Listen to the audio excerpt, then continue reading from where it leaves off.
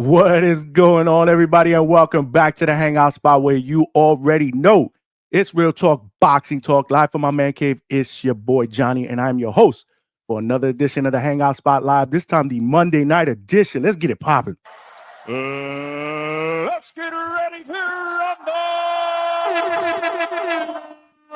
Here's Johnny. And I just want to thank everybody for rocking out on this Monday night. Usually we don't do Monday nights, man, but we got a special guest tonight, man.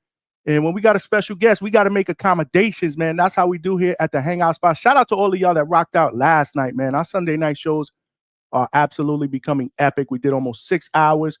We had panel members, great conversation, good debates about this upcoming mega fight between Bud Crawford and Canelo Alvarez that everybody is looking forward to, man. But tonight we got a banger for you. We got my man, undefeated lightweight title contender in the building from Florida. My man, Corey Smooth Marksman is in the building.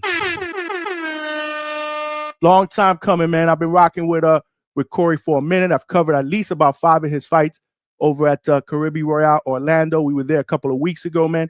Another stoppage victory. If you guys didn't see, I actually did a post-fight interview with Corey, but we needed to do something legit, man. We needed to bring him here to the Hangout spot so we can introduce him to the family here, you know, at DHS, man. But before I bring him in, y'all know the deal. There's ground rules here at the Hangout spot, man. If you're watching this live on YouTube, make sure you smash that like button, man.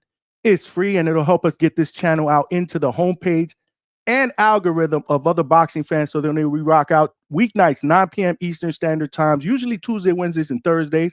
But today, again, we got to make an exception for my man. And then we do the Sunday night shows, 8 p.m. Eastern Standard Time, which are becoming epic.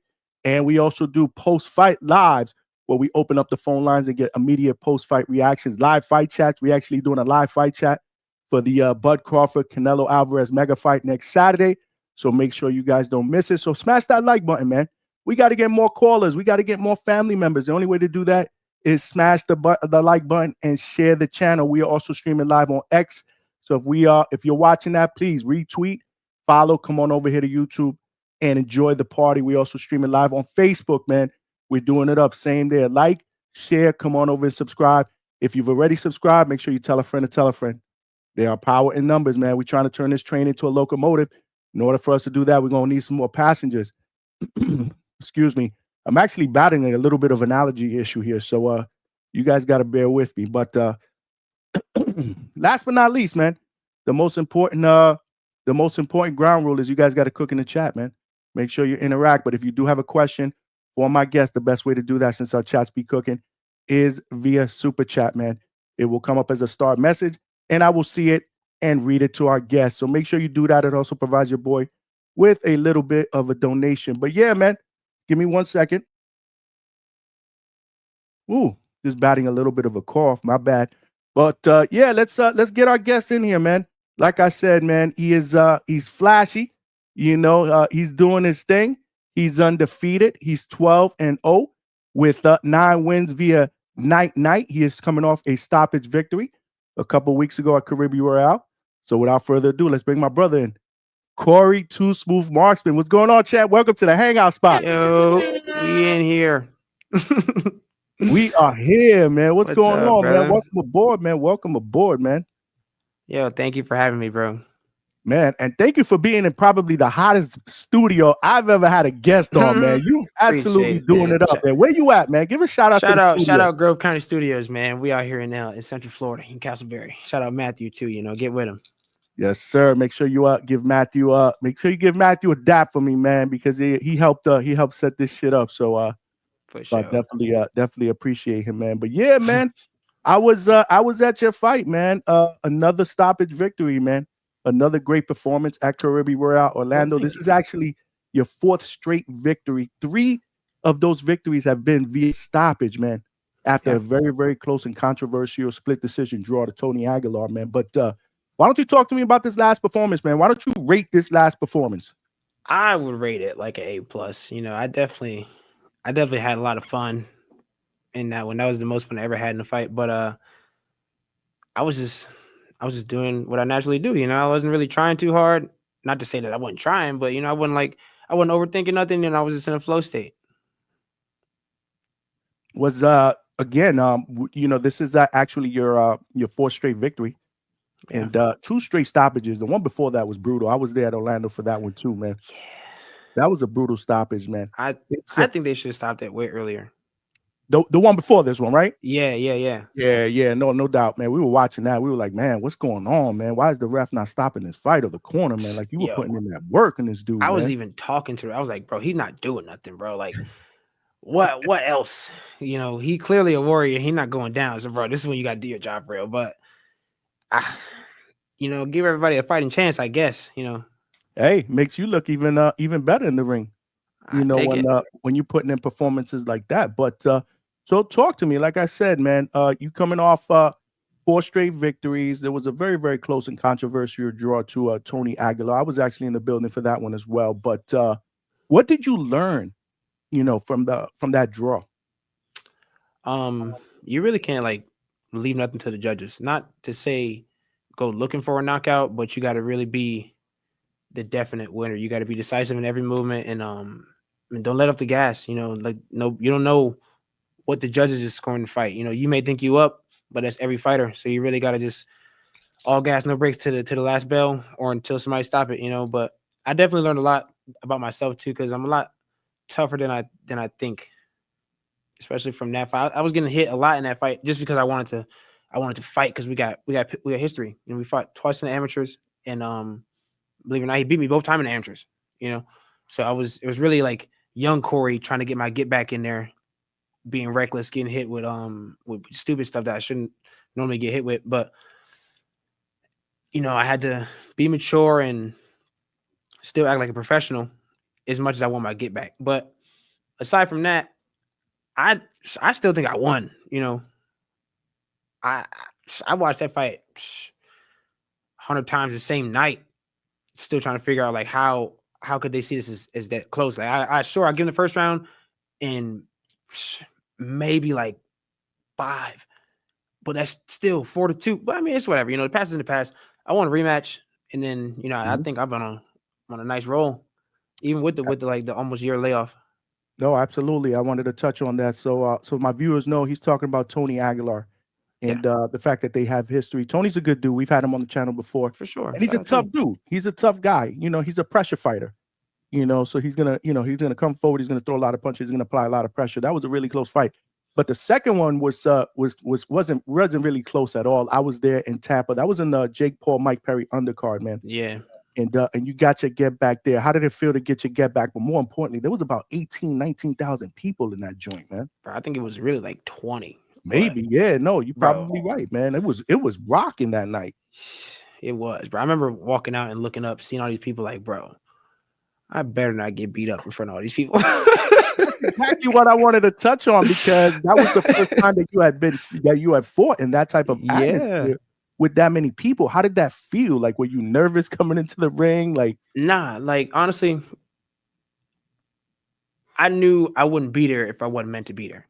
You know, and I want to be a star, and this is how stars is made. You know, you got to be able to drive under them big lights and show out.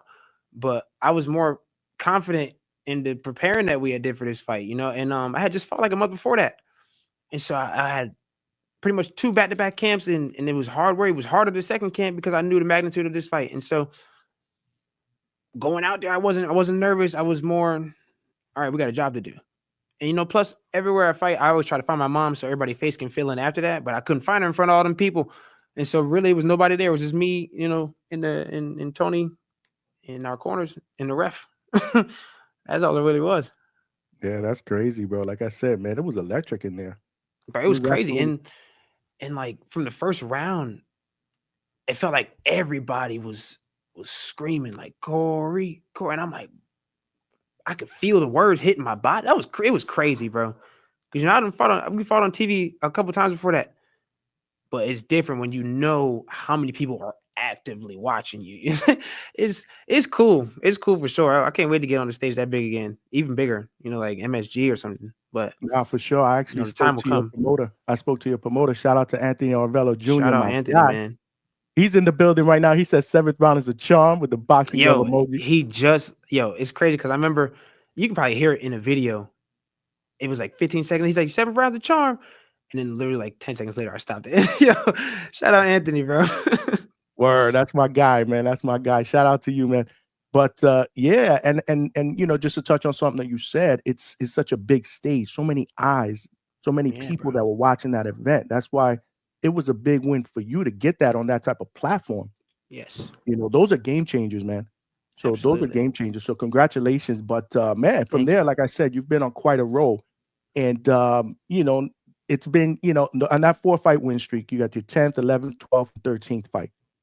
And 3 out of those have been stoppages. So have you what do you attribute the stoppages to? Has it been, you know, just experience, more comfort? Are you sitting down more on your punches? What do you I'm attribute that just to? I'm just getting more comfortable knowing that I can do this to people for a long period of time. Because I'm not no big like puncher. I ain't even really slept nobody in all my knockouts. You know, I'd have made people quit. I'd have made people corner stop it. I had the ref stop it. Um, you know, I drop people with body shots every now and then, but I'm not no big puncher. So, but I know I can punch you a lot and for very long. So I think it just attributes to good work ethic, you know, sticking to the game plan and just having fun. You know, like once you can really dip in your bag, it's just like, bro, I can do this all day. Mm, okay. But No, that's what's up. Like I said, because you know, I think I told you this when we were in person after this last victory. I was like, "Yo, you've been different since that draw. It's you almost more assertive, you know." have to More, be. yeah, That's the closest I done came to a loss, and mm, I'm feeling confident in waiting for the decision. And then when I'm hearing the scorecards, I'm like, was it really this close? There's no way they're gonna take this from me. And then I heard it was a draw, and I'm like, I took it as a loss. You know, as an athlete and as a competitor, I took it as a loss because you go out there to win. You didn't lose, but you didn't win. So the job ain't done. You technically failed in my eyes. You know, right. so you really have to make a shift. Okay, you can still have fun, you can still do it, but you gotta really dominate. And I think that's the key thing that me and my pops been like working on is just being able to dominate, whether it's sparring, whether it's fighting. Even when you shadow boxing, you gotta dominate your opponent that's you put in front of you. So it's just dominate, and just be able to have fun while doing it though. Don't go out there making a job because then you're gonna overthink something and then that's how people get caught. You just gotta be comfortable, man. Be comfortable dominating. No doubt, no doubt. And that second fight, so there was one draw there was one judge that called it a draw, if I'm not mistaken. Ah, What was your thought going through when they said that? bro, come on. I I was mean, like, I bro, know, but there's no way you they're know gonna the do deal. this But I'm just again. saying, one of them called it a draw, and we were like, No, "Ooh, that's okay." what my thoughts was. I'm like, bro, come on, there's ain't no way they're gonna do this again, bro. In front of all these people. For real. Yeah, I'm just saying because again, what you said earlier about the first fight, and then all of a sudden now the second fight, which was in your fashion, you know, you won that fight. You know, I mean, hands down. I mean, I don't think there was any question. And I rock with Tony; he's cool, but I got to keep it Right. a buck. I mean, you won that fight, you know, hands Yeah. down. But then all of a sudden you hear a judge calling it a draw. You're like, oh Lord, here I'm we like, go bro, again. how much more clear do I have to like stop this man for real? Because I could box all day, and I feel like that's really what I had to do the second fight. Because the first fight, I was trying to knock him out, and as you see, it don't work when you try to do something. You just got to be comfortable and know what you can do, and just do it comfortably. And I can box all day, and that's what I had to do the second fight. You know, I got into a little bit brawl at some point, but then I had to go back to the game plan. Tony can't box like I can box. Take advantage of that, and you see it got me the W. Absolutely. Great performance, man. Great Thank you. performance. I'm here with Corey, Smooth Marksman, undefeated lightweight in the building. Make sure y'all show him some love in the chat. I want to give you 2 shout outs, though. One is for the attire. Every time I Oh, see you on fight I night, like the that. attire is drip. It's Oh, dope, man. Talk to me about your inspiration. Like, is that like yo, who shout does your out Thread stuff? Like, Zeppelin. That's my boy Anton, actually. He a young kid, he okay, like 19. Shout out Thread Zeppelin. Shout out TZ Fight Club. Um, yeah, me and Anton, he worked with the last outfit I did too, the purple one with my grandmother's name on the back for her mhm, birthday. And how we linked up is I met him at American Top Team in Longwood, the MMA gym. That's where I started at for real. Like my very first private lesson with my first coach, Dorian. Shout out Dorian too. And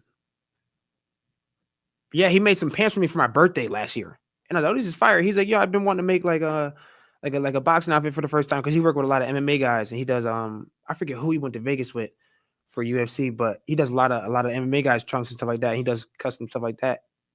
But he was like, yeah, I've been wanting to make a boxing outfit for a while. You know, I would love to, work together. And then we just kind of clicked from there. But I just give him really the colors and I was about kind to of say say a little bit of the material, you know, and then he just man. kind of runs with it, you know. I just wanted to rock Carolina blue just because I like the color. And he's like, all right, bet you want some fur? I'm like, oh, sure, go ahead, bro, do your things. But I mean, I don't really have too much worry when it comes to letting TZ design the outfit because clearly it's been fire, you know.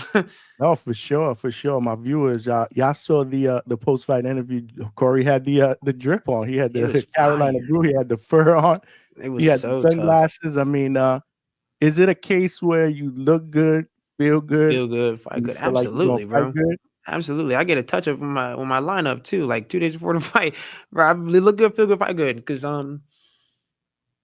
bro, like man, I'm just dripping right now. Shit, I might as well just dip my bag a little bit too. You know, just feel good, fight good, be smooth. I could tell. I follow you on IG as well. I think fashion is very, very important for you. You know, you always got the dope drip on and shit like that. Was that the inspiration of your nickname, Too Smooth, or was it just your smooth fighting style? That actually came from my pops, and he was talking about my defense. Okay. I just had to kind of play into the role a little bit. Okay, that's what's up. That's what's up. I think I told you after the fight, I was like, man, your nickname matches your drip, bro. Yeah, you did. I appreciate it. Shout out to you, man. No, I wanted to give you a shout out for that. Like I said, things like that are important to me, man. When a fighter comes out and they look good, and like I said, I wanted to ask you that if it's more the feel good, perform good type Absolutely. deal, which I would think it is. My walkout music, shit, I just be flowing, bro. You gotta just be comfortable. Absolutely, man. A comfortable fighter is a relaxed fighter is a dangerous fighter. And then the second one I want to give you a shout out for, I noticed that you actually had a female that was wrapping your hands. And she did a hell of a job. Shout out to Paula Vargas. I reached out to her after that. Paula Vargas. I reached out to her after that. She's actually a cut woman as well. Yes. So shout out to you because you don't see that very often. Like that caught my eye when I was in your locker room. I'm like, oh shit, but she was lacing you up, man. Yeah, what was the Paula's decision? When did you meet her and how did that whole thing come about? Well, honestly, Paula just showed up at the gym one day. What a fighter we used to know. And she's like, yeah, I just want to look into being a cut woman, seeing how to like wrapping hands. So she just started showing up every day and wrapping my hands before like training, like everyday training. And eventually it was all right, come wrap my hands from sparring. And then she's like, oh yeah, I'm about to get my cut woman's license. I'm already a registered nurse, so I know how to like deal with the cuts and bruises and whatnot. I just gotta get like an inswell, I just gotta get my license and we can work a fight. And then I think we worked one fight in Kissimmee and she's been with us ever since. Shout out Paula, man.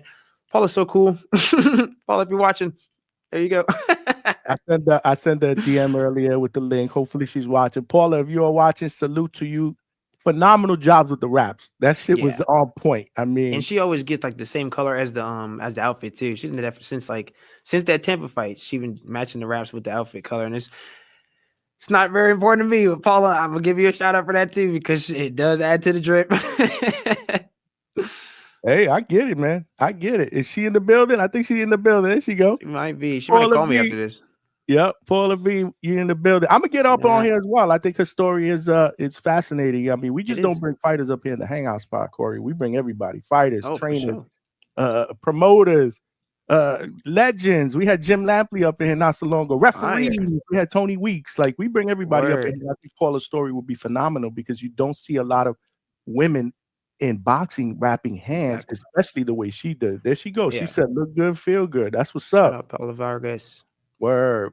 Shout out Paula Vargas and shout out to Corey Marksman who's in the building. But let's take it back a little bit. Let's take it back to where the journey started. So tell me, what age did you start boxing and what inspired you to be a professional fighter? So I started boxing officially when I was 8. It was just me and my pops in the driveway. And then he started taking me to elite boxing. Shout out Dorian over there in Oviedo.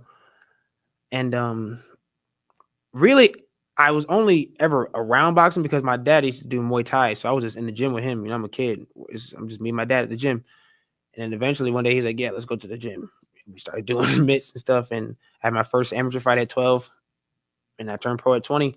But the thing that really made me want to turn pro was when I started to feel like I was actually understanding how boxing was working. Like, okay, I'm getting a little good. Let's see how far we can take this. And then I just started winning. I fought on a lot of Undisputed shows, got that belt. That's where I fought Tony for the first time. and I'm fighting good fighters. You know, I fought Lamole, I fought Heisem, but it's just being like, you in a sport for so long, you just grow to love it, and you just kind of immerse yourself in boxing. And then I was all right, man, let's see what we can do for real, because I know I don't really want to go to college, but I will if I have to. But I feel like I'm a little talented right now, so let's just see how far this talent can take me. And I think it's been doing pretty okay. No, If I do absolutely. say so myself. Absolutely. No, I agree. And you were born and raised in Florida, right? Yeah, I was. My pops is from New York. What part of New York? I'm a native Brooklyn. New Yorker. What part of Brooklyn? Because I was born and raised in Brooklyn. Flatbush. Oh, okay. I was about to say, if you would have said Bushwick, I would have been like, yo, this is crazy right now. Okay, I was born and raised in Bushwick, but I know a lot of people from Flatbush. Shout out to Pops, man, if he's watching. Shout out to my pops, man. Shout out Marksman Boxing Academy over in Sanford too. Y'all pull up on us, man. Yeah, no, for sure. I definitely want to come by and check you out. One of these training sessions or something like that. I'll go and hit you up. Pull up on us, bro. Only boxing gym in Sanford. Yep. I want to do a little bit of that as well. I do that, quite often. Well, I'm actually going to be in October. I'm actually going to be spending a couple of days with the welterweight champ, Brian Norman Jr. Oh, fire! Yeah, I'm gonna drive down to Atlanta. This will be the second time. Obviously, he's preparing for that big fight against Devin Haney, which I want to get your thoughts on later on. But we'll get to that. We'll get to that later on. But amateur background, was it extensive? Nah, bro. I only had maybe 40 fights, maybe. I stopped once you go open. I just stopped counting it, because at that point, I started to realize my boxing style is not how they want it to be.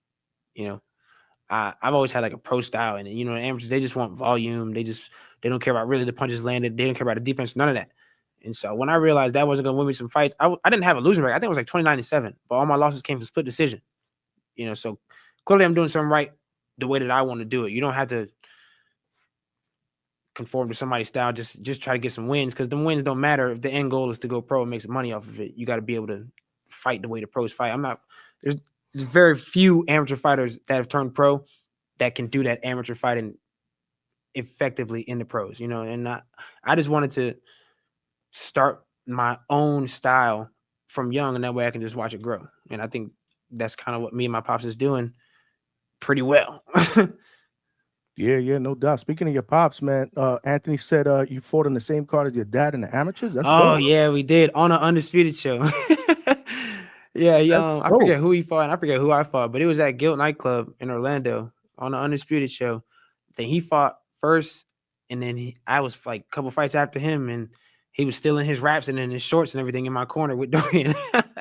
Wow, that's crazy, man. Yeah, bro. It's pretty cool. I'm waiting for him to turn pro. He just don't want to train for it. He told me he got an 18-month camp. I'm like, bro, that is like nobody says that. We could fight on the same card as pros and amateurs. I think that'd be pretty cool. Ain't nobody did that before.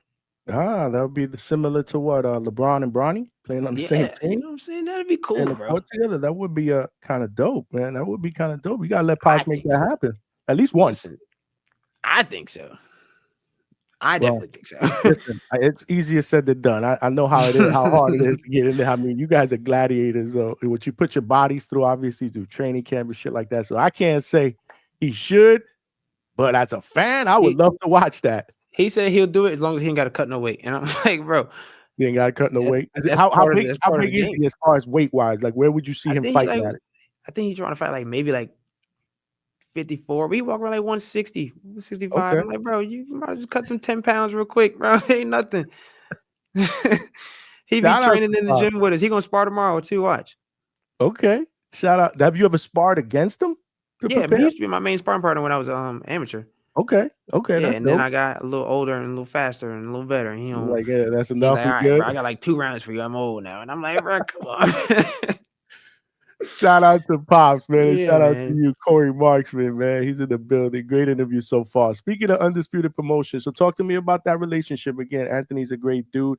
Have you been under that banner since you've been pro? I've been with Anthony technically since the amateurs. Since the amateurs, okay. My last 3 or 4 fights as an amateur was on Undisputed shows, and then I turned pro on the Undisputed show. My first 5, 6 fights was on Undisputed shows, and then we signed together, and then it's just been booming ever since. But shout out Anthony, man. Anthony show a lot of love, and he don't get a lot of love back, and I don't really appreciate that because he be giving a lot of people a lot of good shows and making a lot of people a lot of money, and don't nobody really want to show him no love. So shout out Anthony, man. We show him love here, man. He like No, our brother, not man. you, but you know what I'm saying, in the I know what boxing you mean. world, you know what I'm No, saying? absolutely, absolutely. We show him love here though because boxing could be a very, very Yeah, what's the word boxing's that I real wanna shady, say? It but could be a very shady and I think cruel good people sport. deserve they shine, man. I think Anthony's a cool dude. Wow, you're Shout out speaking Anthony, facts, man. man. Boxing can be very, very shady, especially the business part of it, which is obviously Absolutely. he's entrenched in. So shout out to you, Anthony, if you're watching. We've been Yeah, trying to man. get Anthony to come on here, and it's like Listen, pulling I teeth need to Anthony get to it. take another pro fight real quick, just so we can all fight in the same card. Him, my dad, and me. I told him one time, I said, "You can't be fighting. You're too pretty to be fighting." I told him that one time. Yeah, I think we should all be in the same card. Just one time. I'll tell you, that would be very, very interesting. And shout out to him because he's been able to get you on these most valuable cards, Yeah, most valuable promotion cards, these that's been prospect pretty cards, cool. man. How's it fighting on the most valuable promotions banner, man? It's cool 'cause I know a lot of eyes is on it, and Mhm. that's what I need. I need to be seen. I feel like I'm a special talent, just kind of waiting to be really, really discovered. But I think I'm kind of breaking my way out there a little bit, especially with these last couple performances. I'm really about to just start dipping in my bag and start really handling these people. I want to fight like challenging fights so I can really push myself to really dip in my bag and show myself really what I can do along with everybody that needs to be shown, Yeah, no, absolutely. Speaking of next fights, man, you called out Lucas Body He don't want to quickly fight, in the bro. ring, and we spoke about it backstage, post-fight interview. Is that a fight that you still want? And is that a fight that you still want? I'll fight Lucas. Lucas don't want to fight me. He said he chasing champions and I get it, but bro, be real with yourself. You no shade, but you like not that good, Lucas. You got lucky you knocked out Ashton. You was not winning that fight. Boxing is boxing. It'll take one shot, and you proved That that. same night that you fought The same Tony. night in Tampa. I was Mhm. there exactly. I was watching. Yeah. But he's a good fighter. Shout out to him. I wish him the best in his career because hopefully we can fight down the line and I can show you, like, bro, you should have took this fight way earlier in your career. But he don't want to fight. I'm not chasing nobody that don't want to fight me. I'm just mad people that box. If he want to run it, we can run it. But I want to fight people who want to fight. No, for sure, for sure. It would be a good fight. You guys were supposed to fight at one point, right? But Exactly. That's what I'm you saying, bro. It's not like I'm doing nothing crazy, bro. I got injured. What you want me to do? Fight when I'm injured? Now it's not a fair fight. I mean, come on, bro. Be for real. He was like, yeah, you had your chance. I'm like, all right, bro. I get it. I'm trying to make another opportunity. You don't want it? All right, but we don't have to fight. If you don't want to fight, we don't have to fight. But I'm open to it. If he open to it, I'll fight anybody who they put in front of me. But yeah, we supposed to fight in November. I just got injured. It would have been on a good card too. Mike Tyson and Jake Paul on Netflix. The first Netflix live event. That would have been crazy exposure. And I would have looked so good beating up Lucas. It's okay though, man. That would have been dope, man. That would have been dope. Hopefully, you guys can make it happen. It's not a hard fight to make. I mean, you guys both fight, basically under the MVP cards. I mean, it's not hard to make at all. It's not. But I mean, whatever, bro. That's their guy. They don't want to put their guy in. Whatever. Well, supposedly, his last win was for a title eliminator. But the WBA guy right now is busy. He's got a fight coming up with Jake Paul. That would be Tank Davis. Yeah. What do you think about that, man? I wanted to ask you that later, but since it just came up, what do you think about that fight, man? Man, I don't. I watch real boxing. I don't know what that's supposed to be, man. Like, as a boxer, I don't like that because we as boxers go through a lot. That's why I wanted to get your perspective. I want to ask all boxers that I bring on going forward, like, what are their thoughts as a professional boxer? It's almost like a slap in the face, like it shows you that really money can get you whatever you want to do, and it's a good and a bad look for boxing because sure it's getting more eyes on the sport for these younger guys to be seen, people like me to be seen, of course, and it's also like this dude ain't no boxer. Why is he fighting the guy? He's fighting the face of boxing. What? And he's a heavyweight. Why? what good does that do if Jake Paul beats Gervonta Davis? Or what good does that do if Gervonta Davis beats Jake Paul? If Jake beat Gervonta, it's like, bro, you a heavyweight, you beating up a little dude. Of course, when if Gervonta knock out Jake Paul, it's like, bro, you're Gervonta Davis. You're supposed to knock out Jake Paul. I don't know what to expect, man. Bro, you the last person that can ask me that. If you watching the bro, don't ask me nothing about Jake Paul and Gervonta Davis, bro, because it don't make no sense to me. You know what I'm saying? Hey. To each his own, man. What can I do, man? Exactly. Like I would prefer to see Tank Davis challenge himself against some of the best the division has to offer, and try to go undisputed or unify and whatnot. And doesn't seem to be a priority for him. So that's frustrating for me as a fan. Yes, but I am also a fan of like bag chasing, bro. I get it. Okay, like if you're gonna make 30 mil to fight Jake Paul, bro, I'll fight Jake Paul for 30 million too, rather than like doing a rematch for like 7 mil. You know what I'm saying? Like Great point. Hey, I'm all for bag chasing, but at the same time, come on, man. Nah, good point. Good point. I get it. But what's next for you? Like, when do you plan on getting back into the ring? And more importantly, if it's not Lucas, are there any other names out there that you could say off the top of your head? Yo, I would like to bump with this dude. I would like to scrap with this dude. Like I don't really pay attention to who is really like, I don't want to say like at my level or anything like that, but it's not that I'm not paying attention to it. It's just, bro, I'm confident that I can do whatever I want to anybody. Whoever want to fight, bro, put him in front of me and let's do it. At the end of the day, you can't do nothing to me that I can't do to you. So I feel like I can rumble with these top 10 guys, but I'm also an athlete and a competitor, so I might be in over my head at some points. But man, I feel like I can put myself in there with whoever. So if you want to fight, bro, send the contract. Let's get this money right and let's do it, bro. But as far as names go, bro, like I don't have any. Just put somebody in front of me. Put a body in front of me and let's see what happens. You got to get somebody in the top 15, man, so we can get you ranked. I'm ranked number 14 in the U.S. right now. It's time to really start boosting it up, man.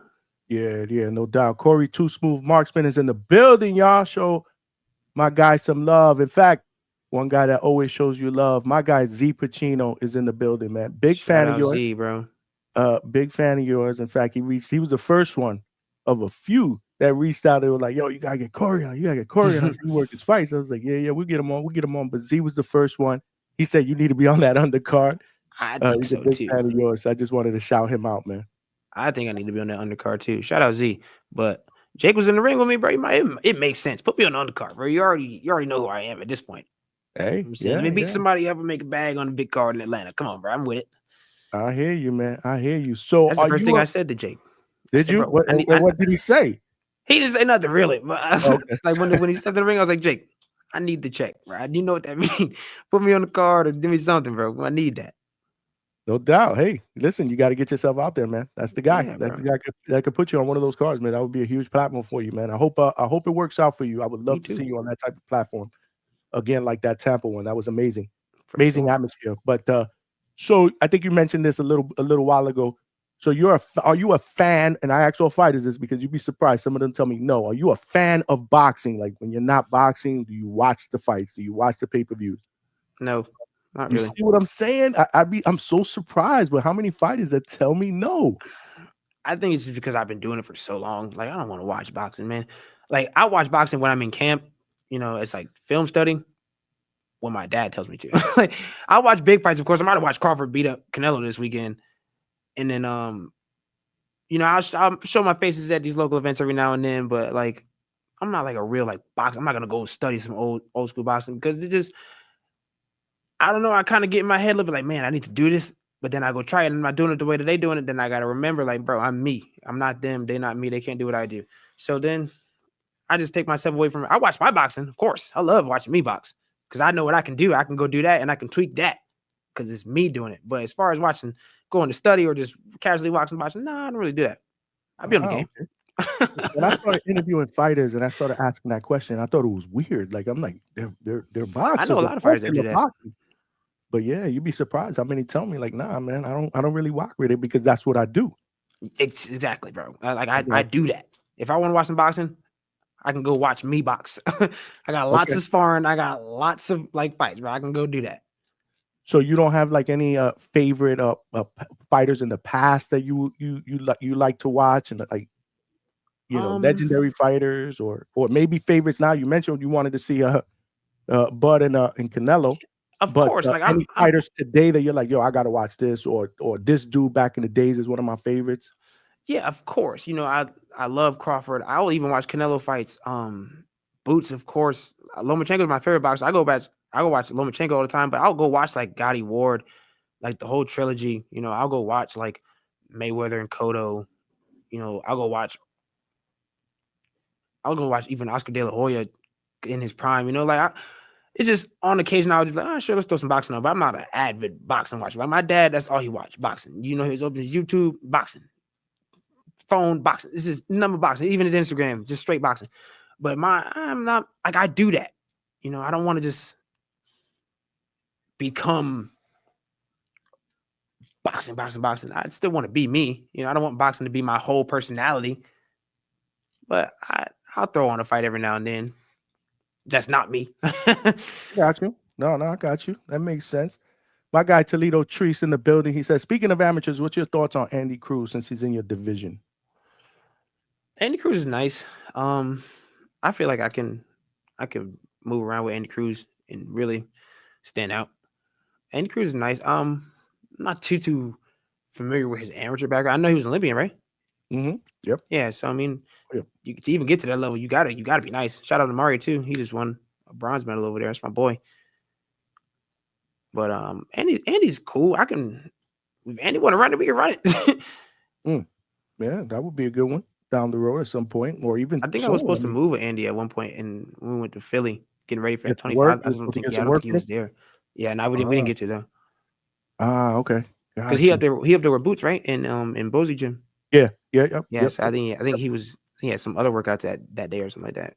But yeah, man, I'm open to it. Open to whatever, bro. All right. No, I get it. You want that Definitely smoke, open man. to whatever. Anthony, if you're listening, he's with whatever. He know I'm with whatever. And it ain't never been a dude that Anthony sent me and I said no. Never. Ask him. I say yes to everybody because I'm young and ignorant and I know I can beat people up. Let's do it. Let's run it. He said Corey will get ranked in the top 10. And of course, it's strap season #. I need that too. Let's I think do it. Look so good. Yeah, let's do it, man. Let's do it. That would be amazing. But yeah, you mentioned Canelo and Crawford, man. So you think Crawford gonna beat him up? I do. I don't think it's gonna be easy, but I think he's gonna beat him up. I think Canelo's kind of on his way out. Because I put him and like LeBron in the same category. Okay. It's like, bro, it's like, oh, I'm LeBron James. I'm finna just do a couple dribbles and I'm finna drive to the ring and I'm finna dunk it on you. That's what I do. I'm LeBron. Canelo's the same way. I'm finna walk you down, do a couple head movements, and I'm finna bomb you. That's what I'm doing. And I'm gonna win because I'm Canelo. I feel like Crawford is really slept on, even as a 2-time undisputed world champion. He's still slept on. And I don't know why. Crawford is the best fighter in the world. I don't think it's gonna be easy because Canelo is big and Canelo is nice, but I think Crawford is the man. Okay, I think Crawford is the man, and I think he's gonna do it to him. But again, you're a fighter. You're a professional fighter, and there's weight classes for a reason. So you're not I'm concerned aware with of that. moving up 2 weight classes, brother. I'm aware of that, but I think skills pay the bills. I move around with heavyweights. Granted, they're not trying to beat me up for real, but skills pay the bills, man. If you don't want to get hit, you're not gonna get hit, especially if you got the ability to do that.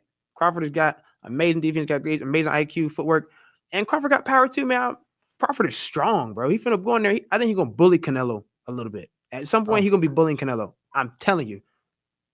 Well, let me tell you something. There's a lot of people. We've been doing shows periodically. Yesterday, we did almost a 6-hour show. We were talking about that fight, and there were a lot of Bud fan callers that called in that feel like he could stop Canelo. But then you got the Canelo fans that are like, yo, how is he going to stop this dude moving up 2 weight classes when nobody stopped Canelo? I'm not against him stopping Canelo. Like, that's not a crazy idea for me because, bro, Crawford is strong and Crawford is nice, bro. He might not like knock Canelo out, but I didn't knock out this last dude. I beat him up and I had the ref stop him. Why Crawford can't do that to Canelo? I get what you're saying. So you mean, you just break him down. Yeah. Right. Stop Crawford is nice, but I'm telling y'all. That's what y'all was saying about Errol Spence too. I was saying, oh, he big, you know, he's strong. Granted, he didn't go up 2 weight classes, but you know what I'm saying? Crawford is nice, man. Crawford is nice. I'm telling you, it's not gonna be easy, but I think at some point it's gonna look easy, but it's not gonna be easy. Well, we'll be all over it here, man. We're doing a live fight chat for that. Obviously, Oh, there's fire. so much intrigue. We'll be doing shows this week. I mean, people calling in predictions. I mean, if there's one word that I use to describe this fight, it is intriguing. Yeah. Right? Because you know, He Crawford's going going up. for legacy. Yeah, going up. Yeah. Punch resistance for me. Like, is he going to be able to take that shot? You know, I don't know. So there's a lot of intrigue, right? We've never seen Bud fight past 154, and that was just one fight. So, you know, it's gonna be interesting, man. But you know, I think he can do agree. If there's anybody that can do it, you know, It's it Crawford. I'm telling you, would Crawford be is the Crawford, man, and he thrives off of that doubt. Like, oh, bro, you too little. You know what I'm saying? You ain't really fought nobody. All right, he got that. I'm gonna show you attitude at all times, bro. Yeah, no, I get what you're saying, man. I get what you're saying. Any other fight that you're looking forward to besides that one? I know, again, you're not a big fan, but Anyway, about the fight too. Inouye fights on Sunday against MJ. Yeah, Yep. I'm trying to see that. Anyway, is a monster. Is he Inouye's one a of your monster. favorite fighters now? Like, if you have 5 fighters that you rock with, that you really like, would he be one of those 5? Yeah. Who would be the other 4? Crawford, Boots, Shakur, and I mean Gervonta, of course. You know, he's trying to stay within my weight class a little bit, but I think, and yeah, like the top guys in a way: Crawford, Boots, Shakur, and Gervonta. Wow, those are good ones. And again, 2 in your weight class, Shakur, that could be potential fights down the road. I want to move around with Shakur. I want to see really how good Shakur is. I think I'm pretty good. I think I can not get beat up for real. That would It's be boxing, you're gonna get hit, but Shakur got amazing like distance. I wanna like experience that. That's something that I know that's when I move around with Shakur, even if it's just sparring or whatever, even if it's just shadow boxing, I'm gonna gain so much knowledge on just how to just judge people's distance, and man, it's gonna be crazy. Shakur, I'm good, bro. Check my fights out. Let me just jump in the gym real quick, bro. Let's get it, baby. Let's get I want it. to see that. I want to do that so bad. No, I want to absolutely. move around with Lomachenko too. Even if he is retired, I want to move around with Lomachenko. Loma. Yeah. I promise you, I've got some skills. let me just move around. Give me like 6 rounds, bro. That's it. Word. You ain't got to do a full 12. I mean, we can do as many as you want, but you know, I just want to see that.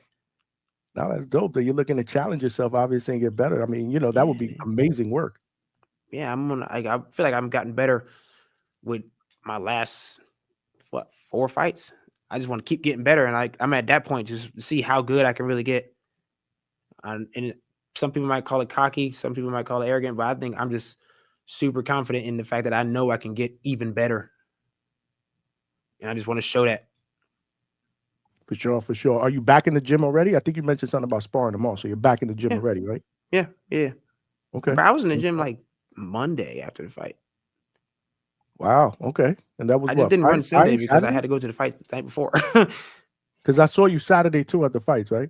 Yeah, I was at the fight Saturday, so I mean, you know, I didn't run on Sunday because I was checking out. But yeah, bro, I would have ran had I been there. Dope.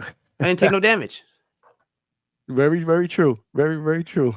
I got beat up more in the gym by Frankie. Shout out Frankie. Getting that work in the gym. So do you watch other sports besides boxing? No. So I watch the finals. One of your hobbies when you're not boxing? That's one of the questions I want to ask you. What do you playing video games? I'm still a big kid, man. You know, I play a lot of Marvel Rivals. That was rough to ask you. What do you play? Yeah, bro. I'm playing a lot of Marvel Rivals. I play a lot of Minecraft.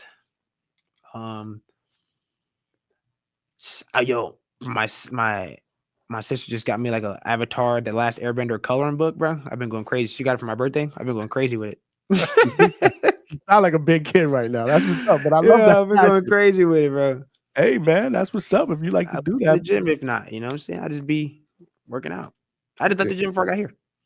Okay, I got you, and I appreciate you doing this because again, this is in the evening. Usually, you guys probably do interviews during the day. Yeah, but I mean, it's whatever. You know what I'm saying? I'm at the Hangout spot. I'm hanging out, bro. You know it, baby. I'm here with Corey Too Smooth. He's in the building here at the Hangout spot. Make sure you guys smash that like button, man, and subscribe to the channel. This is how we do it up here. One thing I want to bring up. because I saw you do an interview one time, and I thought that shit was dope. Like, I'm Puerto Rican, and somebody asked you about Puerto Rican dishes. So I need for you to repeat that to me and for my viewers. Like, what is some of your favorite Puerto? Do you like Spanish food like that? Of course. Really, I like all food, but Spanish food just be going crazy sometimes. You know what I'm saying? Like, Because you broke it down, and I think you said it. I want you to break down your favorite Spanish dishes. I want in some Spanish. Bongo, some arroz con gandules. Oh, okay. I'll even take some tres leches cake. You know what I'm saying? Woo. Obviously some empanadillas, of course. Damn. What else? You know what I'm saying? Throw whatever at me. You know what I'm saying? I'm here for it. Yeah, he broke it down. I'm here for it. You know what I'm saying? And you broke it down in Spanish. Yeah, bro. My Duolingo streak like 8 something. 850. 863. 863 days of Spanish. Come on, bro. Tighten up. That's what's up, man. Shout out to you, man. I forget what interview it was. I'm like, yo, let me It was an interview. out. It was an interview with Peter Velasquez, Undisputed. Shout out Peter. Shout out. Yeah, that video would be crazy. That's what it was. Peter video would be crazy, man. Yeah, you were kicking. I was like, let me find out Corey be getting down with that Spanish Puerto Rican food. Fighting Kissimmee, man. Come on. Very true. Very true. That is a lot of my gyms being in Orlando, man. I'm around Hispanic people all the time. Venezuelans in my gym and Puerto Ricans in my gym. Bro. Come on, man. Yeah, you train with Rios too, right? Alex Rios or something? Yeah. Me and Alex Rios way back. Like we fought twice in amateur. I think on Undisputed cards. And I think we the same weight class, but it's whatever. But yeah, shout out Alex, shout out Rashad at his Kissimmee Mays gym too. His bald head coach. Yeah, I know you. Yeah, bald head coach. Nah, he's a good dude, man. We got to get him up in here too. I interviewed him after his win as well. A good win for him as well. Yeah, for sure. He pulled that out the bag. Yeah, I'm happy for him. We sparred a couple times getting ready for that. Yeah, that's what's up. I think me and his opponent had fought in Golden Gloves one time too. Terry. Shout out Terry too. He cool. Yeah, Tyree, he got skills, man. Like I said, Alex did his thing, man. You know, he went in there as the underdog, man. He showed a lot of different tools, man. And, you know, he's learned a lot as well. He was in there with Tony a couple times too. Both of you guys. Yeah. He was. Yeah, he was. That's right. I think his only losses is from Tony though. Yeah. So. He did. I was at both those fights too, man. I work all those fights. I've been working all those fights since I started doing.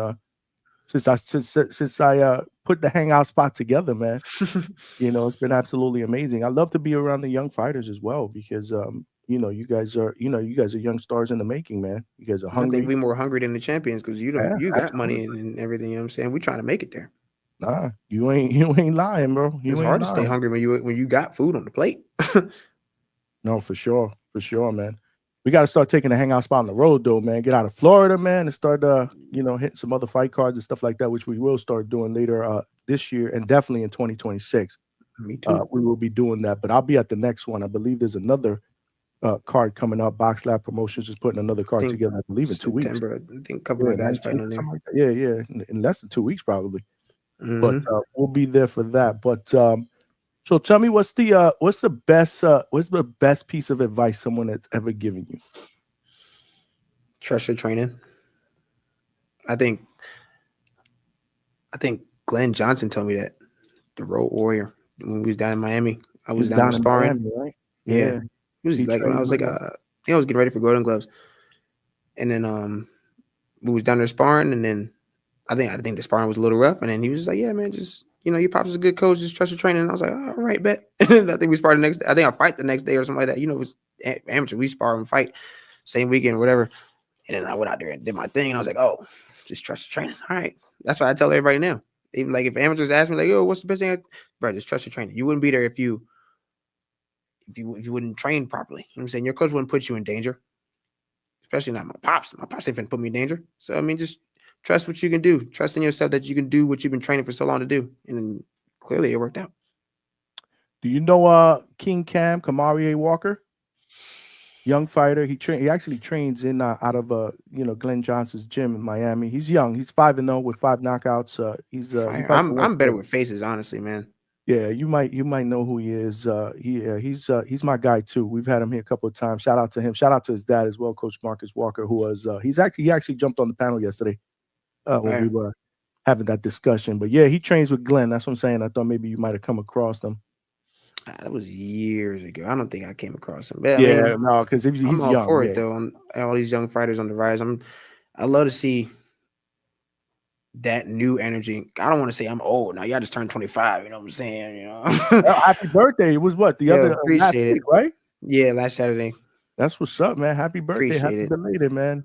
Yeah, but thank you, bro. A lot of these young amateurs is like good, bro. I know this one amateur, Cyrus Perez, I think he got like 40 fights, 40, 50 fights. Cyrus is nice, bro. Shout out to Cyrus, man. I can't wait for him to turn pro. I think he's young, like maybe like 16, 17. I think he like just moved to Puerto Rico too. But I like to see that new energy because even you can feed off of that. You know what I'm saying? You don't have to just look up to people that have been there and done that. These young guys is bringing new stuff to the table too. Why not try to just pick up on that? And you should always try to better yourself in any situation that comes possible to you. You know what I'm saying? For sure. You're a young fighter, but is there another young fighter right there out there right now that you're like, whoa, he's legit. Like I like him. Besides like Abdullah. And every time I ask that question to fighters, most of them say Abdullah. But is there Abdullah nice? I want to fight yeah. Abdullah. He's going for a title on the 22nd in November. I hope he win. I hope he do great because I want to see these dudes for real. Well, Abdullah nice for sure. He was like 20. Yeah, he's a baby, man. Yeah, man. He ain't even really got no strength for real yet. He's only 20 years old. But Abdullah nice for sure. He's sharp. I want to move around with Abdullah, if not fight, of course. Yeah. But as far as like around the same thing as me, like I said, like I don't really pay attention to boxing for real. I just know that I can move around with whoever because I got the greatest coach in the world and greatest promoter ever. So I mean, let's do it. You're 25 years old, but I want you to finish this sentence for me. I will be a world champion by the age of 25. This year? I would like to be. Before but I mean, by the age of 27, I think I'd be a world champion for sure. Okay. But if they offer me a world title fight, next fight, come on, let's run it. I'm feeling confident. I know you'll run it, but yeah. I'm feeling confident, and I don't think that's arrogance. I think that's I honestly never felt so confident in this last fight. Like, the craziest thing, not to throw you off track, I didn't even get to warm up. I did all that out for no warm because the dude before me stopped his opponent in the first round, or he didn't come out. And I had just got my hands wrapped by Paula. Oh, you mean? And I was I was like 30 seconds into my jump rope, and they was like, "All right, Corey, we gotta get you out there." And I'm like, "All right, bro, come on, let's do it. Whatever." Put my gloves on, and was like, "Can we get 15?" I'm like, "Nah, bro, we good. Come on, let's go out there." And because I was back there when you were getting your hands wrapped, and all of a sudden when I left to go back out to the front, cover whatever I was going to cover in the front. I came back, and you were already walking out. That's right. I was like, so I took the first round and a half to warm up, and then after that, I was like, "All right, man, let's do this," because I know what I did last time. I'm trying. It's my birthday next week. I gotta go crazy. I got this fur on, man. Let's go.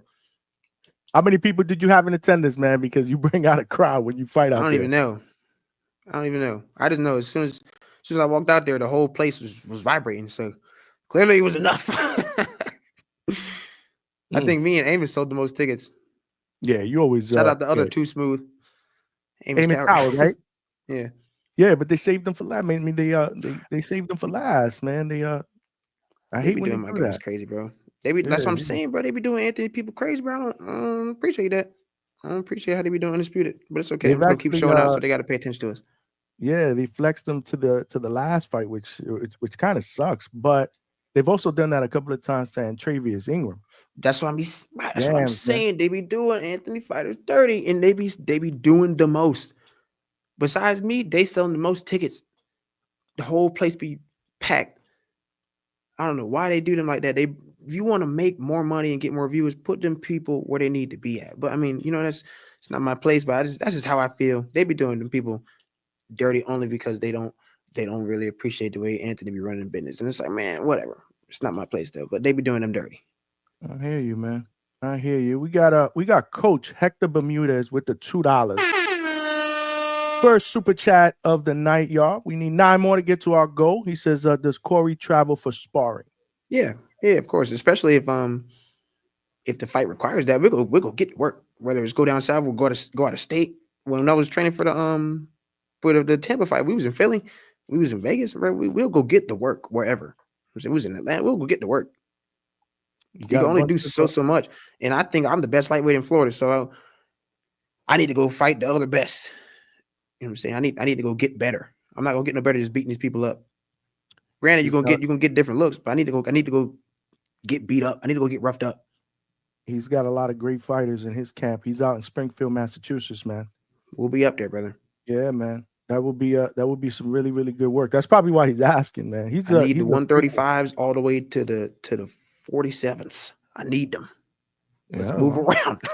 He's got 8 rounds at least from everybody. Yeah, he's got a few. And shout out to Coach. It was just announced that Yoanelli Hernandez is going to be fighting on Thursday. Fire. He trains Yo-Yo Hernandez, who's also been sparring with Canelo. He trains Rohan Polanco. Kurt Scooby. I'd fight Kurt Scooby. I don't think he's that good. I think he's just a strong dude. Yeah, he trains Kurt Scooby. So I think fight Bloomingfeld, Thomas Bloomingfeld, who just won, who's around your weight class. What happened to you? The lights got out. Damn, they said interview over. It's okay. Are they giving me a hint that the interview's over? Oh shit, it's okay. My bad. Ran out of studio time, man. That's what's up. What's funny? That was my last question. I was gonna wrap it up. That's why I read Coach's question, but because I know I've had you here close to an hour, man. It's all cool. I'm chilling. But no, that'll be good for you to get some work out there, man. For sure. Make that happen. We can Coach, get in contact with my coach or anything like that, and let's make it happen, bro. I'm all for getting better and getting different looks and seeing what I can learn from other people, bro. Let's make it happen, brother. Somebody said clap on the lights. You could do the clapper. Yeah, so that would be dope. We could definitely make that happen. Coach is on here all the time. He's on the panel. He actually does his betting. We do a betting show here where he gives his lock picks. I wonder if he picked you that week. I'm trying to remember. Apparently, I've made a lot of people a lot of money. Yeah, all right. That's what's up. Yeah. I don't remember what his picks were. I write them down and whatever. We've been doing this for weeks, but this week we'll have him on Thursday. We usually or Wednesday. I'm not sure he's going to be on because obviously he's in Vegas with Yo-Yo. But listen, champ, this was absolutely amazing, man. Absolutely I appreciate amazing. you, brother. What do you want to tell really your fans, man? Let give a shout out to your fans. Let them know where you can find you on social media. Hey, man.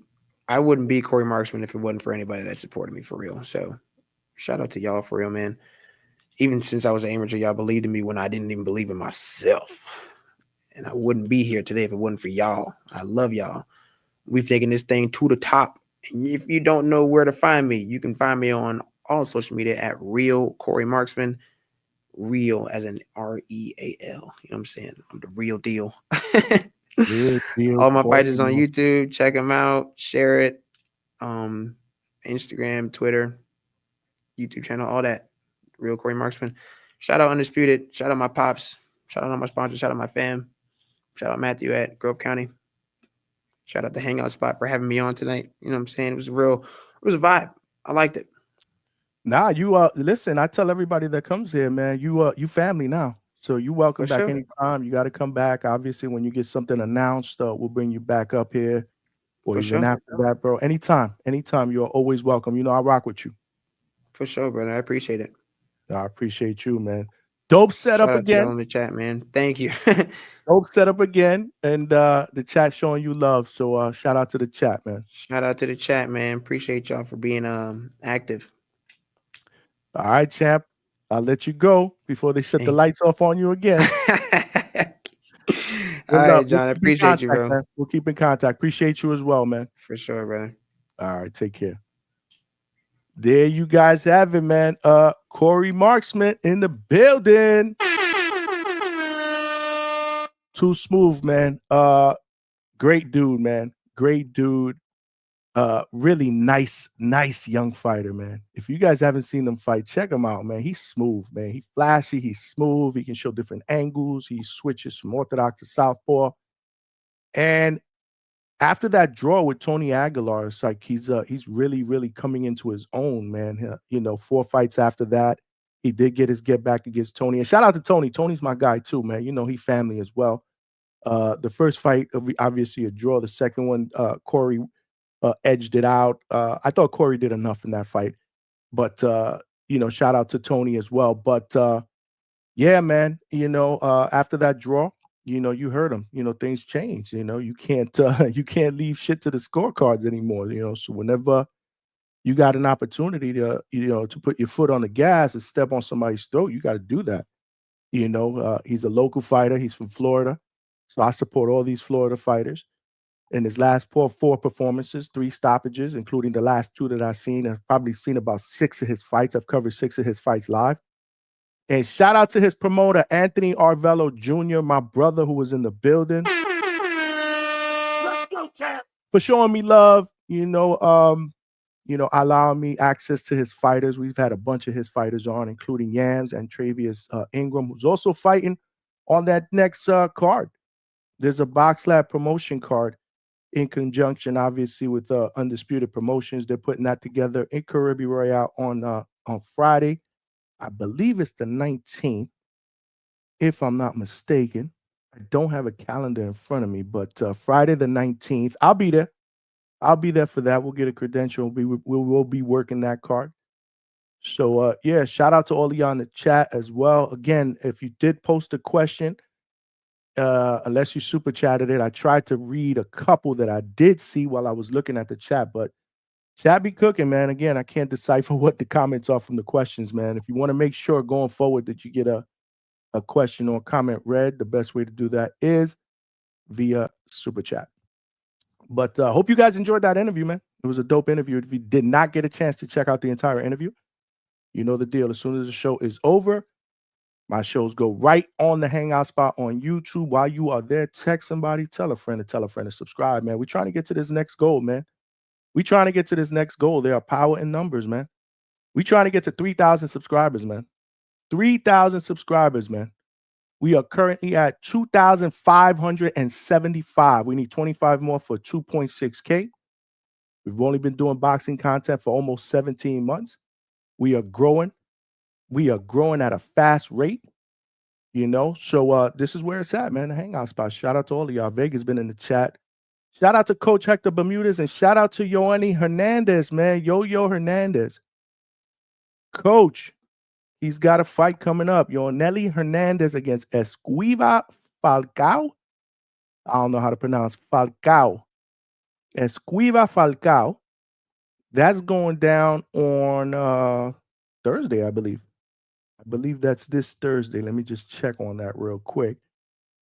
And it was just announced that Lewis Crocker and Patty Donovan will be fighting as well in an IBF welterweight title rematch.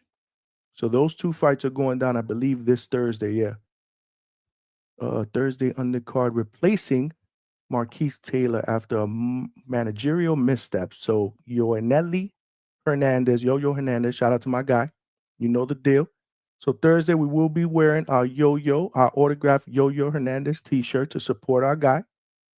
He'll be fighting on Thursday. Very, very exciting young fighter, man, who never, ever disappoints, bro. So, yeah. Vega's in the chat. Vega, jump on the panel, man. Talk some boxing, man. I have some allergies today, man. So, my throat, like, it's been going a little bit crazy, man. But, and Coach, I see Coach in the chat. Where you at, Coach? You got to give me your picks. I know you're not going to be able to be on Thursday's show because you're going to be obviously in the corner of Yo Hernandez. So either you could jump on tonight. We will be going live on Wednesday as well and Thursday. But again, I know Thursday's out of the question. If you got some time Wednesday, you know, I might have got sick on the cruise, man. That's what I'm thinking, Alberto. Yeah, I might have. I'm not sure. Either that or it's my allergies. Like my allergies always acting up. Remember a few weeks ago, I believe it was less than a month ago, I was a little sick as well. But yeah, man, we fight through it, man. We fight through it, man. We are here. And if we can't go overtime tonight, that's okay. because we'll just come back tomorrow or Wednesday, whatever it is. Usually we don't do a Monday night show, but again, Corey has some time tonight. Obviously, you saw the deal, man. I've never had a guest come on, that actually took an interview from a studio. That shit was dope, man. I saw a couple of you guys in the chat commenting on that. I thought that was actually pretty amazing, man. And that's dope, man. That's how you do it up, man. He's a young fighter trying to market himself. Good guy. Again, good guy, good interview. But yesterday we did 6 hours, man. Yesterday we did 6 hours. And we had panel members. We had arguments going back and forth between a couple of Bud Crawford fans and obviously some Canelo Alvarez fans. G-Von was on the panel. We had H-Town. We had 444 on there. We had a couple new callers. We had about 3 or 4 new people that actually called in and got a little bit of panel time. So shout out to them. As we continue to grow, again, getting more subscribers means getting more people to jump in the chat that eventually jump on and call in and get some panel time. A couple of these, most of these new people that have called in recently have said that they've been listening for a while, but they've never called in. And we're trying to incorporate more people to call in. In fact, let's take some callers now. We could talk about anything related to this upcoming card this weekend. Hold on a second. Shout out to you guys in the chat. Let me just pin this in here just in case anybody wants to call in.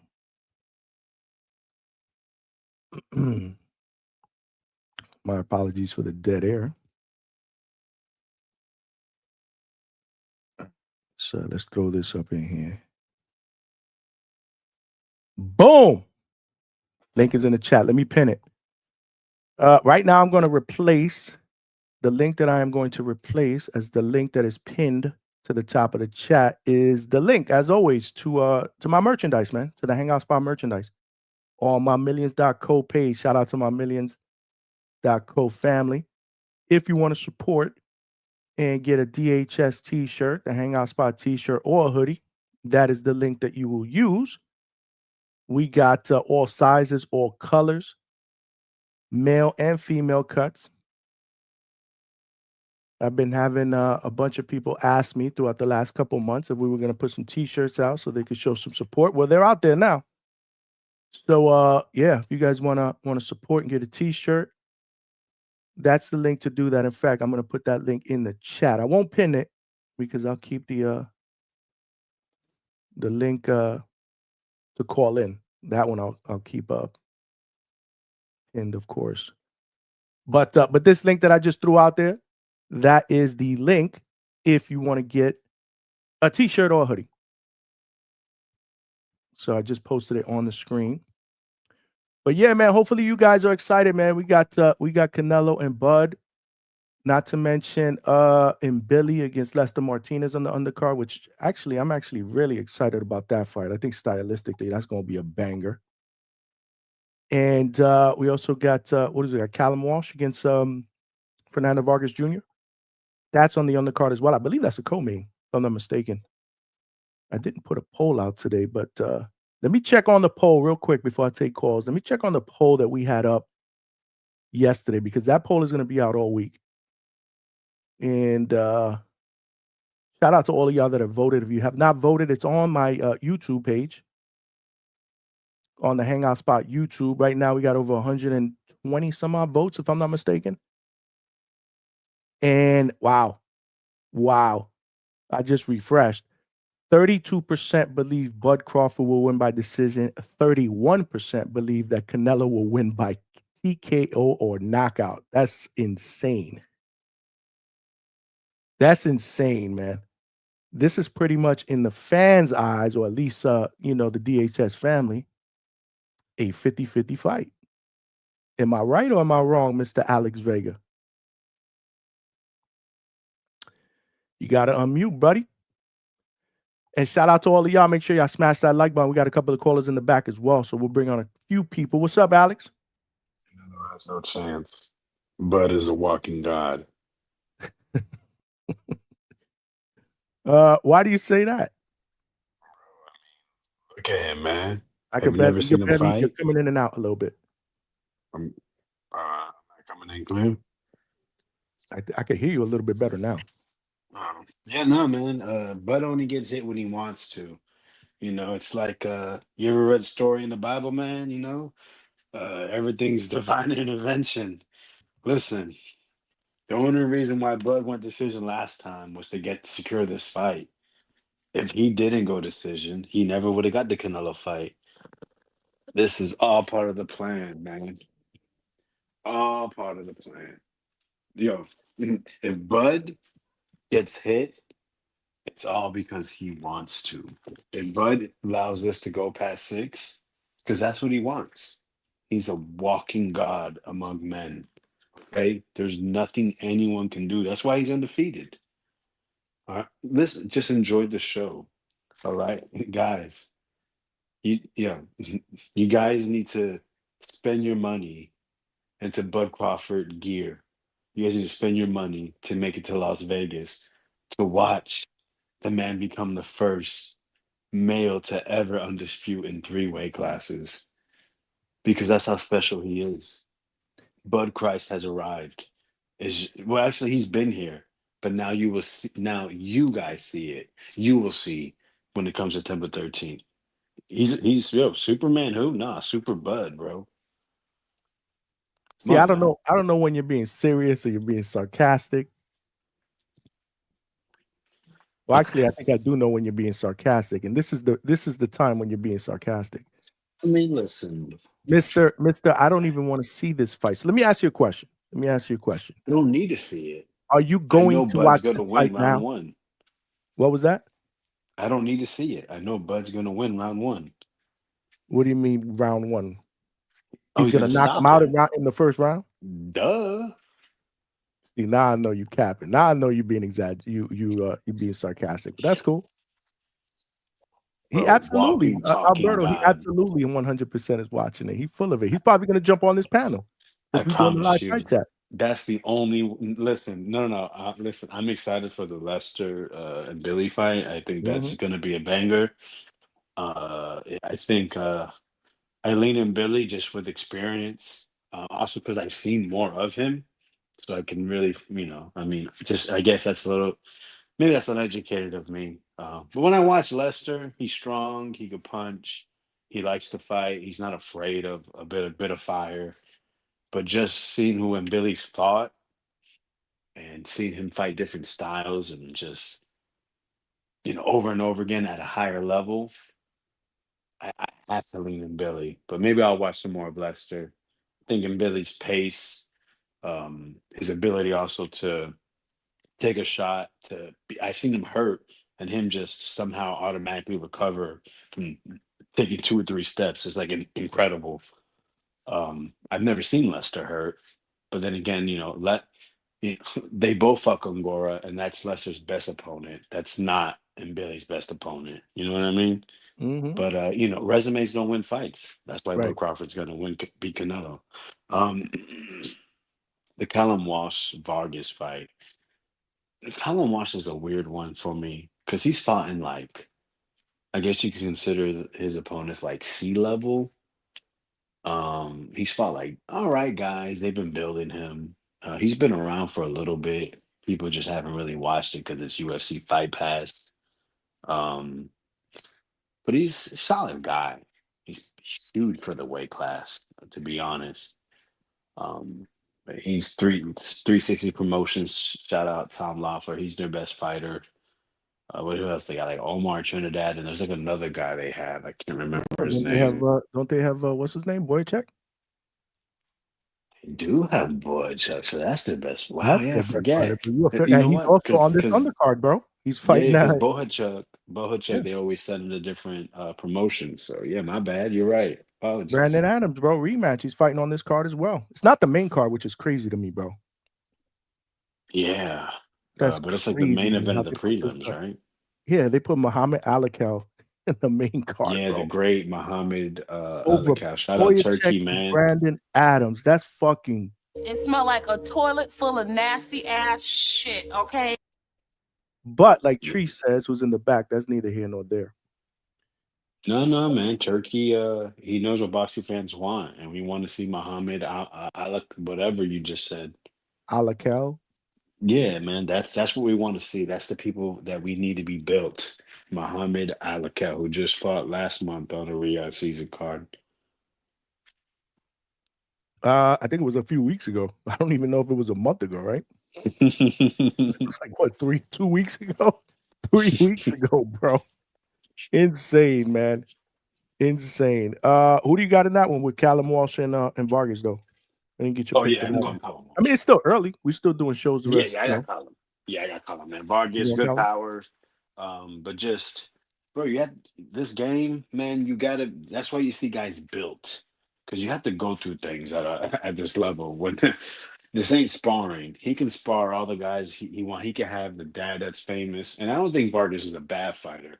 I just think Walsh has been built more towards this stage for this level than Vargas. But I give Vargas a lot of credit. His last opponent, Correa, was outboxing him. He could have got frustrated. He didn't.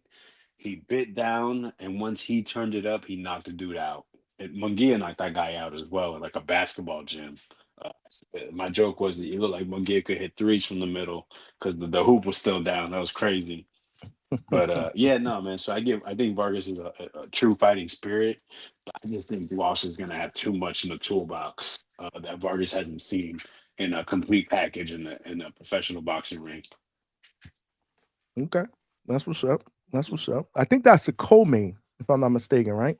It is. Yep. They stuck that one in. So they didn't even put the Lester Martinez and then Billy as the co-main, huh? This is business, bro. Business. Wow. Okay. Yow. What up, Trees? We got Jersey Bob up in here as well, man. What up, though? What up, though? But Jeez. yeah, man, with You the Callum up, Walsh, I don't know if y'all just seen Callum Walsh, man. He just knocked the heavy bag off the hinges, man. That motherfucker. Yeah, I saw that. Yeah, that boy Callum Walsh out here punching, man. I'm intrigued with that happens Vargas in fight. gyms, bro. That's not that big I of know a I'm deal. being. I Man, know. I'm on here with royalty, man. And the guys, Two Tone is making famous, man. I need a video on Two Tone. Yeah, What you mean? funny as hell. Two-Tone's not on here right now. No, I'm saying he be playing the videos, the Vega, the Oh. Trees videos. He making these guys famous, man. I need a video. Right. That's right. He got clips of both of these guys. Vegas beating up somebody, bullying somebody. And I don't know what the hell happened to Trees that night. That was live on the Boxing Boys, Trees. I've been wanting to ask you that.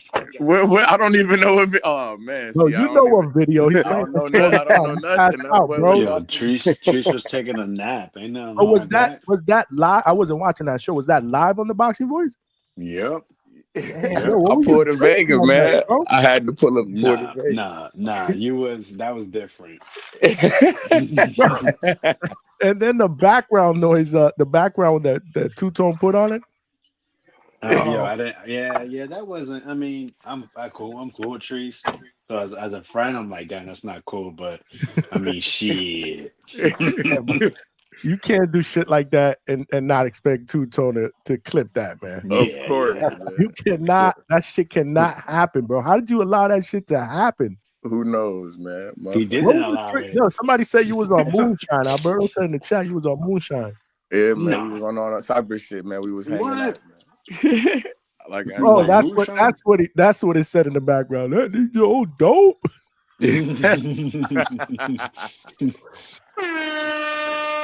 Oh man, I remember. Obviously, I didn't see that live, but I was watching Two-Tone, and when he put that on, I was like, "What the fuck happened to Trees? What is that?" Holy smokes, man! But yeah, Jersey Bob, you here with royalty, man?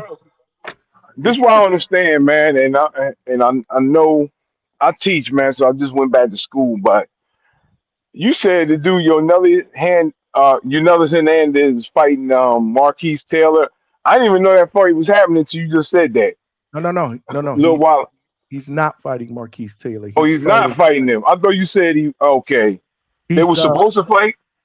Marquise Taylor was supposed to fight who Yoaneli Hernandez is fighting, which is Esquiva Falcao. Am I announcing that right, Vega? Esquiva Falcao? I think it's like Esquiva. Esquiva Falcao. I mean, I think I'm pronouncing it right. Not whatever. So yeah, so that's what it is.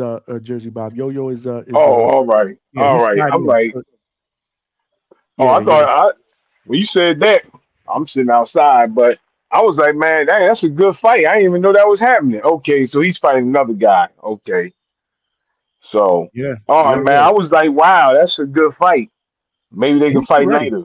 He's been ready. I mean, there were talks. I mean, we've had Coach on here for weeks and weeks, and a few weeks ago, we were trying to get the scoop from his manager. Shout out to Big Rob, my guy. Were they going to put him on the Canelo Crawford undercard? There was some talk that maybe they would do that. I'm talking about the main card on Saturday, but at least they put him on the Thursday card. So these Vega, one thing Yeah. Vega and Trees, one thing I want to ask you guys and Bob, either one. So this Thursday card, is that considered part of the Canelo Crawford undercard? No, it's like a different. They got it titled Fight different. week, It's baby. like they got Fight it week, titled. okay. Yeah, they got it titled like the Underdog Series or something like that. Oh, They that's even right. That's right. Yeah, I did know that. They got it titled. I forgot about That's that. the one with Anthony Alasquagua and your man Yeah. You're right. Hackett, right? I didn't know about that before I left, bro. I went on PTO and forget about it. I forgot everything, man. That's how it be, Left man. my mind on the cruise ship. That mean you was chilling good, man. You was chilling Yeah. good. Yeah, I was looking like you So, one night. so what is Turkey doing, man, with this undercard, man? He sort of like messed this up, man. He should have announced these fights a long time ago. Mm-hmm. What do Yep. you think? Why is he doing it this way? I don't know. That's a good Balling with a question. budget. Yeah, I mean that's a good question. I mean, we knew Bro, I almost had a heart attack, dude. I almost walked right into two Dobermans with my little two dogs, man. I'm sorry. Oof. ooh, not good. Yeah, not good. I got 2 small dogs. I know the deal. Not good. I got small. Hey, stop barking. You I'm hear him, Ray? outside, man. And my dog is Who's barking. barking? Those are Vegas dogs or Jersey Bob's dogs? No, No, that's it's my Jersey. dog. I'm outside. My dog, he barking. It's a rabbit or something. Everybody got their dog. I Who got let mine. the dogs out? Usually I got mine in here. Come on, If you would Trees, have get a heard that, he would dog. have went crazy. Usually Nah, I he's don't not fuck in with. here. I got allergies because we don't fuck with the animals. I be sneezing around this motherfucker. I'm gonna be looking like But- Johnny on this. But Jersey Bob, man, yeah, I think I agree. It's like you wanted to do like this is gonna be the first time we see something like this, right? 3 cards in 1 week, and you didn't make a real splash of it, and that's what you need. Like with the cards, the fights they have on it. I mean, honestly, I don't really know a lot of these guys, so I can't say they're good or bad fights. I know some of them, but at the end of the day, you know, you really want to make an imprint, and you want to make this a real thing. You want people to want to watch the fights during the public workout. You got to put something, give us something there. It doesn't have to be a title fight, but at least like a young up and comer. You know, if you really wanted to, you should have put on one of these young cats that have a good following and just had them fight. You know, I mean, Carmel it doesn't have Moten. to be as They could big have as put Carmel Moten Carmel. on there. I Carmel mean, it doesn't Moten. even have to be as big as Carmel. Yeah. You could have did some. I don't know. Just a who young up and comer like an Emmanuel Chance or something like that. Somebody who just Yeah, came out the Olympics or like yeah, or a Las Vegas resident, somebody, a big amateur making his pro Yeah. debut. Like that something. Juju Bio kid would have been good. He would have been that Juju. Yeah, I like him. He would have been decent on here. I do. Yeah. But like, I got a question. Me and my uncle, we was talking about you know how considering it's Mexican Independence Day. Me and my uncle was talking about how like they like to do 5 for 5s and stuff like this. We was talking about spicing it up. Like, how come they didn't do like USA versus Mexico? Like set the card up like that. I thought that would have been That's a that would have been great fire. suggestion. Yeah. Yeah. Right? Yeah, it doesn't even have to be known guys. That could have been a good theme just to have. Yeah, exactly. Just to spice it up a little bit, do USA versus Mexico. Considering it is, you got one of our greater American fighters fighting the people say the greatest Mexican fighter. You feel me? That would have been. I thought that would have been dope. Set it up USA versus Mexico, like you say, because then it wouldn't have much so mattered about as many names or the names that we get on there. We could have put young guys on there. We could have had some fresh 18-year-old faces on there getting some shine. You feel me? But yeah. We could. I would have liked to see Corey Marksman on there with William Cepeda. I seen somebody put that in the comments. Fuck it. That would have been a nice Nah, little. fuck that. I want the Scobie fight now. Just the way his energy was, man. You want Oh, him to did you take? hear that? Yeah. I thought Bermuda's probably. I was thinking, oh shit, Bermuda's heard that. So in He's 5 minutes, about to he'll ask jump for the link. on. Yeah, he'll He's ask at the for the link compound, right? and want to sandbag Corey with us because those are killers over there, bro. You can't. Somebody call out Kurt Scooby. He's like, who? What? Yeah, and I see what he's saying. Like, yeah, that dude's athleticism is. I think it's better. The better way to say it is because if you fight him and you beat him, you want credit, right? But the best, I think, the way to say it is his best tool is athleticism. My best tool is my skills. I'll beat him, But in the moment, it's a little harder to, have it all sharp, come out right. That's the one thing Right. I just don't like about when it comes to this shit talking. Like, yo, you're gonna put this guy down, and then when you beat him, you want everyone to be like, "Oh, well, he beat him." It's like, bro, I just listened 2 months of you saying this man's trash, and he's not on your level. Yeah, but these are fighters we're talking about, right? I mean, I'm not trying to discredit any of these fighters, but you know, But listen to Bud. Bud is always saying Canelo is great. Canelo is a top fighter, and I'm still gonna beat this man. Like bro, that's the thing I can't stand about these fans. yeah, They're but like, oh, Bud's gonna step on him. Like, Jersey you Bob, guys are Jersey Bob feels crazy. that way, right? Jersey Bob. Oh yeah, I Yeah, remember that. yeah. I think Bud's gonna win the fight easy. I can't lie. I really think he is. Damn. So, Oh yeah. um, I don't know. I'm just thinking since you guys are on here, this boxing man, they mess. I said something to Johnny before, man. If I was pro box, man, I have a guy on like 12 months straight. I don't care every card I have a guy on there. It's the same guy. That's how you should promote a guy. I have a guy be 12-0 in a year, and everybody like, dang, he's fighting again. Yeah, he's fighting again, man. We don't. I mean, we got the TBC, man. They feature Manny Pacquiao and Keith Thurman. Man, my son 25, he rolling his eyes, Keith Thurman. Like, he like, man, get these old guys out of there. I'm serious. He like, Keith Thurman, who? He 25. He don't know who Keith Thurman is. He don't. He don't know Keith Who don't know Thurman. who Keith Thurman is? Your My son? son don't know Keith Thurman, man. He don't really know Keith Thurman. He wasn't paying attention 8 years ago when Keith Thurman actually was fighting. How old is your He son? just he 25. Now he's starting to watch boxing. But he wasn't watching really. He serious. He wasn't watching when Keith Thurman was hot. He was younger. He's starting to watch boxing more now, man. Like you can't feature Manny Pacquiao and Keith Thurman, and you want to get young people into the sport. I mean, just not. It's not going to happen. Nobody want to see them old guys. Nobody except for old guys like us. No young people want to see them guys. You can't tell me. I work in a high school, man. Ain't nobody talking about Keith Thurman. I can go to this high school tomorrow and ask anybody if they know Keith Thurman. I know I'm in Jersey. Nobody know Keith Thurman. No high school kids know Keith Thurman.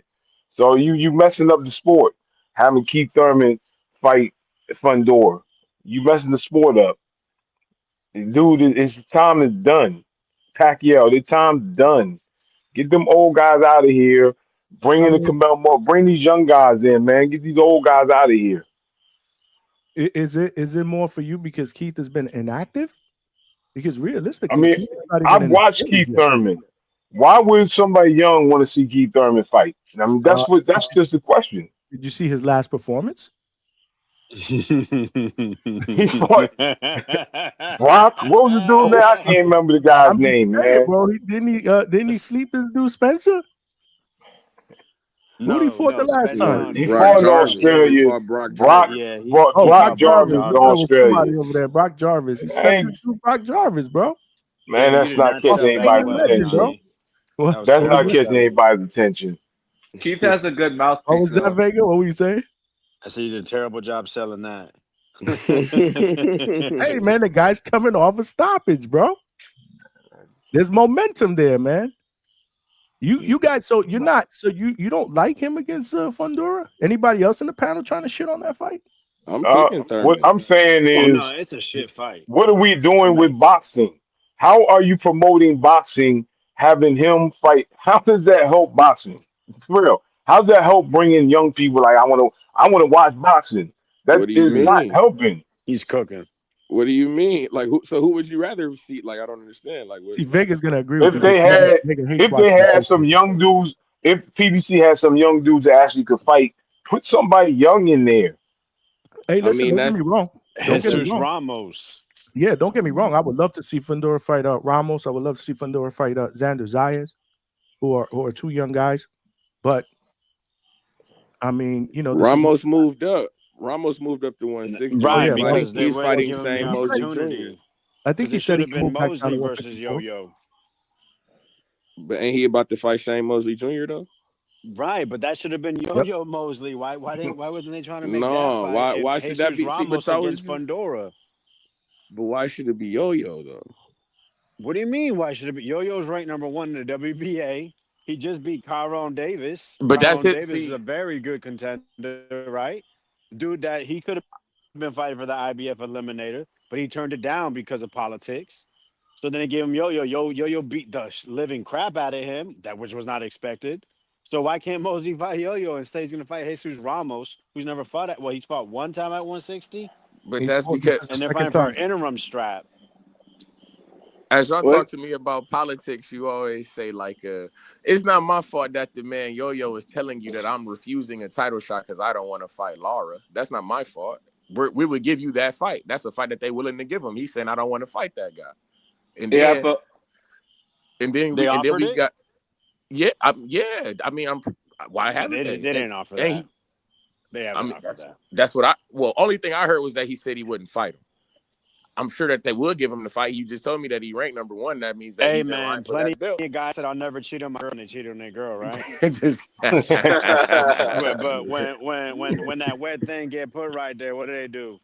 Hey man, we got to see, man. Will somebody tell these guys to tell Lara to come up from under that rock?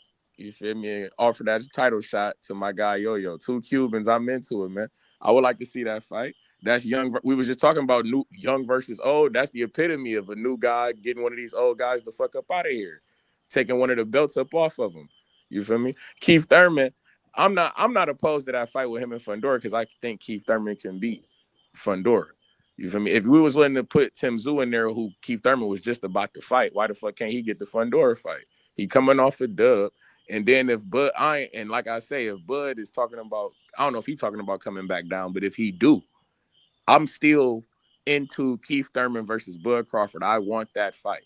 I need that Oh fight. my god! That's I mean, that's one of the can he fights. beat Fundora first? Can he beat I'm just Fundora saying, man. I first just though? come see you doing. I'm just saying, man. I think he is, and when he do, let's get it. I got it. Let's do it. I'll say Coach this Bermuda because just you said mentioned lies, it. bro. I thought it was. I'm sorry. Go ahead. Coach Bermuda just said lies. In Lies. regard to What do you think? What do you think? Thurman gonna get beat on by Fundora? I know Coach don't think. Coach, you got to be Probably more Yo-Yo specific, turning Coach. down Lada. That's probably what it was. Oh, Yeah, okay. yeah, yeah. I don't think it was ever offered because he did say that. I remember in the interview it was translated as such. But like I said, Popped up. man, put that thing, you dangle it in front of a man. What do they say? A man gonna take, right? So at least I give him the opportunity to say no, just because he said this and that. It's an interview. It's in the moment, caught off guard. But I mean, yeah, if you're fighting for the WBA and he got a WBA title, what we doing? Exactly. That's all I'm saying. But I wanted to hit up on the point you said. I was listen. If Tim Tszyu and Keith Thurman, I was cool with that fight. Tszyu was coming off 2 losses, right? They had it matched up. They both fought in Australia, and they were gonna meet. If that winner would have fought Fundora, I would have been a lot better with it. But yo, they took Tszyu away. They knew what they were doing, Fundora. But now, and it's like, yo, so wait, Fundora is gonna get.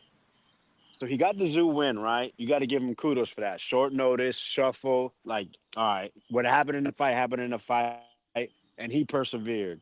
Then they bring Cordell Booker back from 160, right? Bring him back down. He's never beaten anybody qualified in even the WBO or WBC rankings. Shout out Albert Bell because they said Albert Bell couldn't get, you know what I'm saying, never got Oh, boy. chosen or even get mandated, right? But Cordell Booker's okay. Like I said, 3 or 4 fights he didn't make 154, but it was okay. He got sanctioned to fight Fundora, and he even missed weight one time, but that was okay. All right, so you're following me now. I got your attention. Shout out Trees, right? Then they bring Tszyu back, right? After he beat fucking Joey Spencer, decent guy, but come on, man. The man was fighting in a place. Remember the place he was fighting in Michigan? We never seen it before. How does a place? How does a place go from 1% black people to 10 years 0% black people? All right, that's the kind of place he was fighting, and who knows Michigan? That's where Joey Spencer was fighting in a high school gym. They bring him out of a high school gym to fight in Australia, and then he gets to fight for a title again. All right, now it's Thurman. So that's nasty work. And then I remember the man dropped the belt. The man threw a belt away. They say being champion is so important to them, their whole career. Then the guy's being unified. He's 2 belts away from being undisputed, which is supposed to be, the glory. And the man drops the belt not to fight Xander, right? And now he's gonna fight Thurman, and then if he wins, he's gonna fight Jermell Charlo, who's probably gonna sit on the sidelines until that. That's gonna be his title run, and then people are gonna give him credit because they know those names and can spell it. Congratulations, boxing fans. Coach said You they just- have never offered the Lauer fight. Oh well. You just broke it down, Vegas. That's That was the pathetic. That's why boxing is where it's at. But you just broke it down, Vegas. That's why boxing is where it's at, man. It's all that you broke down is the ridiculousness of where boxing is at, man. It's like, I hate to bring up other sports, but I have to because the NFL this weekend, what they talking about, all these young, and I know it's easier, all this young talent coming in the NFL. The NBA, Cooper Flag a star already. People been knowing about him since he's 14 years old. He gonna sell millions of jerseys. Baseball got young dudes. Where's the young dudes for boxing that anybody knows? Where there's some young dudes that we know. Stop. Where's the young dudes for boxing that people know? Boxing don't develop dudes. They don't. All these other sports develop kids. They develop people, develop the young guys, and then they put them on stage, and and people know them. They selling jerseys, they selling all this other stuff. Boxing don't develop, and we let Keith Thurman and Jamal Charlo get title shots. Man, what are we doing? What's boxing doing? I mean, I think boxing develops young talent. Sometimes we complain because we feel like boxers are being developed way too long. I mean, haven't we had that conversation about Top Rank? But there's a lot of good young fighters out there that true boxing fans are excited about. I mean, everybody keeps bringing up Abdullah Mason. I mean, Fernando Vargas' son. The other one, not the one that's fighting, Emiliano. I'm excited about Scooter Davis. Dude, there's a lot of really Albert Bell. Albert No fight. You're gonna have to stop the Albert Bell. He gotta slander, stop bro. this slander, man. This guy, man. Albert Bell's my guy too. I don't shout him out as much as Trees, but shout out to my brother. I'm getting him on the show, Trees, probably next week. Albert Bell decisions are usually a lock. Shout out to Coach. Shout out Coach Bermudez. He put that on the slip for you guys. A win is a win, man. A win is a win, man. But I mean, I say but that I wish there's a lot of good. There's a lot of really good young talent out there. There really is. I wish they would fight every 2 months. I mean, they should be on. That's what I'm saying, and they should be on every month, every 2 months. They should be fighting. Have you taken my advice and watched Pro Box? Yeah, I watched Pro Box. Do you watch Pro Box? Or you just seen one Pro Box here and there? No, I watched the Pro Box. Yes, I watched the Pro Box, but some of them dudes, I don't know who they are. Like I watched. Did you just watch the one this weekend? Because they're young. Did you just watch the one this Friday that just passed this Friday? That was a mismatch. But I'm watching the fights, but I don't know these guys. Like if they walk past me after I watch the fight, they could walk past me on the street. Man. I wouldn't know these dudes. I wouldn't. Who they are, man. Because they're young. They have to be. I watch all these fights, man, but you gotta catch my interest, man. You gotta catch my interest. So I know who Cooper Flag is, and I'm not even a Duke fan. I know who Cooper Flag is because I've seen him all these highlights for years. Now I know it's different. I know who some of these young dudes. Them dudes got to catch my attention. Cooper Flag and dunked on people. Cooper Flag is going to work on people. I know who he is, man. You got to go to work to catch my attention. Yeah, I watch the Pro Box, but I don't know them guys. I don't. I just gave you a bunch of names of people, of young guys that are actually pretty exciting. They're not boring fighters. Like Camille Mobley. They don't fight enough. Fernando Vargas. I like them dudes. Fighter. They Abdullah don't got fight enough. one of the pro box guys actually sparring one of Canelo's sparring partners, Blast Val Saint. Not a boring fighter, undefeated, young. He has knockouts. You know, there's guys out there, man. You know, They have to fight more. It takes too long. It takes too long for them to get in the ring, and you got to get them dudes out there and have them dudes fight. Hey, Jersey Bob. Hey, Jersey Bob. Let me. Yeah. Because you driving me crazy, bro. All right, listen. Fernando Vargas, bro. He fought 3 times this year. This will be the 4th time that he's fighting this year. How many more times do you want Fernando Vargas to fight? He wants him to fight 12 times, but Jersey Bob, that's unrealistic. Goodness gracious, Lord, God mercy. That's unrealistic. Have you ever been coming up? Listen, I'm coming up in the era where James Toney was on. James Toney was on all the time. Not all the time was 4 times a year. He did not fight 8, 7, 6 times a year. Pull up box rec. Please show me a year that James Toney fought. But here's the whole problem. James Toney was fighting on CBS. He fought show me a time where James Toney fought more than 4 times. He was fighting on free TV. It was different.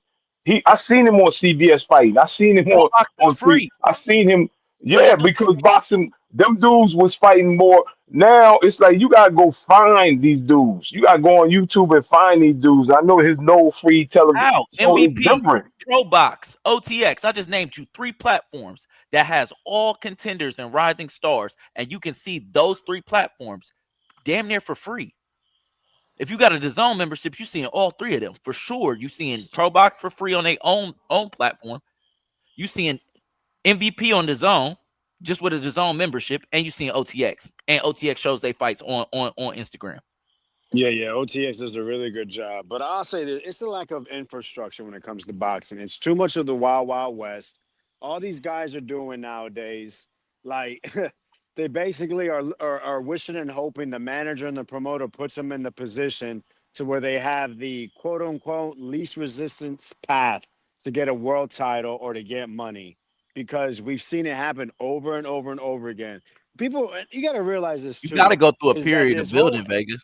You got to go through a period of building as a pro. No, you do for sure.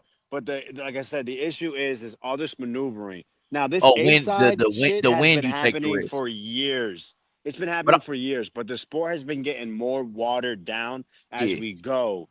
It's more WWE. So it gets worse and worse and worse when it comes to actual quality in the ring.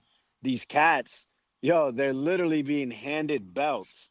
And then the fans make fun of them about it when everyone else is basically doing it in a certain way.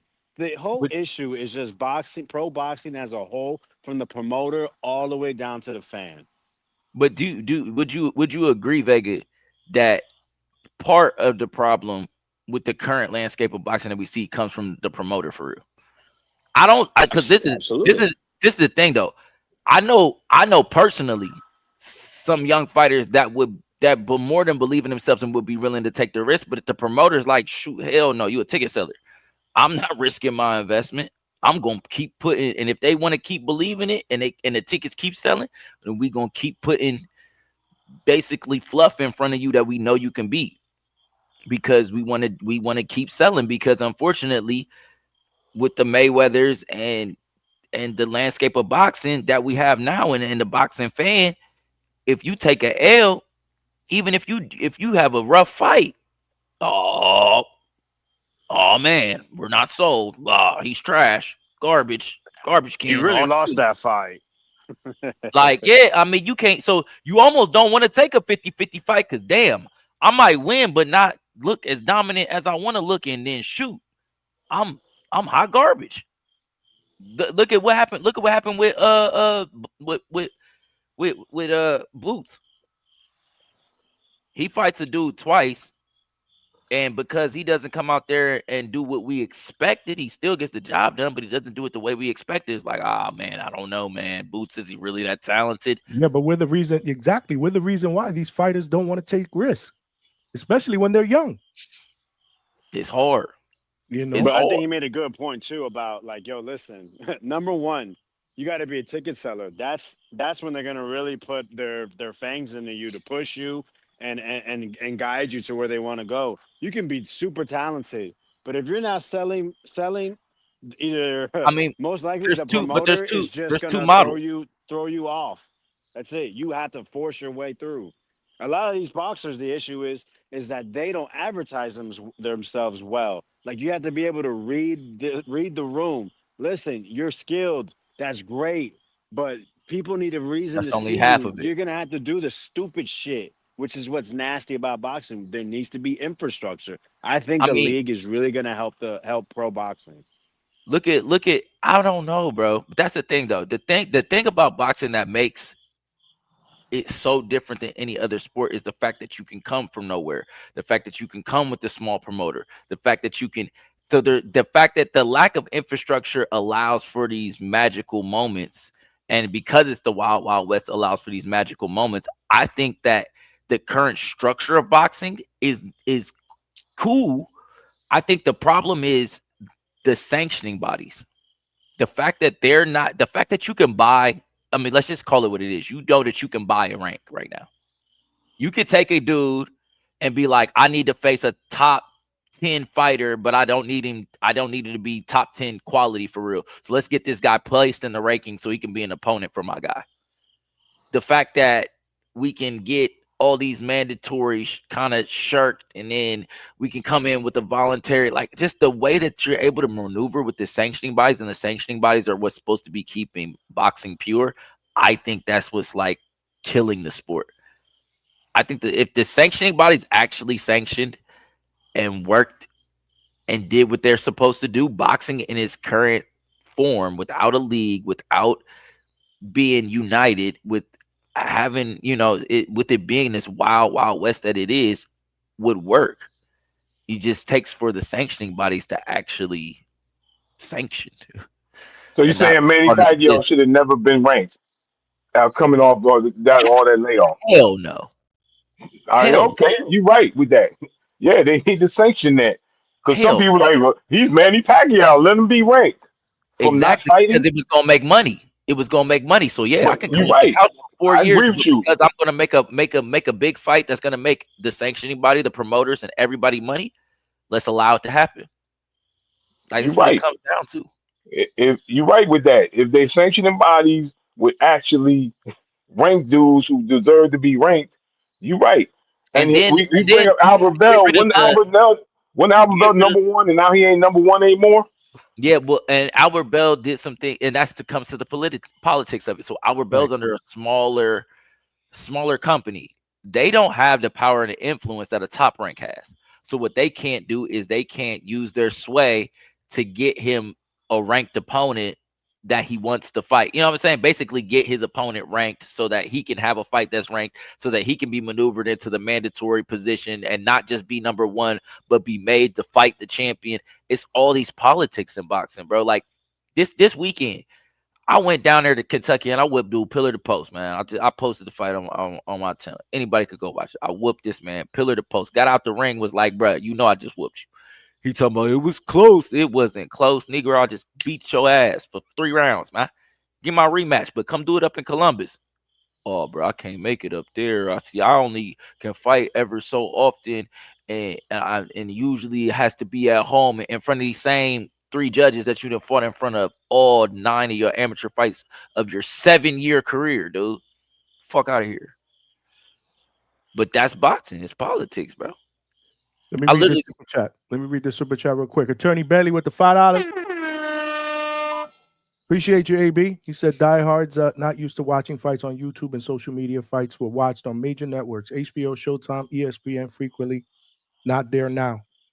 I get it, but you have to be adaptable to change, because this is where we're headed to. This is where we're headed to. There is no more HBO. I grew up on all that stuff, and I mean, really, realistically, Jersey Bob is, he's old school. He's old school. I get it. I'm an old guy too, but Bob, you got to realize this is different, man. The business of boxing, the way we see it today, is totally different than what it was when we were watching boxing in the 80s, in the early 90s.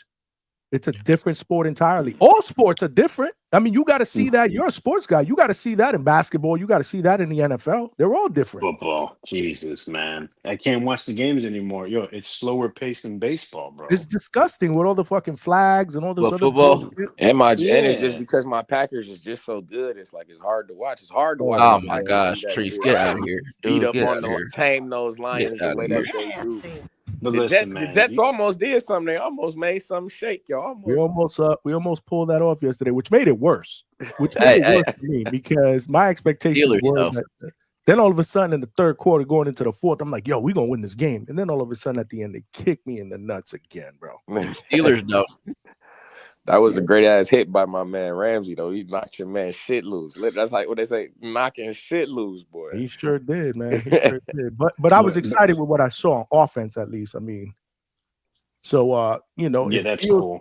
If Fields can play that type of football every I single forgot week. who got a Giants fan in the house. He's got nothing to cheer about. My fault. Oh, you asked out, bro. It's only a matter of time before they go to the rookie guy, Dart. Yeah, Dart. I mean, if you They lose gonna try by him out. 2 or if you lose by 15, don't you still lose?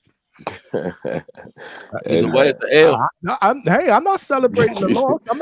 I don't do moral victories. I told you, I feel like I got kicked in the nuts. We should have won that game. They should have won that game. Justin Fields ball, y'all. He gave me. I like him, but he looked good. But it could have been worse.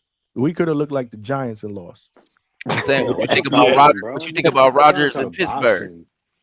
I know. We talk about boxing. Wait a second. It's not a football show tonight. It might be a football show. I'm trying to talk boxing. We talking Aaron Rodgers. Hold on, let me get this off real quick. Monday Night Football. As a Packers fan, we got to talk Aaron Rodgers. I'm not watching the Monday Night Football. Aaron Rodgers. I just was watching it. What were you I'm watching the watching Sunday the night game Hangout yesterday? I saw you in the chat talking shit about Buffalo and today's Monday, bro. the Today's Ravens. Monday. These guys were talking about it so much in the chat that I put it on my iPad. I'm like, holy shit. Yeah, I wish you were focused on the weird shit being said to cut a motherfucker off. So you caught that, right? It was horrible last night for like an hour. Hey, let me tell you something. 444 is usually he's usually pretty good. I heard He's about usually him. whispering. He wasn't whispering yesterday. You're right. No, you And wasn't. then those boxing jumps on, man. And his mic, his headphones was just so disgusting that literally I was watching. I lost like 30 viewers. I'm like, yo, you gotta go, bro. I was like, you gotta go because I would have been one of them 30 viewers if I'm listening to it. That's big with me. If I'm listening to a podcast and you got somebody there, I'm like, yo, I'm done. We're good. I'm out of here. And when he left, I'm not even gonna lie. When he left, I got about 40 people that came back. That's crazy. So microphones and shit, that gotta be a must. That gotta be a must. Gotta be. I want to take it back to boxing, right? So let's do it. You got to remember, right? I mean, back in these days, Jack Dempsey, right? Sugar Ray Robinson, Muhammad Ali. These guys were the biggest sports stars in the world, right? And they all came from America. You know, if you look at the other sports, even the top athletes back then, they weren't. Not only were they not looked at the same, but they also, a lot of them were working part-time jobs. You know what I mean? It wasn't until like the 60s that the NBA started to change, right? Well, really, when the color barrier, was basically taken away, did those sports start to develop and increase in revenue to where a lot of those guys could be full time in their one individual sport they're good at.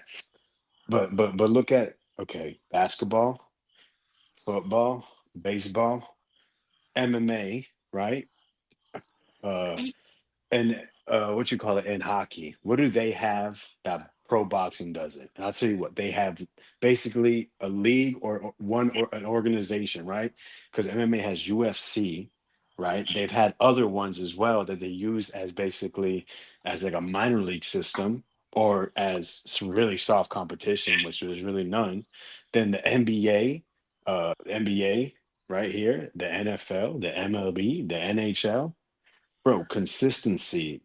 And that's the thing, right? They can actually look at talent and develop it and then put them on the big stage, if they have a good organization. And then pro boxing, you could be signed to somebody and sit on the shelf for 2 years. You can be an amazing prospect and nobody gives a shit. You can be 50-0 and never get a title shot. Hey, And that Vega, is what I'm telling you. A league is needed. And this obviously is it's not going to be perfect. I think But we at the end just of the need a day, it'll help. commissioner. I yeah, think that's most what I'm of those. saying. I think it's just the sanctioning bodies. Like a league, you put everybody. That's UFC shit, bro. It's foul, man. You know what them dudes is making? Like we already ain't make. You We know, already the not. UFC Listen, this is the thing successful. though. We see You the already not making fight nothing, each right? other. You already not making nothing in boxing and on the come up for real, right? But at least a club, let's say I sign a club deal right now. Cool. I'm going with my promoter, split 50-50 on my streams, my ticket sales, and my pay-per-views. Cool. He gonna bring in the opponents. He only gonna be paying them $1,500 to $2,500, maybe 3 bands, depending on how many rounds we fighting. Cool. But that's the system that we under right now. We go to this next system right now. Them clubs fights are gonna still exist, but the money's gonna be less than it already is. And then the entry fight into this league, you gonna be making somewhere where it doesn't matter about your value. It just matters about basically if we have to pay you or not. And that's the thing about the UFC. They shelved their biggest star because they could. He couldn't go nowhere and fight. There's no competition. It's a monopoly. So when Dana White got into it with Conor McGregor, no Conor McGregor fighty no more. And we ain't seen him since. We don't want that in boxing. Dana White get into it with Canelo Alvarez. No Canelo Alvarez no more. We don't see him no more. He can't fight. Oh, just go somewhere Y'all else just and told fight. me He y'all want to can't. get He's rid in of a the old contract. guys, though. Y'all just told me y'all want to change the guards. Y'all just told me y'all trying to get rid of some of these young guys. Ain't that But what a guess what? league But do? guess what the UFC is doing right now? It's failing because of that. Because I they don't know had the that. model of we the UFC. They have to come here and watch it anyway. We don't have to do nothing. So they started fighting less and less. They still kept putting on shows. They still kept putting on the same UFC model, but now it's tapering off in the last 5 years. I mean, they're doing multi-million-dollar gates I wherever was about they to go, say and they don't How- go to the What same multi-million we venues know- in the dollars? world. Who's How do we making know they're multi-million failing? dollars? Yeah, how do we know they're The failing? UFC.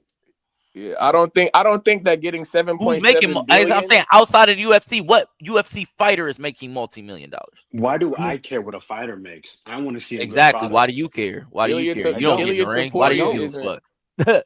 Why you give a fuck? You don't get in the ring. Who cares? Whoa. So if they make $10, Fighting what in the border fuck I wars. give a He What fuck? fighting in you talking border about, bro? wars. Fighting He in I on border don't the give a wars, shit bro. card. if they fight for free. You No, you must not I'm a saw the clip. fan. As a fan, why do Man, I I care don't give what a they're fuck about making? that shit. He about to go out there and get his ass kicked by Anthony Forbes. Fuck, I care. Oh Lord. Says the guy that can't stop losing. It says the guy who can actually fight. Spar me. Oh, Let's see this tough shit, Vegas. Spar me. Let's see this tough shit. I want to see this tough shit oh, in person. oh, I oh. want to see the tough Where shit in did this person. Bro, come you're a from? loser. I want to see Every the time you tough step shit in in the person. ring, you I want to see lose. the tough shit in person. Wait. Beat me. Y'all Uh-oh. gonna I want to see the debate. tough shit in person. But Hold you're on. I want to such see a the Whoa, tough shit in whoa, one-sided person, bro. fellas, pussy fellas. that I you want to see hate the Hold having tough on. shit in person, bro. conversations.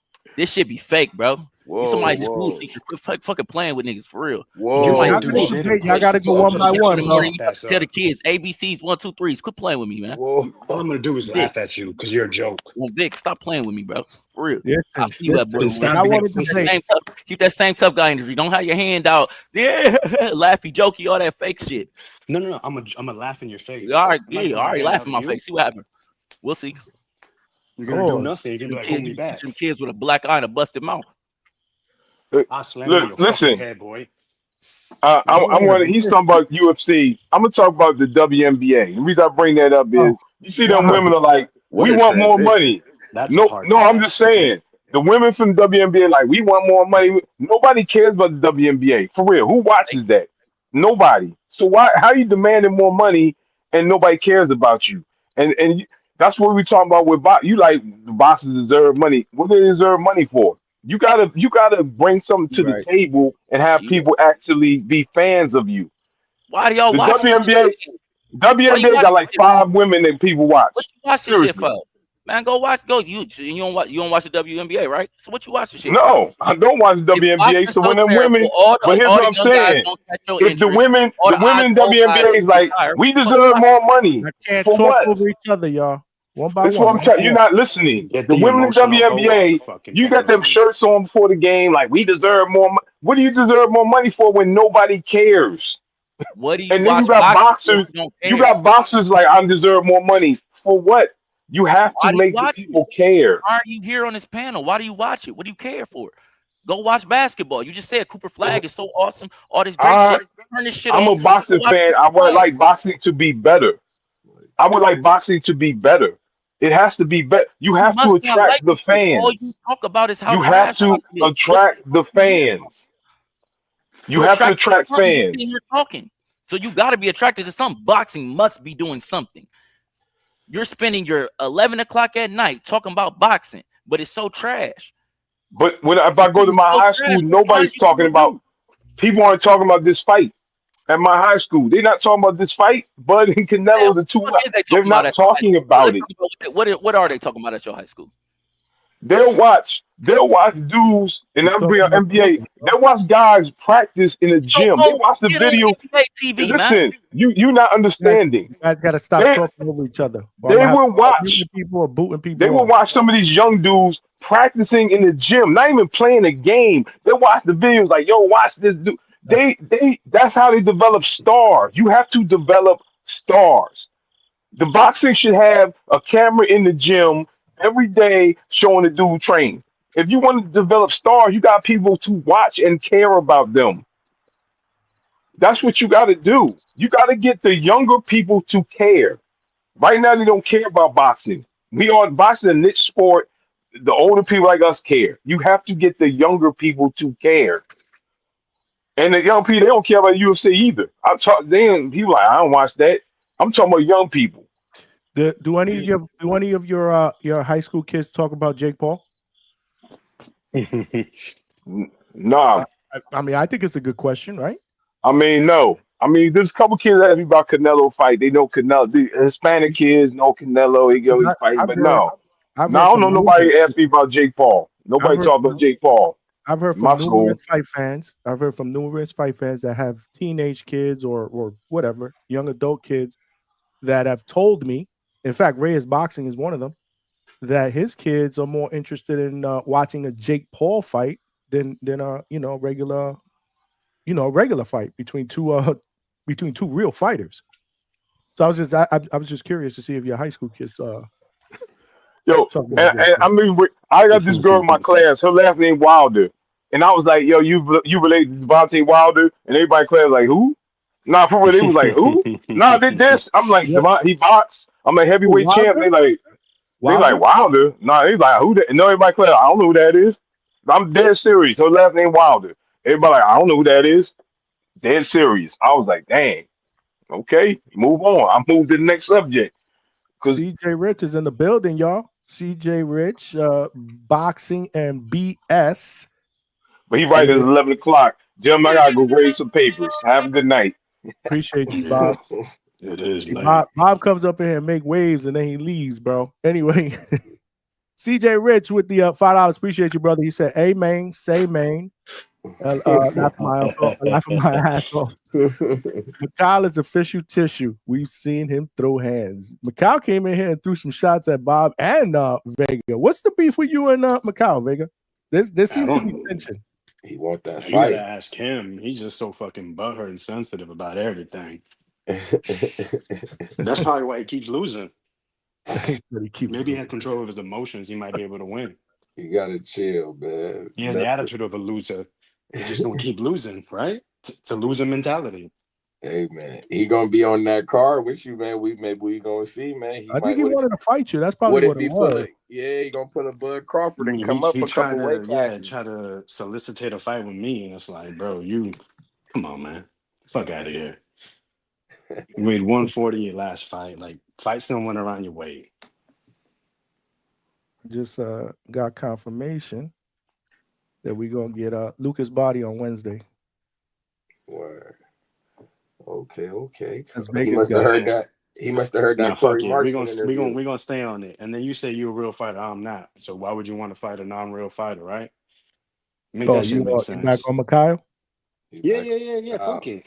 Fuck it, right? Yeah. So Where I'm is not he? If this. you I'm guys not want to that. debate, I'm if you not. guys I'm want to not a real debate, you can fighter. But debate. you want to fight me? Make that make sense. If you guys This want dude, to talk shit to each other, we can do that. But you got to go one at a Nah, time. fuck it. Is he back? But he doesn't understand that. He ain't house trained. He outside dog. God. He scraps on the outside. You're gonna make that man come back here and go after you, Vega. Oh my God! Oh no! So scary. Hold on, Attorney Bailey, with another $5. They got to play the Wolf up.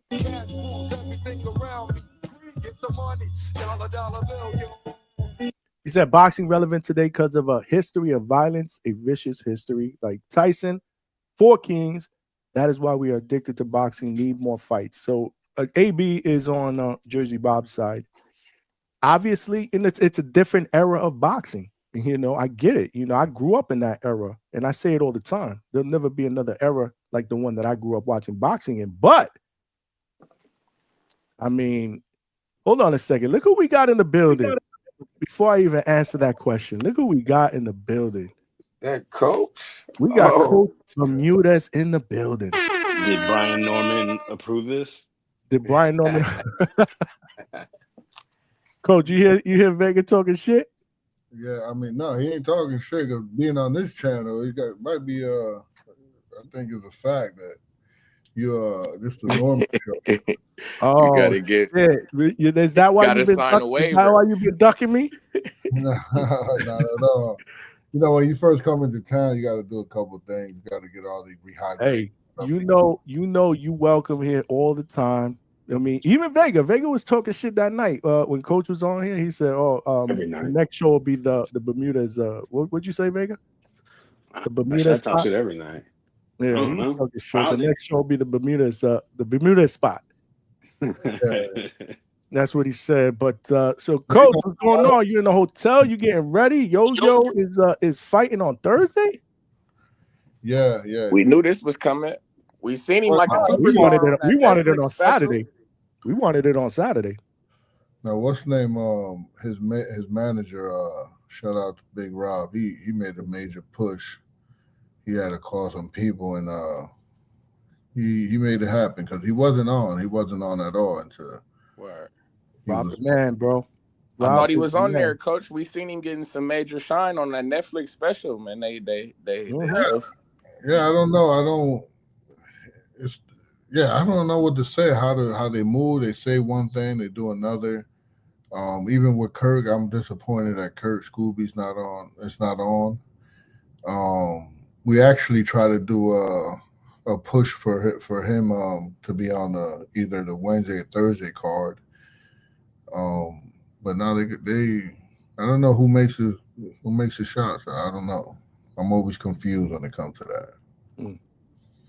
But they always say, "No, we love Kurt. We love Yo-Yo. If you love him, put him on that."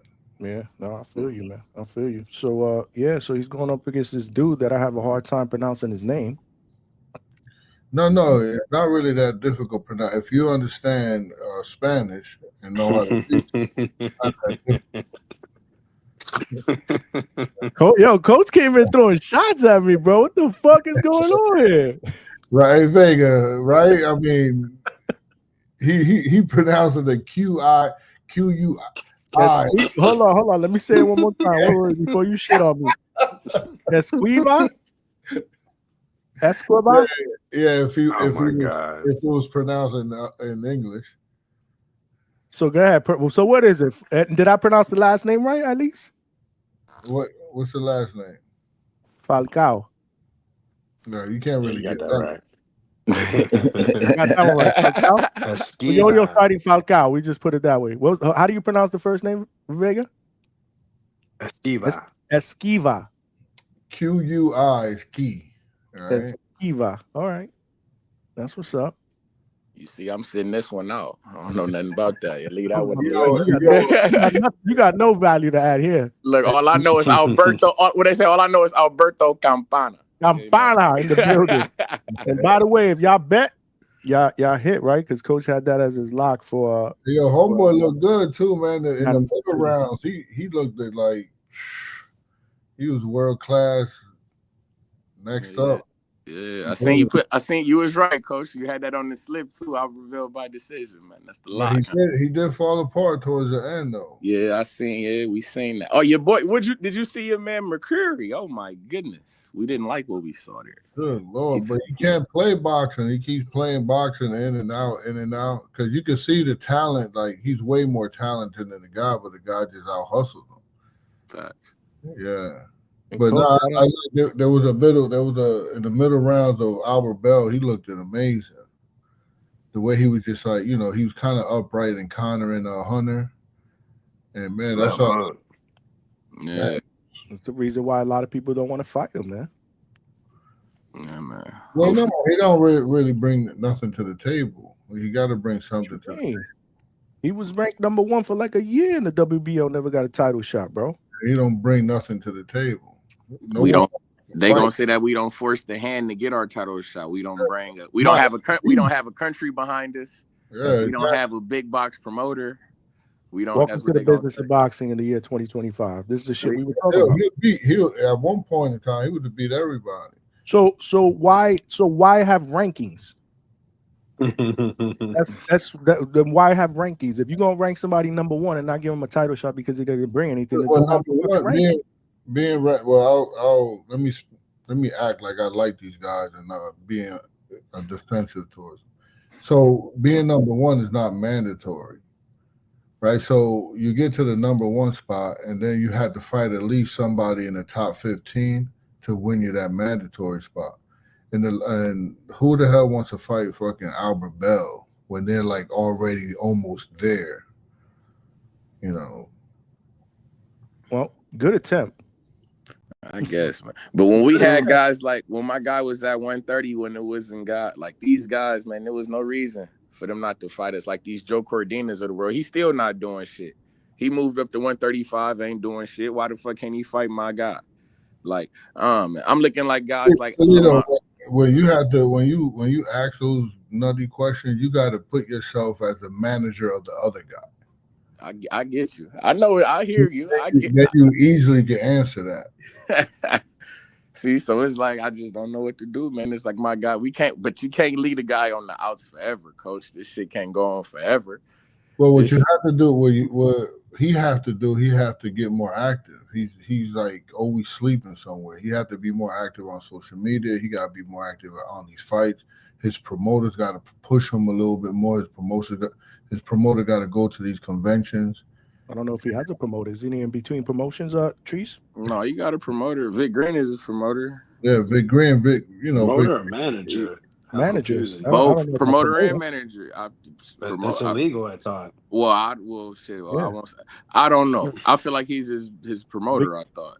Nah, he's his manager, I believe. He's his manager? Oh, okay. Well, Vic Green is a promoter, though, right? He's a promoter. Yeah, he's a promoter. I thought it was a manager. The Muhammad Ali, he can't be both.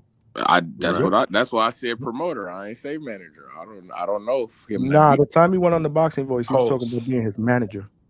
Oh yeah, Pulse, right? That's what his company's called. Pulse Boxing. Yeah.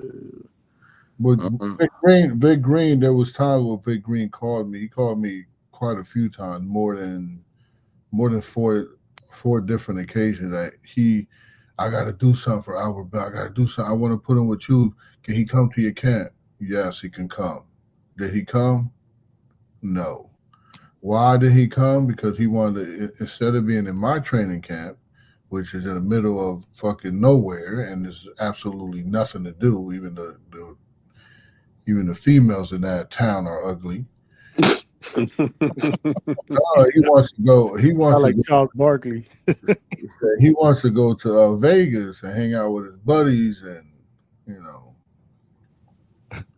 Man, that's what I thought. That's where they say all the sparring at, coaches out in Vegas. That's where all the fighters be. Yeah. Man, listen, I'm glad Yo-Yo was able to get that. Get that fight, man. Yeah, man. Yeah. Scooby's fighting next week anyway, right? Scooby's fighting in next week, right? 19th. Yeah, so there was today I kind of cut it off today because it was stupid. They was saying that, oh man, I think we could put Scooby on. I think we could. I'm like, okay, but now remember we got to work on his weight. You know, it's just not that. It's a process. So is he on and now? Oh, we're waiting on confirmation. Fuck that. We good. He fight on the I think he fight on the 19th. 19th in New York City, right? Sony Hall. Yeah.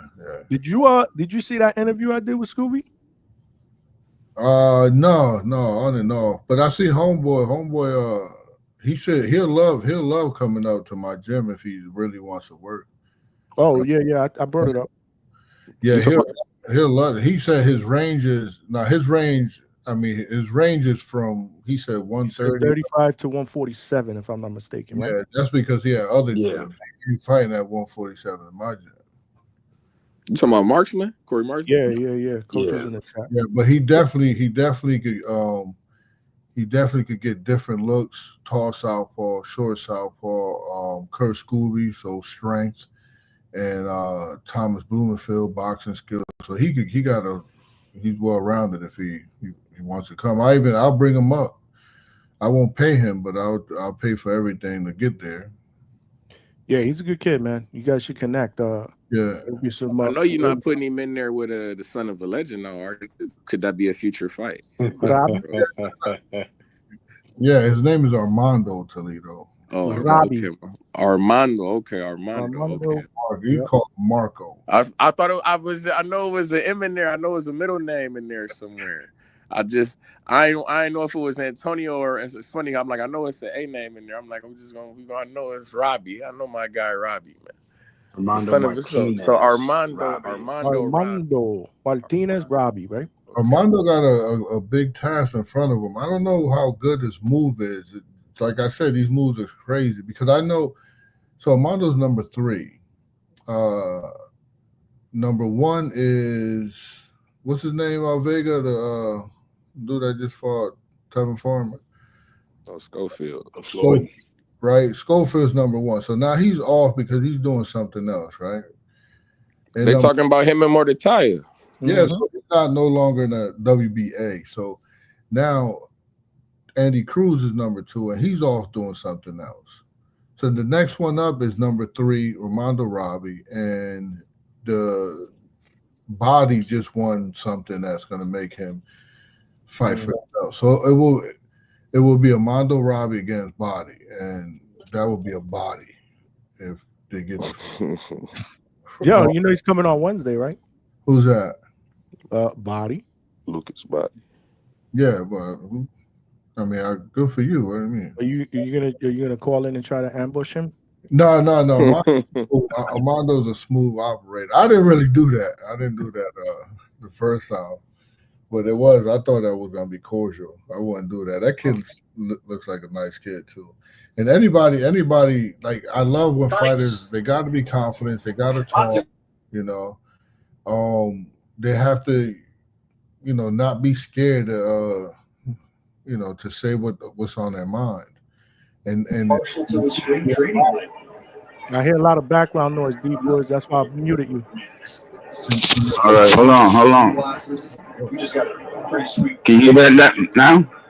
A lot of background noise, brother. You got to get your sound right. Simple, understated. Okay, hold on. Got a TV on. Are we good? No, man. A lot of background. Look like you got a TV on or something. Yeah. Nah, man. I ain't got nothing on. Hold on. There you go. Nice. Now we good. Now you sound loud, but yeah, you good. All right. What's up, man? Much love. Much love, panel. Damn What's it, going man. on? Coach had to back away from the shit. Yeah, you sound mad loud, bro. Like this, your mic is like extra loud. Like trees. Okay, how about now? Bad, man. Real bad. Hold on. All right. Jump out, jump back. Hit him with the jump out and jump back in. Because yesterday when I had bad mics, bro, people were jumping off, bro. Okay, hold on. You got to make your point quick, then. Oh. I ain't got nothing on, bro. It's the mic, it's the equipment. Whatever you're using is super loud. It sounds like you're yelling at us. Is it better now? Mm. Go ahead, get it out. What you got? Go ahead, get it out. Yeah, what you got? This is No, let me get in and out, man. I want to, talk a little about to coach and stuff like that, man. Reminisce a little bit, because him and I got the same name, man. Oh, that's right. You called in the other day. You said your name was Hector Bermudez, right? Yeah. Yeah, that's right, Coach. He called in and said, yeah, he had the same name as you. No, I was gonna ask him, like the dude was saying, the kid was saying earlier about promoters and promotion. Did you see what Sabine Matias' team did to Turkey and Eddie Hearns? Yeah, they won the bid. Yeah, and they're a small group, bro. Yeah, my man. Hey, something had to be done with your mic. I don't. Yeah. Are you talking? Deep Woods, yeah, it sounds bad, bro. Yeah. Like, Hold on, let me get this out, man. This is crazy. Hold on, I'll be right here. Wow, man. You gotta ask your question and then jump off because and try to get your mic. I mean, is it better now? There you go. A little bit, yeah. A little bit better, yeah. Is it better now? Yes. I don't know what you did. All right. Good now. Okay, so yeah, man, I was shocked to see that, man. You understand what I'm saying? And to coach. Shocked to see what? What about you trying to get a couple of your boys on that card, like Polanco and them? What card is that? What we talking about in Puerto Rico? No. Yeah, Subrill's gonna bring that over there. Yeah, but that'll be freaking the bomb, bro. Dominicans don't sell no tickets, so they probably ain't gonna be. Damn, Coach, that's crazy. What do you? I don't know, man, because I would just down there and they were talking about that. They were talking about obviously Polanco because he moves in the social network. Yeah, he's getting better. He got Polanco is one of the few Dominicans that got a little traction behind him, but it's still not enough. Yeah, but I'm just saying. But they did that, man, and I was shocked to see that. Like, there was no way Eddie Hearns and Turkey was gonna let them boys just bop them in the head and take that fight, bro. Well, I outbidded them. I think they bet $2 million. Yeah, but now they got to get that money back. They'll get that money back, man. They'll do something with probably MVP or somebody, you know what I mean, and throw in Amanda in there, something. They'll get it. They'll do that. They'll definitely do that. They obviously they put on the money in Subriel, so they trust him with that. So no, they're not gonna put nobody on like Amanda. Then that $2 million is gonna be more like $10 million. So they're gonna have to keep their budget really low, because they're gonna give Matias probably $1 million. Don't they got that young champ, that champion at the smaller weight, like what one was Goyaso or something like that? Oscar Goyaso, yeah, but he's been on Top Rank though, man. You know what I mean? No, he's with Oscar, right? He's with Oscar De La Hoya. Yeah, and he has a fight. Yeah, he's the Golden Boy, and he's got a fight coming up. But I was just asking Coach, man. Okay. Let me ask you this question: if they call, will you go? Don't waste it. Don't waste it. You're gonna say there. No, I'm just saying, man, because he said they don't sell tickets. I believe he will sell. I gotta, even though I believe Polanco will sell anywhere he goes. If they will call, Polanco would make $140 to fight Matias. No. I mean, obviously he can. He's already fighting that Smith too, but on the card, he wouldn't go. Yeah, he definitely would. I mean, all right. That's what I'm asking, and I'm hoping for that, man. It's time to get on a horse and don't stop. That's what I'm trying to say. You know what I'm saying? Just get on a horse and keep riding till you get there, man.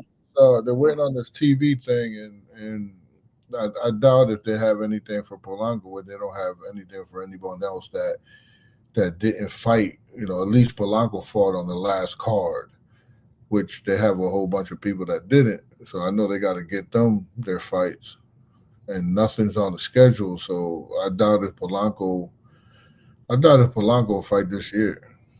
Wow, don't say that, man. Holy shit, I wasn't expecting, because I thought he had one more fight with Top Rank. Yeah, but if the other fighters that hasn't fought yet, yeah, they got to get them fights. They're obligated to get them fights, and I doubt. So you don't think Zaya's fight's gonna happen either? Yeah, Zaya's gonna fight because Zaya's is Puerto Rican. Zaya's told me he's gonna fight. It's either December or the beginning of January. I interviewed him. Well, I mean, I just want to see, man. I can get on one of them cards, man, because I was in the island and that boy sounds a lot over there, man. You know what I'm saying? And they are good and bad. Good and bad. He does his job, bro. You know what I'm saying? Isn't it like I know people will go watch that kid fight. That's for sure. No. Everyone should love Polanco. Whoever hates on Polanco, a come forward counter puncher they don't know boxing, bro. Most of the people that are like that, you know what I mean? I'm a boxing fan. I don't, I'm Puerto Rican, but I'm not going no, I'm a fighter fan. If you're good and you beat my people, then that's tough luck, man. Like when I bet, I don't bet with my heart or nothing. I bet with my brain. I ain't stupid, you know what I'm saying? And there's a lot of people that do that, man. You got to start betting with coaches' picks, bro. I do. I go watch him. Listen, man. I'm not low key. I like to call like when he's around or I know he's coming on. I watch you guys all the time, man. I'm a little older than you guys, and you guys make I laugh a lot. Like, there's a lot of, back and forth that goes crazy. And sometimes I just put it on the down low until Johnny says, okay. When Johnny says, okay, everybody stops. And I love that. I got to break it up because it gets, yesterday it got crazy. Yeah, man. Yesterday I was like, no, man, no, I can't, It was tough. On and H-Town, and they went after this 444 guy because my God. Yeah, I thought they were gonna go through the freaking. I was gonna go through it. It sounded like I'll be outside in a minute, man. Oh Lord. Yeah, it was crazy. A little bit, and then after that, we got to cut it, man. We got to move on. No, and you did it right. You did, and you have to, man, because there's people like me listening to it, and let's do the right thing, and this is how you get people. Do you know who Albert Bell is? I do know who Albert Bell is, and I'm tired of hearing about Albert Bell. Well, you do know who Albert Bell is. I do.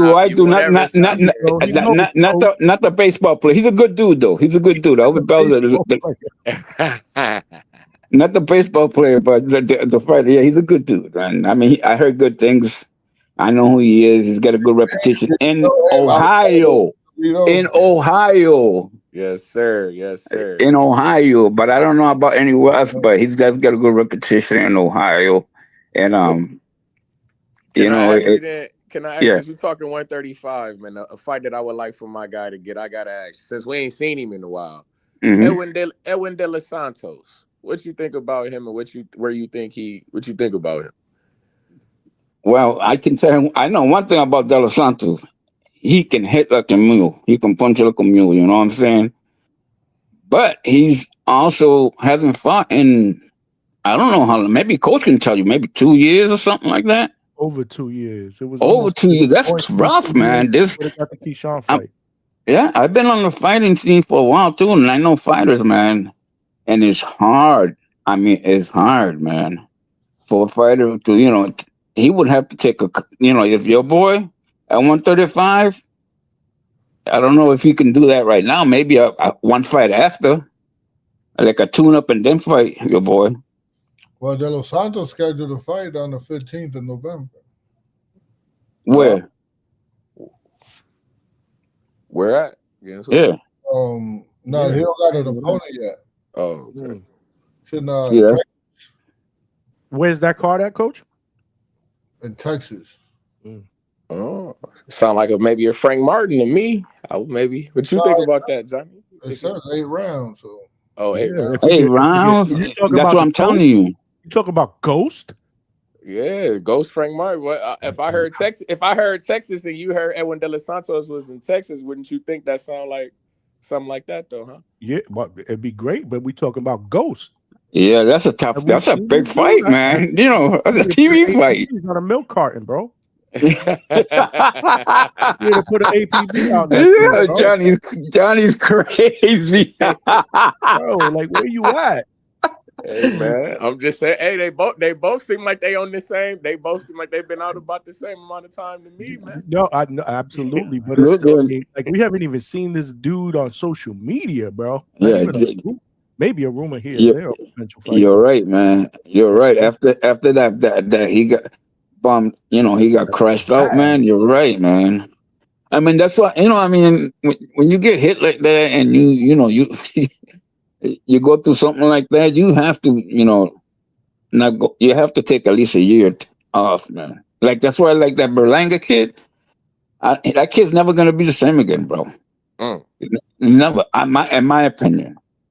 My opinion. You know what I'm saying? He's got to go and and change everything around him, bro, if he wants to. You know what I mean? Because that was so bad. I was there, and I almost got killed because I had put some money on Shiraz, bro. You were there? You were yeah, man. It was. Listen, man. I went, you know, with my cousins, and we had a good time and stuff like that. But I already had put money on, you know, on the kid, on Shiraz, and I kept it cool. And but once, you know, my cousins and my little group that I went with, you know, they all we all could make good money. Put it that way. But one of my friends started, you know, like, oh yeah, we got that, and you know, this guy's people was all behind us. We had, you know, and they all had like all red, you know, crazy shirts on, and they were all from Brooklyn. They were like that.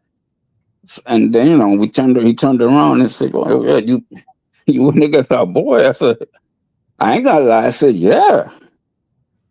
And man, that was crazy, man. All of a sudden, they surrounded us like crazy. But you know, the security, you know, and I'm telling you, man, listen, I'm Puerto Rican kid, so how come easy? Because it's my money, and I'm here for the boxing, and I'm not there for the fight. I love fighters that can fight. And you know, when you put money, you ain't gonna put money on somebody that you know, because you know everybody knows once they started stepping up Berlanga's opponents, everything went down, right? Every knockouts, everything. And this kid, when like, listen, there was I think it was in the second round, and we were close. The kid walks back to his corner, Shiraz, right? And he whispered. I mean, he didn't even whisper. Because everybody heard him. Everybody heard what he said to his coach. He says, "If I hunt him, I'll get him." Just like that. And I said, "What?" I didn't know that. And his coach almost like said, "Whatever, you know what I mean? You do what you do. But if you go out," and he hit him with a body punch in the third round, he went, ugh. And after that, yo, listen, man, I've been around boxing for a long time. Ringside said, this kid hit him like a sledgehammer, my man. He went down, like he bent to his body first and then his head hit. You know what I mean? It was one of the craziest. And his wife, I felt so bad for that girl. I thought she was gonna die. She kept running around the ring. Like every time, wherever he would fall. It was sad. But anyways, I think that kid should take a long time off and come back with some. I'm about to ask y'all a question. I'm about to slide out, Johnny. You got cut off. Yeah. Hold up, son. Hold up. So you can't leave now. Here, I got it. You don't do that. Hey, I just want to. Here you go. Here go. I just wanted to ask What, you real got quick, cut off? man. You are Coach already know how I'm rocking. You already know You how I'm ain't rocking. gotta leave me with You deep. got cut off. No, I just gotta ask real quick, Coach. because I know you wanted to get on me about your man's yo-yo and about that Laura shit, because I had questions about that. We're gonna get to it, but I just wanted to know, what do you think about before I head out? What do you think about that Shane Mosley Jr.? You feel me? And that Jesus Ramos, with Ramos coming up, how you think he gonna look at the division? And is that something that your man Yo-Yo was licking his chops about? Like, when did he make notice of Ramos coming up there? Is that a fight that he won't? But shout out to the Hangout spot. Shout out to the Midwest Mafia, man. I'm about to slide out. Y'all be cool, man. Shout out to you, Treese. Appreciate you. And he's not working because you ain't hear the background noise. So, but shout out to the third shift anyway. We here with Coach Bermudez. Yeah. I think, I mean, it's disappointing to know that Yo-Yo could get both of those guys. I think Ramos, their whole family's awesome, nice people. Yeah, you told me that. You told me that one time. Yeah, and also Mosley too. But yeah, we would love to take those. Any fight, like Yo-Yo, like anybody, it comes to a point where, I protect my guys. I go through the rankings, and then, but when they're ready, they're ready. Like I said about Rohan Polanco, he's ready. Yo-Yo's ready. Armando's ready. If out of those three guys, if anyone is saying that we ducking anybody, that's emphatically not true. So, the Laura thing is a little sensitive, but trust me, that's why Yo-Yo. Would Yo-Yo rather fight somebody else than Laura? Yeah, but if the opportunity presents itself, you think he's gonna say no to a world title fight? He has even though that's his countrymen, but he has a family. And now also that's why he has a team behind him, because his team would be like, hell no, you fight him. See, that's what I was going to ask you, because I'm thinking that fight wouldn't happen because of the ties that they have, the Cuban ties, and they're probably tight like that. It probably won't come up because all the Louis the Cuban Jr., Senior, all those guys, everyone's Cuban. And if they're probably seeing that they could probably make more money or better leverage going other places. But no, if it comes to Yo-Yo and Yo-Yo had to make a decision, his team will make it for him. Well, I'm glad he's fighting, man. And shout out to Bloomingfeld, man. He did his thing, man, this weekend, bro. Yeah, he's a beast. Yeah. Shout out to Bloomingfeld. What bets did you have last week that you didn't make that you said? Oh man, you disrespectful with that, man. I had to go on vacation, bro. Man, because it was an easy with Sugar Nunez. He never fought anyone like. That was a hell of a fight, Coach. Diaz, man, that was right. And Diaz, man, I was proud of him. Hell yeah. There was even a time in the fight where I was like, fuck it, I'll lose my bet. And be happy. Yo, he's dope, man. He always shows me love. I mean, every time I've been to the gym, I've been to Legacy Fitness, and shout out to his coach, man, Nelson Rodriguez too, man. Good people. They always treat me with love. When he was yelling at him in the corner, this is for the title, you gotta let your hands go. I'm like, yo, I've not, obviously I don't see that side of those guys when they're, when they're together and they're doing training, but it goes to show you how intense a corner could be when it's all out, it's there for you, And yo, he was hitting Sugar Nunez, bro. Like, he was giving Sugar Nunez some work, man. I thought the scorecards were a little bit too wide. I had that fight closer. Obviously, the two knockdowns, were the difference. One of them, I don't know if the first one was a knockdown per se.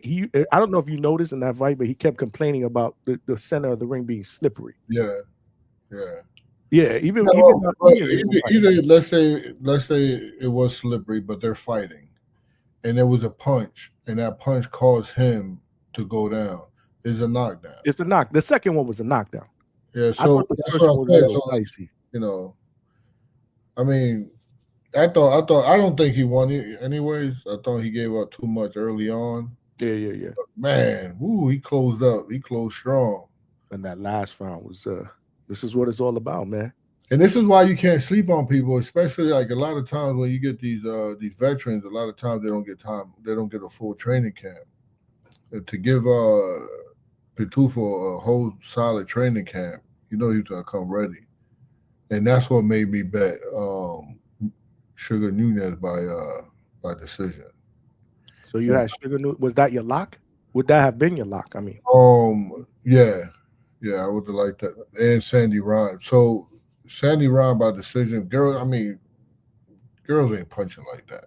Right? I don't know why I forgot what it was, but it was really high. Sandy Ryan by decision. So both of them by decision won your lot. I know one a friend of mine that listened to me. He for I think $50 got him around 4,000. Okay. So those were, and you had one more pick, if I'm not mistaken. No, those are my two that I was gonna go with. I forgot the other picks I would have did. There was another one or two because you put it in the chat, I believe, when I got back. You know what I should have done? I didn't even think about it. There's a spot on my page where you can post. You can put a poll up or whatever. I should have put your locks there, at least so people knew them. Like they can go to the page. I can direct them to the page and just go to the page and get your lock picks there. But I didn't think about it. I didn't even think about it. But vacation was dope. I ain't gonna lie. We had a good time. Yeah, good for you, Johnny. Good for you. We're on a boxing podcast now. What was that? We're in a boxing podcast now. You went on vacation. You throw it in everybody's face. All right, people got to work around here. Toledo Trice is working third. You could take a vacation if you wanted to. Yeah, when? Well, hey, you got a stable of fighters. That's crazy, but no, I hear you. CJ Rich, boxing and BS.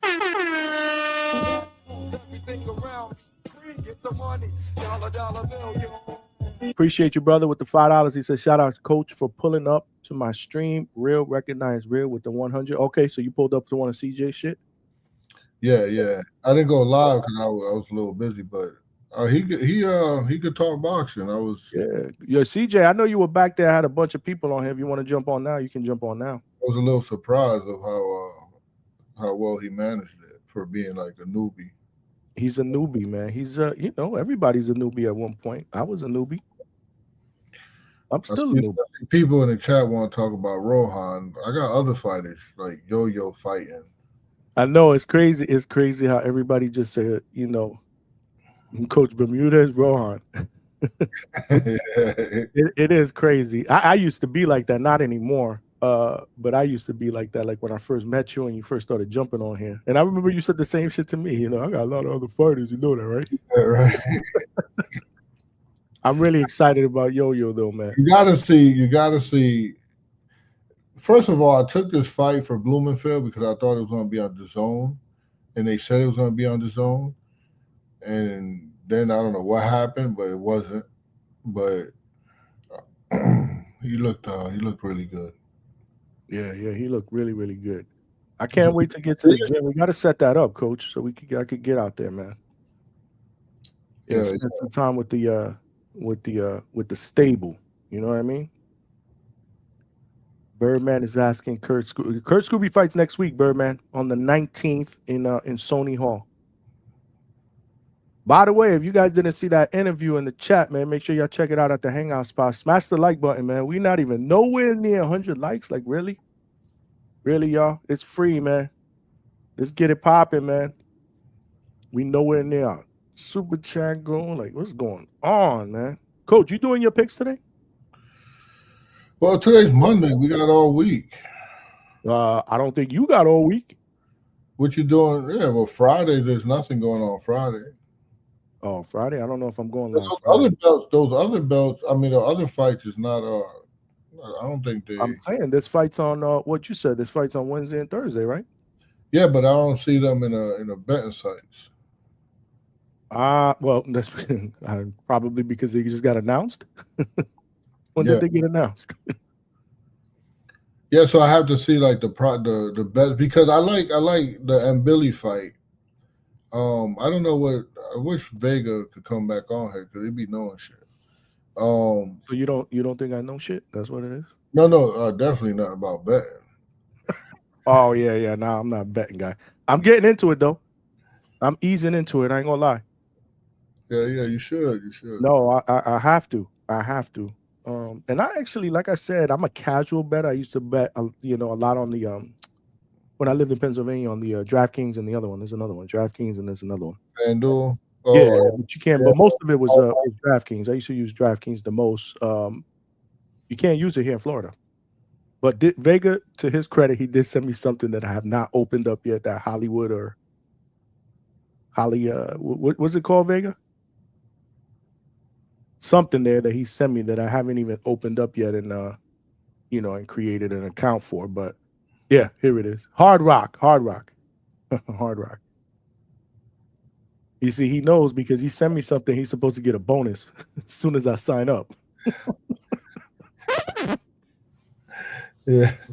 Hard Rock betting. That's what it is. Yeah. I got to open that up and start messing around with that, man. I do want to do it, man. I do want to get into it. And I also want to be able to speak it. Malcolm looking for Crocker and Donovan. That's kind of like I don't know how you would go with Crocker on the way that Donovan treated him last time. Donovan treated him real bad, like taking candy from a baby. So it's hard. It's hard to go against Donovan. That one's on the same night as Yo-Yo, right?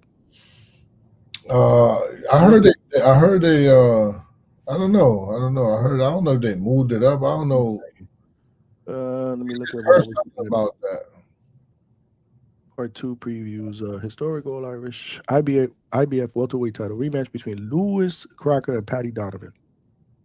Yeah. So anybody betting that fight, you should definitely bet Donovan. And I'll give you. Hold on a second. Are these your official bets, or are you gonna wait till Wednesday or Thursday? Oh yeah, no, that's an easy fight. Because you can't jump on Thursday. No, Thursday I'll be at the fight.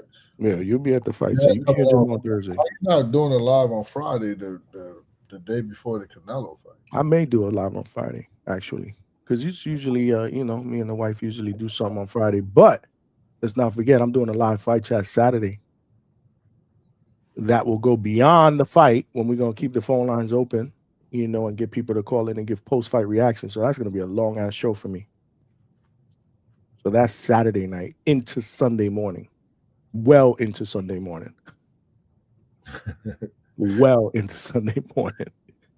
Brian Adams might get the upset if anybody want to make some money and bet a little bit. Remember, man, because hold on. They sound like official. Like you got some fiends on here. Hopefully, everybody's not betting their rent money. Hold on. Let's just do it legit, man. Let's just do it now. Yeah, but I have to see the props and I have to do a little bit. All right, so we'll wait till Wednesday or Thursday or Friday or something. All right, that's cool. I can jump on Thursday too after the fights if you're on live. Yeah, I'm on Thursday. Yeah, I'm definitely on. You know how I got Thursday? I got the middleweight, the undefeated middleweight. You should know him. Mateo Tapia. You don't know him? Who says that? Yeah. Cesar Mateo Tapia. Yep. Yeah, I know him very well. Yeah. Yep. From Australia, 18-0, 1 draw, 11 knockouts. He's coming on Thursday night. He's from Tijuana. He's Mexican, but he's from what is he from Australia, right? Oh, yeah. He lives in Australia. Well, now he's living in Florida. Is he living in Florida now? Yeah. Yeah.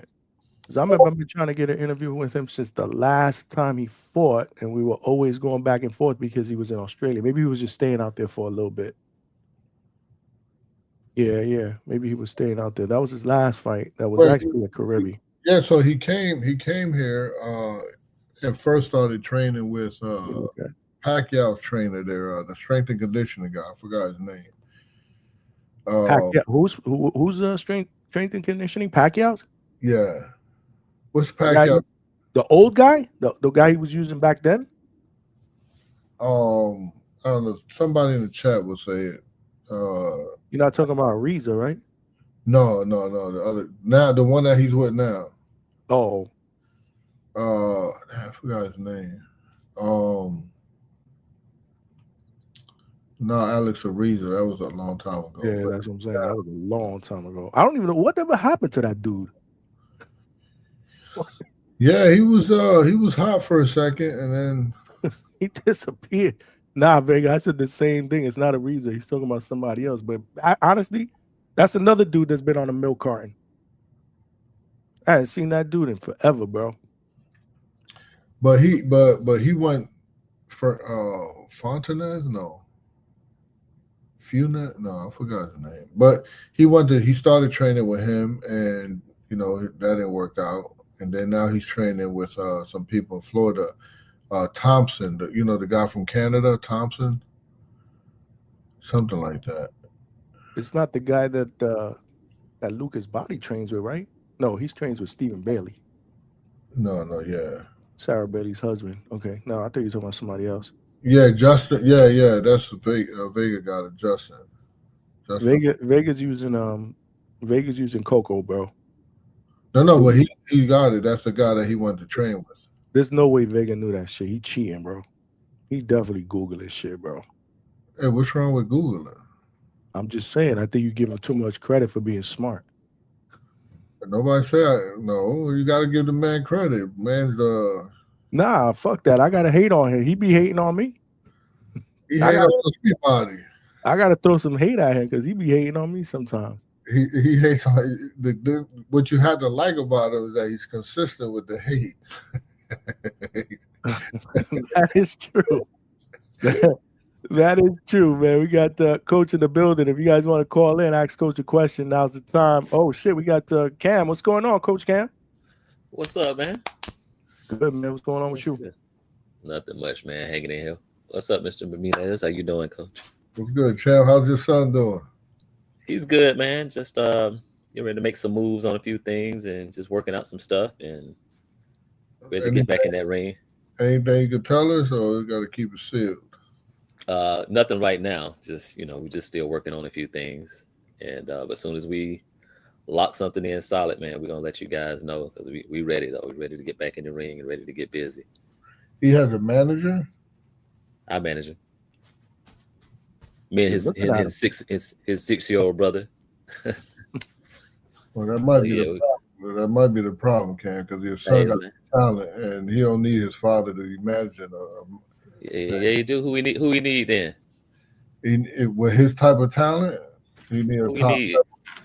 With his type of, he needs somebody that can move him along and get him to. Nah, I mean we'll tap into that when we get ready. Everybody else see the talent. Come holler at me. Who you think you get the talent from? Who you think brought that talent to everybody to see? Now that's what killed me. People want to come in and you see the money. Okay, we got it. All we gotta do is keep winning. Keep winning. Keep looking good. Keep looking sharp. You want your hands on it. Now. Well, what promotions you guys We're free agents. So, but where do you fight? Do you pay slot fees to fight somewhere? I mean, we've been paid to fight, and we got to go overseas. We fought twice in Colombia, so we move around.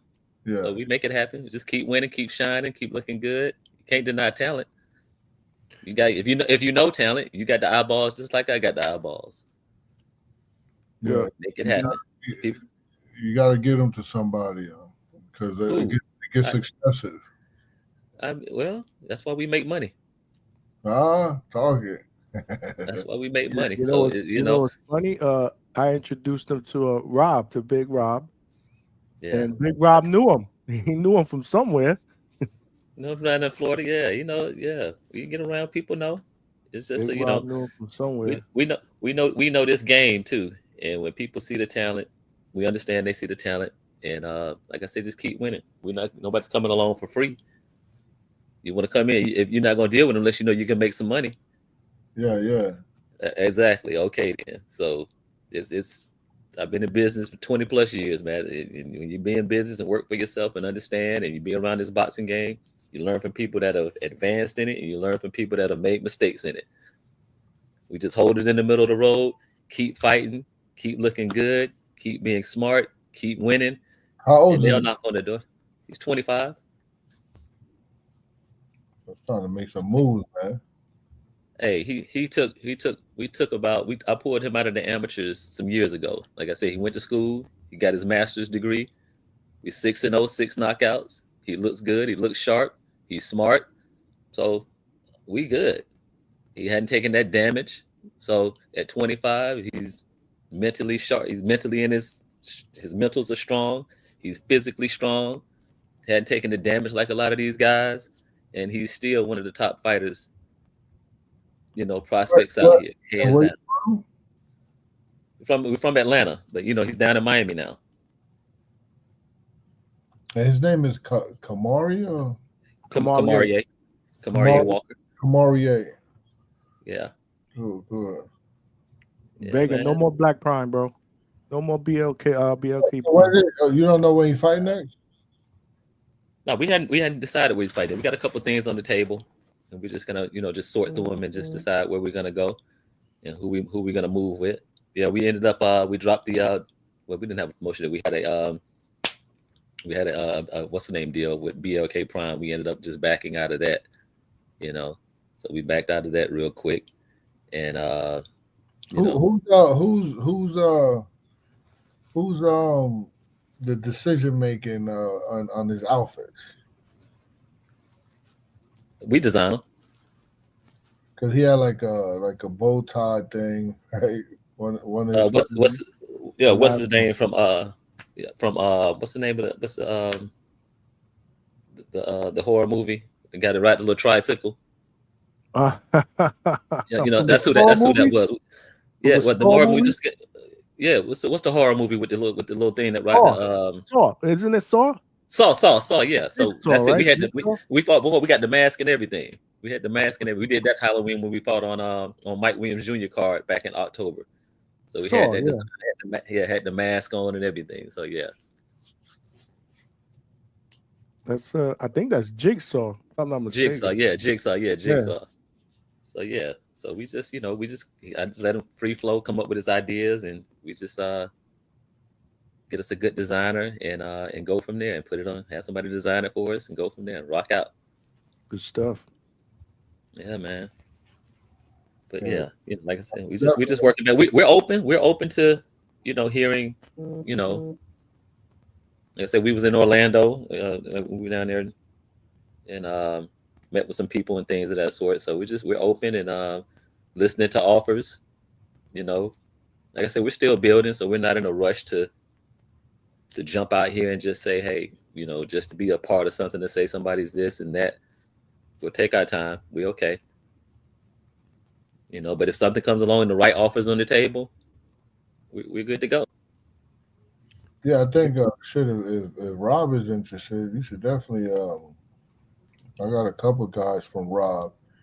If Rob is interested, he's definitely a mover. Yeah.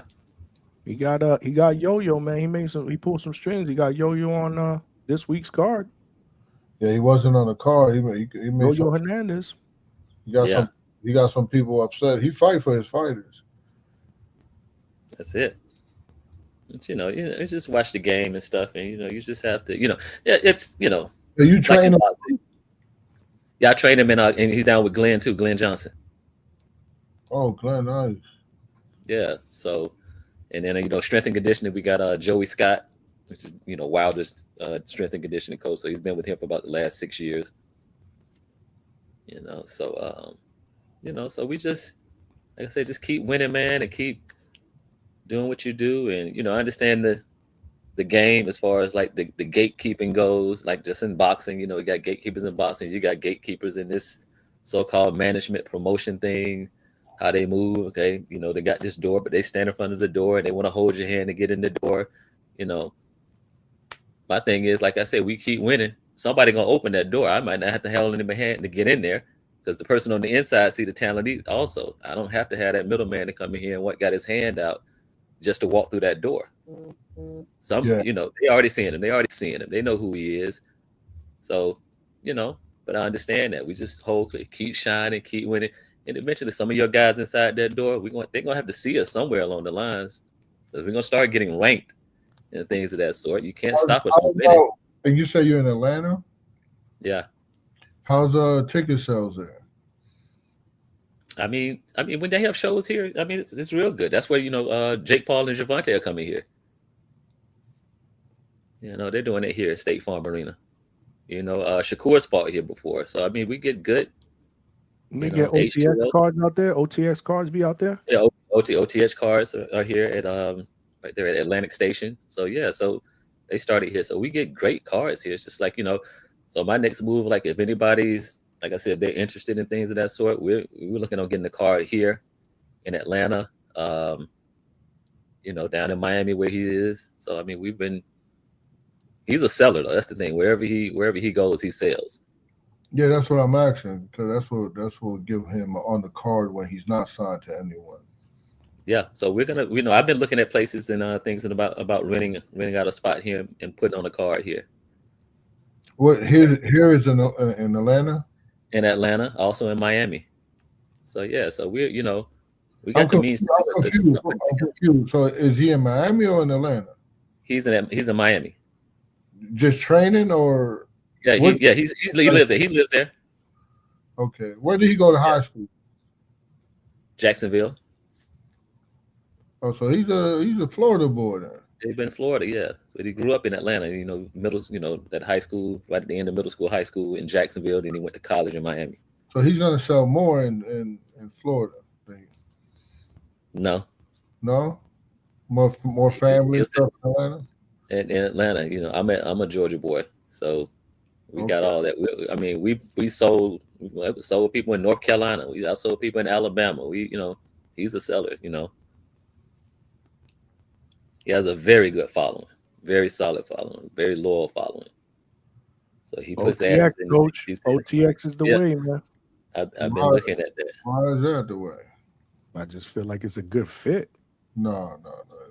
Really? Not for somebody. If what I see, I saw him a little. I saw a little bit of, and what I saw, he has a lot of talent. Thank you. And if you got that much talent, and you seem like you know what you're doing, Cam. I would, if you could keep moving them until the big dogs start noticing them. That's where you want to go. Because then, what happens if you go to someone like OTX? Who do they have that would complement you down the road? That's right. The thing. So yeah, we've spoken to OTX before. What about? I'm gonna throw another one out there. No, but what OTX? It would be he would be on the B side. Yeah, Pro Box will be a little better because they're more active. I think OTX loses the zone deal pretty soon. I don't know what they're gonna do or resign or what. Well, Pro Box is they're pretty active. Mm-hmm. They'll do their own thing when they have to. We've addressed a lot of that stuff, and the thing is, we've reached out to certain people and certain things. Even with trying to fight certain fighters, these dudes ain't crazy, man. You bring us in on the B side if you want to, you automatically know what that is. These dudes aren't paying to take no ass whooping. So that's the thing about the B side. They're not gonna pay us to take ass whooping. Yeah, but if you go to a promoter that don't really have your weight class or the people that you need to get up ahead on in the rankings, then they're gonna have to do what you can do,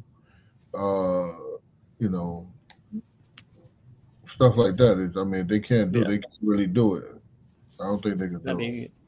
Yeah, because right now we're just he's 6-0, man. So we understand. He's a heralded amateur, so he's done his thing. He got plenty of amateur experience. He's won his fair share of titles and national titles and state titles and Team USA. So he's went to school, got his degrees, back at it. So we just got to sit back. What he majored in school? He did his bachelor's sports administration. Then he came back. His master's is in international business. So, you know, and then he already has his own promotion company. So we on top of that, you know, so Yeah, so yeah, exactly. So if he's doing that, then you want to wait. You know, you don't want to go on the B side with a jinky promoter. You want to go with somebody one of the top right. dogs with his level of talent. If he didn't have the talent, they were like, yo, man, if anybody could take you, get in there. Yeah, He's you know, like but that's the thing. tall, right? Like 6 foot tall. 6'2", Yes, he's 6'2". And what's his weight? 140 And he makes it comfortable. comfortably. Yeah. So yeah, no, He couldn't have been more than 147 when I saw him live. Yeah, he stays within 10 pounds of his weight limit all the time. He was thin. He, Yeah, he was thin. Somebody said, what they saying? Yeah, it would have been nice to see him this week, man. If we could have got him on this week. Is he ready like that? Like if he could get a call, like something like this, like would your boy ready? Yeah. Like, yeah, he's ready. Yeah, he's ready. Gym rat, stays in the gym, stays training, stays sparring. He don't go. He's always ready. He's up for it. If it makes sense for us, let's make it happen. Yeah, somebody in the chat said, "Coach is funny." First, he said, "Sign with someone now," and there's the level of talent. Like if one, I don't know Cam, the father, to be to manage fighters, and when your son is that talented, you would want to get help and not be ego driven. I mean, it's not ego. It's just the fact is, like right now, But I'm just he's 6-0. Yeah. But he got no matter 6-0. I think he's ready now. He's 25 years old. I mean, no, he's not. Of course, not to be thrown in, but to get pushed by like a major promoter would look at him and want to sign him because they don't have someone else to get him. Well, yeah, I mean, we're open to that. That's what I'm saying. I'm not looking at it like we're just not gonna jump out here and just do something crazy. We're open to it. You know, it's just about who comes along, who's talking the right business, who's talking the right moves. Then, you know, we understand, like I tell them, you're not gonna get him in shelving, you know, that we can just keep fighting and doing what we're gonna do, you know. You're gonna have to come back, you know, and see us at something. Like I say, I've talked to plenty of people and I say, would you rather got in on Bitcoin 10 years ago or you want to get in on it today? So exactly. So you can sit around and keep waiting and stuff. And as you come to the table, just make sure you're coming to the table correct. You know, so my ego, you know, it's fun. And I do that whole thing and I sat back and everybody says the dad thing. I've heard people say, well, you know, you just be dad. No, I ain't got to just be dad. What do you mean just be dad? I know business and my emotions don't get caught up in the fact of business is, and that's my son. He's still my client under Cam's and management. He's still my client. So I understand that's still my son, but he's my client. We put him in the best position whatsoever, how we need to do it, just like any other manager does. Just like when you train him, if I'm training him in the amateurs, you're not going to let your son, you know, you understand if he's not at that level, if he's taking punch, you got to, just like anybody else's kid, you have to be. I talk to him, he say, he got it. If I think he doesn't, then, you know, sometimes you do what you have to do for your kid, you know. As a coach, whether it's somebody else's kid or somebody else's I'm training, that's the whole part of being professional. Huh? How long has he been pro? He turned pro April 2024. April 2024. Was that six fights within a year and a half? Not even a year and a half. Almost a year and a half, 6 fights. Yeah. Oh, so he's doing good with him. You got to keep fighting, though. You got to keep pushing. Just stay busy. Yeah, we're gonna do that. Like we got something coming up. We're just trying to iron out a few little things here, but we got a couple things on the, you know, irons in the fire that we're looking at. And what? Possibly in October or November. October or November. Okay. Yeah, so we're definitely gonna be back in there. You know, so Good. that's our thing. We would have loved this card in Vegas. We would have loved it, but it's just like having, like you said, if somebody, you have to know someone that's right there to say, okay, hey, and vouch for him, or just say, hey, my thing is just like when I was talking about for the card that's coming here, the Jake Paul, Javante Davis card. I know they don't need us on it, but he's a hometown kid. If we can get the opportunity, we love it. And do you know who to talk to? That's where you got to have a connection. That's it. Well, we got numbers. We got numbers and got people. It's just about getting it out there, and you just about speaking to certain people. We got, like I said, I got people's number in my phone that I can call directly. That's directly linked to it, and just say, hey, But the thing is, my name may not hold enough weight, even though I have your number. No, I mean, if he sell tickets, they'll. Well, I mean, with stuff like that, I look at it like sometimes those guys feel like we don't need your ticket sales. That's the thing. Well, you need they think it's going to be so big. It's going to be so big anyway that the fact is they like we necessarily don't need. No, they're always going to need ticket sales because it's you want it to be full as early as possible. Well, yeah, but with stuff like that, they feel like we're gonna sell these tickets anyway. Be more optimistic, man. They need you, man. Oh, I know. Hey, I'm knocking on doors. I'm making calls. I'm sending text messages. So we're.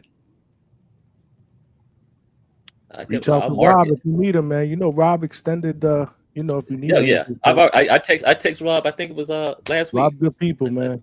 Yeah. I text him. I just text him, checked in on him and stuff like that. So my thing is like I've always, good connections and things. I'm gonna always reach out to people just in general. Not if I need something or want something. Just you keep that lines of communication open. Make sure they also know who you are. At any point in time. Whether you just calling, texting, how the family, how you doing.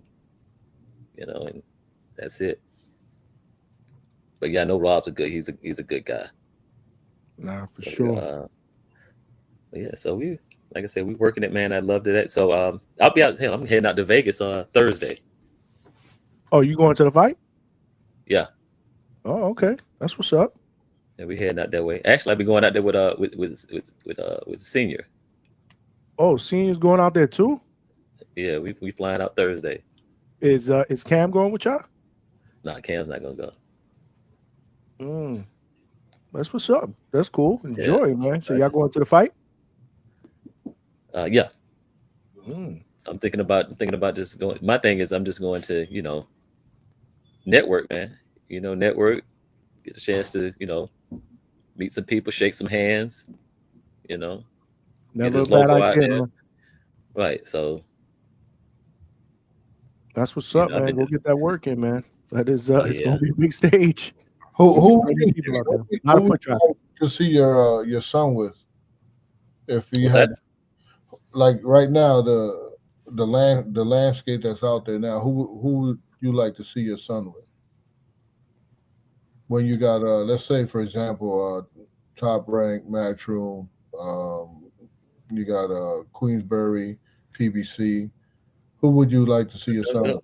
I mean, right now the stronghold on the game is really Matchroom. The solidified ones right now are Matchroom and Queensberry. They're the most solid ones right now as far as when you look at the landscape, because you don't know what PBC is going to do. We're probably looking at Top Rank right now that's lost their platform and things of that sort. So pretty much you have to say, Matchroom is probably top of the pile right now. And then you got Queensberry right there. Then probably after that, you're looking at Golden Boy. Probably right there with Queensberry. I put Golden Boy or Queen, either one. And the other ones, you really just don't know what's going to transpire and how things are going to go.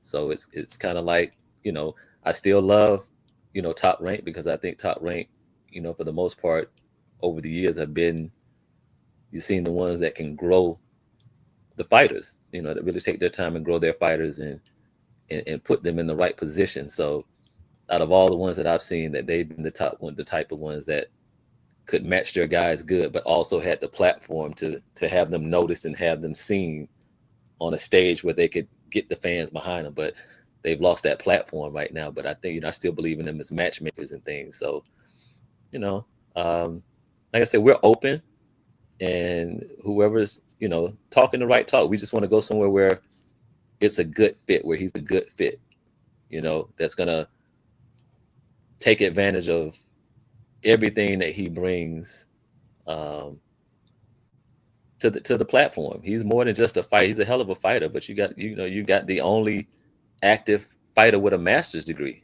He's already fighting. Don't worry about it. He's a fucking fighter. He's great at what he does in that ring, but you got to understand how you can capitalize on him outside of that ring, because he's going to appeal to people outside of that ring just as much as he does inside the ring. And when he appeals outside of that ring, it brings followers to your platform.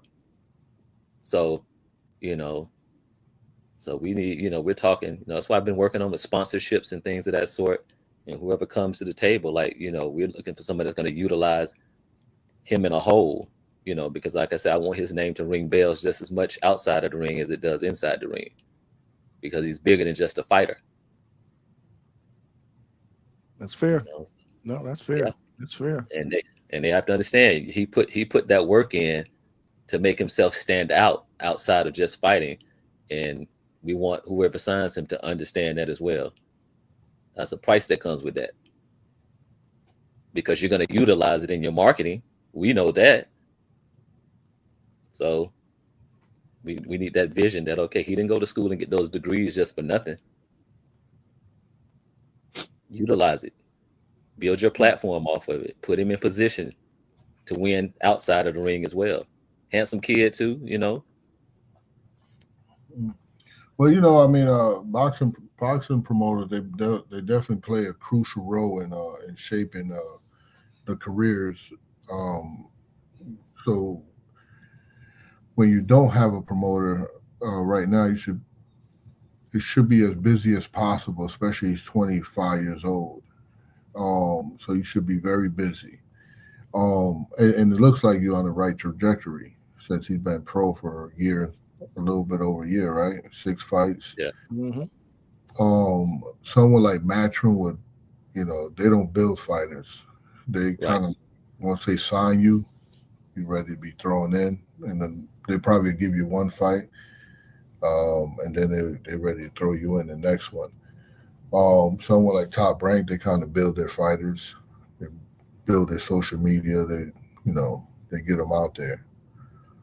But Matchroom is a good one. So now I would sign with Matchroom. If I was managing your kid, I would sign with Matchroom when he has like 15 fights. Around that, he'll be ready to fight the world. Probably be overqualified.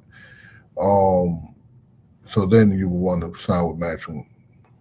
But someone like Pro Box, and they'll build you. It could be just a quick stop there at Pro Box, and then keep it. I don't see Pro Box as a builder. Yeah, well, they build Nazi Lopez pretty good. They build they build a few. Blast Valsaint, who's sparring with Canelo right now. Valsaint. You got to be in, and you got to be a talent like your son to be. Right, that's what I'm saying. Yeah, they got a few. Coach Cam, I'm very, very close with them over there. There's a few that have a lot of potential. Oh yeah, I know they got some guys. They got some heat over there. I know they got some heat. Yeah. Jump in real quick, fellas. My bad. My bad. I was trying to find the right opportunity to introduce. No. Go ahead. Big Bustelo. Nah, y'all listen. Y'all good, man. I love the conversation. Shout outs to Hank. Shout outs to King Cam, Dad. Just King. What's good, my brother? And what's up, Johnny? How you doing? Good. Chilling, man. I'm good. Look, honestly, bro, I like the path that you're going. Promoters, I feel like they're valid, and maybe this. I'm not the person to be talking on this because I'm not really too deep into the business side of boxing. But it's essentially just a middleman. And when it just comes to this, we're in the day and age where social media is just taking over. I feel like fighters can really just be the ones to just push themselves on their own. Floyd Mayweather kind of showed us the blueprint on doing it on your own. I think Devin and Bill, they did an amazing job with it. if I'm right, there was a report before. I think after that Loma fight, supposedly Loma didn't get any back end money at all because of how they did the whole business side and Devin being his own promoter. It was some shit like that. I don't know if I'm wrong on that, but it was a report about it. So, it just goes to show it's definitely very possible. And I think you guys could do a great job with it. With your son having a master's degree too, I'm assuming money shouldn't be too much of a thing. Like, when guys are taking like these bad deals for fights because they're desperate for a payday. I don't think you guys will go through that situation at all. And he always has that degree to just back him up. But yeah, just network like you were saying. Like if you're gonna go to this fight, because we're gonna get a lot of interactions for sure. There's gonna be a bunch of interactions, a bunch of stuff just going on social media. I would say just doing that. And I don't know how active you guys are like on social media, especially Twitter. I would really suggest being a little more active on it, but it's not for you to go on and just because some people get on Twitter and all they do is just post weird narratives and just argue all day. Right. Nah, don't not one of those guys, but you know what I'm saying? When you're interacting with people or even when you're panel hopping, like you could just go to a bunch of different boxing platforms on YouTube and just put yourself out there. You're just gonna get connected because there's always somebody in the chat or somebody hopping on the panel who knows somebody else. So correct. I think that'll definitely be a good look. And between the Matchroom and Pro Box thing, because Top Rank was definitely the best. I've always felt they were the best at building their fighters. PBC, I don't really think so. I never really liked how they built their guys. It's just with Pro Box, they're gonna put you in with some tough ass fights in the beginning. It's not really no gimmies. Like you might get one or two, and then after that, they're kind of just jumping you quick. And it's funny you come on saying that you don't know so much of the business, but you talking a lot and a lot of what Cam would already know. Pro Box don't put you in hard fights. It will be up to Cam to decide whether he wants those fights or not. Right? So they give you the options. They give you the option, but you're talking about people that not signed to them. So a lot of times they get people where they're just making the fights. But when they're signed to them, they it's up to the coach. They'll give you 3 opponents, and then the coach would, if he wants to fight tough, he'll fight tough. If he don't, he don't. If he say he's ready, then he's ready. If he's the A-side guy that they signed. Correct. Oh shit! I didn't even know it was like that. The coaches, isn't those 3 guys that they throw out you are going to be 3 guys that are going to be tough guys that are going to fight you? Yeah, but they don't necessarily sign or want to put anybody in there against guys that are going to run either. So it's good work. They're going to be decently, but if Cam mentioned something, right? He mentioned something that if the more that this is what I got from what he said, the more they wait, then the more they're going to have to pay later on, right? Because you're putting a lot of money into your son's career. So you have to at least get that back. So a guy comes along, let's say I'm a promoter, I come along and I signed him. Now I don't want to lose my investment. So I'm gonna give him the right fight to mold him. If Cam, what we working on, I need someone to put pressure on, I need somebody to run away. Okay, these are the type guys that I could give you right now. Which one you want, and then Cam would choose. And a lot of trainers that don't know, they would choose the wrong guy and get their guy beat, or they get influenced by the matchmakers because sometimes the matchmakers just want to make tough fights, and you can't get caught up in that. Correct. Yeah. I don't know. So my bad. So what you're saying, what you're just implying is like if you're signed, you have a choice to go a bit of an easier route, or you don't have to take those certain tough fights. Is that what you were trying to say? Like on paper, it could be tough.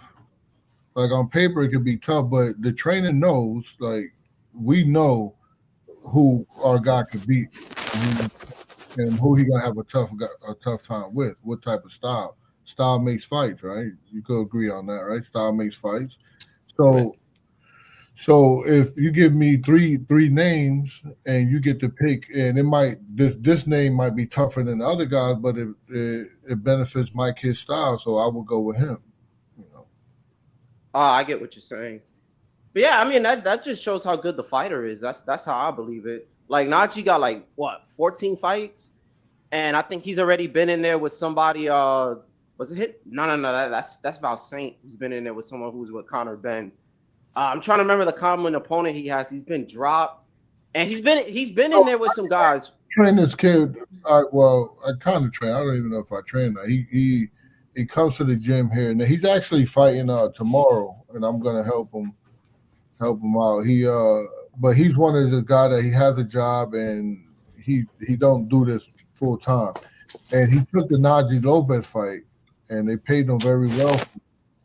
And that's the kid that dropped like Najee. They had him doing like a somersault, whatever. But did it start with his S? His name? Sumter? Some shit like. Yeah, Sumter. Yeah. Okay. Sumter. Okay. Sumter. Steven Sumter. And he did good against Najee, but not. I think he had like a week and a half of training. But you got fighters like that, out there that now if he gets a whole training camp, it might be a different story. It might be a tougher fight. I think Najee's probably still win, but that's the decision that we have to like navigate through. Like, okay, this guy got knocked out in the second round, but you can see the talent in him, and you can see if he had a whole training camp, he might be tough. So now you're giving him to me 2 months out. You're gonna give him time to train. So now there's a different decision that you have to make. Yeah. Valid points. Yep. I feel you. Yeah. It sounds like you know something about the business of boxing, Coach. You know a little bit. You know a little bit about a little bit, Malcolm. Telling you. Yeah. Hopefully, man, we get something that comes along and it's the right thing. But like I say, I just look at it like everything that I pour into Cam, he's, that's my son, and it's not for me to recoup. I just want him to have the best deal out there that he can get, the best position that I can put him in. I'm not looking for me because, like I told him, I'm in it for the long haul for him. This is what he wants to do. And I'm here to support him. So everything that I do for him, every plane ticket, anything in your hotel room, anything we do as far as this goes, that's just being a father and helping my son reach his dream and get him to the point where I understand if things are right, then yeah, I understand you have to step back. It's, you step back, and because it's his career, it's not about me, it's about him. So I know to step back and just be like, okay, but I have to trust who it is. He has to trust who it is. We're not going to sell out for money. We're not going to jump out here and just do something because you're offering this. I'm never going to take my hands off my son. So, or my client. So you can kill that noise. We're not even going to go that route. So what do you say? You said what? You're not gonna. I said I'll never take my hands off of him. I'm gonna he's gonna have someone that has his back no matter what move he makes. Okay, I got it. So all that, as far as like I've been on the phone with these guys. I've been in meetings like, no, we just want you to be dad. No, dad got him here that you want him. So how you want me to step back? If he wasn't shit, then you wouldn't even be talking to me about him. So dad got him here. You had that conversation with someone? Oh yeah, you can't just tell somebody. So what does that mean? Like give away your manager rights or your training rights? Or what do they want? Like what they don't even get to that point, because I understand when you start talking, when you say just be dad. No, dad's not going anywhere. Dad is dad. His manager's. If I manage him to the point where you want him, what does that tell you? If I trained him to the point where you want him, what does that tell you? The thing is, okay, to play devil's advocate is if I'm a manager, I want, let me manage them. That's probably what they're saying. Let me manage them. You train, or do you train them, or did the other guy train? No, we both train. We don't, but Glenn's more hands on with him now. But I got him to that point that the fact is that you live in Atlanta. Yeah, I live in Atlanta, but I frequent down there and go see him and get in the gym. Yeah, you ain't training him, a homeboy training. Well, so no, we both get it in. You're managing them. So if I come in as a manager, I'm like, man, let me do me. Let me manage him the way I want to manage him. Just train him. And you saying no? You would say no to that, or? It just depends. It just depends. I have to see your track record. Yeah. I mean, what I'm saying? I have to know. That's it. We don't just because you say you want to manage. Okay, who have you managed? and they gotta also pay. Like they have to. So I believe that. Listen, because sometimes I get managers and we go back and forth on who should we fight, and then my decision a lot of times like okay, is your investment. Right. So usually what I like for managers to either pay him a stipend because I don't want him working or, like you have to put something into that. If he lose, everyone's losing. So Correct. now, you know what I mean? So a manager can't come across and be like, hey, yeah, let me manage him for nothing. And then he don't have nothing to lose if he lose. Right. So he's just taking chances. But also he's making, if he wins along the ride, he's making money. Yeah, that's what I'm You're making saying. some off of it. You hadn't invested anything in him. Yeah, so it's easy for him to take a chance. Like, oh, we got a good opportunity here. Like, but oh no, might not. I want my guy to get more experience or whatever. But if he put money into it, now he got some investments in, and now if he gonna watch out too because he don't want to lose. Correct, and then and just throughout the history of boxing, we just keep in mind also, and I learned from. Like I said, the successes of people, I watch them and also try to watch and learn from the failures of people. But you rarely see in boxing, look at the fighters that have their fathers around. Look at the boxers they usually get the fights that they want when they want them. They usually don't get jerked over a lot of times in these deals and in these things because they know they have someone that's, has their best interests inside the ring, yet alone outside of the ring around them. So it's just about, and of course, if I can pry them away, like the amateur system. If you got a kid, you train him, you get him here through amateurs, you're Team USO, Olympic hopeful, and then, okay, now you want me to drop him off to you and you take him to the Olympics. You got a couple weeks with him and then, okay. I think if anything, that system should be their coach, should be a co-trainer. If he passes all the criteria and things of that, so he should be a co-trainer. How do you take this kid and just say now all of a sudden you got him fighting and you're the best thing for him? That's hard to say, but it makes you look good on that end. But like I said, nobody wants it for nothing. Yeah, to your point, like all the fighters that usually that out there now, a lot of them, even Shakur, that's his, that's not his father, but it's his grandfather. You got Brian Norman's father. You got Lomachenko's father. You got you got a history. Haney. Haney. You got a history of that. So I also believe it what's best for what makes the fighter more comfortable, and usually that's bad. But I also know the other side of that coin too. Mm-hmm. So sometimes the dad do meddle a little bit, or they just too nervous, or like. I have a kid that I train now that his father's like a nervous wreck. We laugh at him because he's even nervous when they spar, and the kid is like really good. And the other guys make a joke of it. But it's a tough, man. Was it tough for you? Does it ever get tough for you? Do you get like overly concerned? Was there a time that you stopped being overly concerned, or? Like I said, you don't play boxing. You don't play boxing. Your son is up there about to get in the fight. You got the. Was it ever nerve-wracking for you?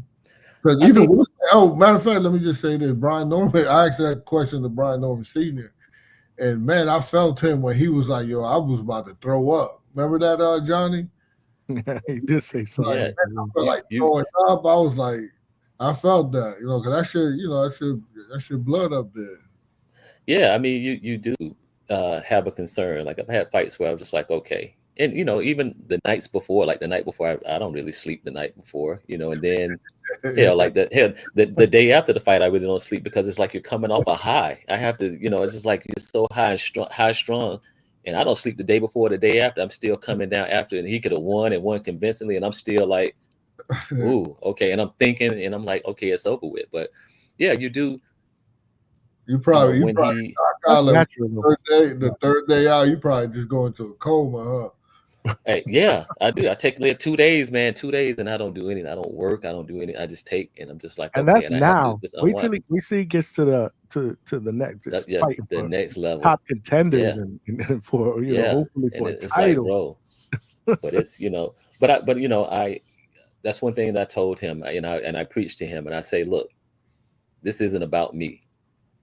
This is about you. This is your life, your dream, your job. This train that we're riding, and whoever gets on this train only goes as far as you take it. So you can't bullshit me. You can only bullshit yourself. My life is etched in stone. You can add to it as far as this boxing thing go, but as far as career, education, things of that sort, I'm etched in stone. So this is you. So you have to be careful about you. You have to make the right decisions about you and where you want your career to go and how you want things to go. So I'm here to support. I always have your back. I'm always putting you in a position to win. But first of all, you always make sure you put yourself in position to win. Because at the end of the day, we don't pick opponents. When I come to him with opponents and things of that sort, I send them to him. He looks them up. He does film. He might send it to me. And okay, what you thinking about? And we just collectively sit there. But at the end of the day, his decision on who he wants to fight and what he wants to do. And, Are you guys okay. good? Are you guys big on film? Yeah. Yeah. That's awesome. Oh yeah, we're gonna find you. If we can find you, if you're out there, we're gonna find you. We'll find you. I don't know if there's anybody bigger than you, Coach Bermudez, with film. Yeah. I know if you are, you are. If you're not, you're not. I mean, like there are times that I don't hear from you for days because supposedly you're. Yeah. Yeah, that film studies. You don't respond to text messages because you're reviewing film.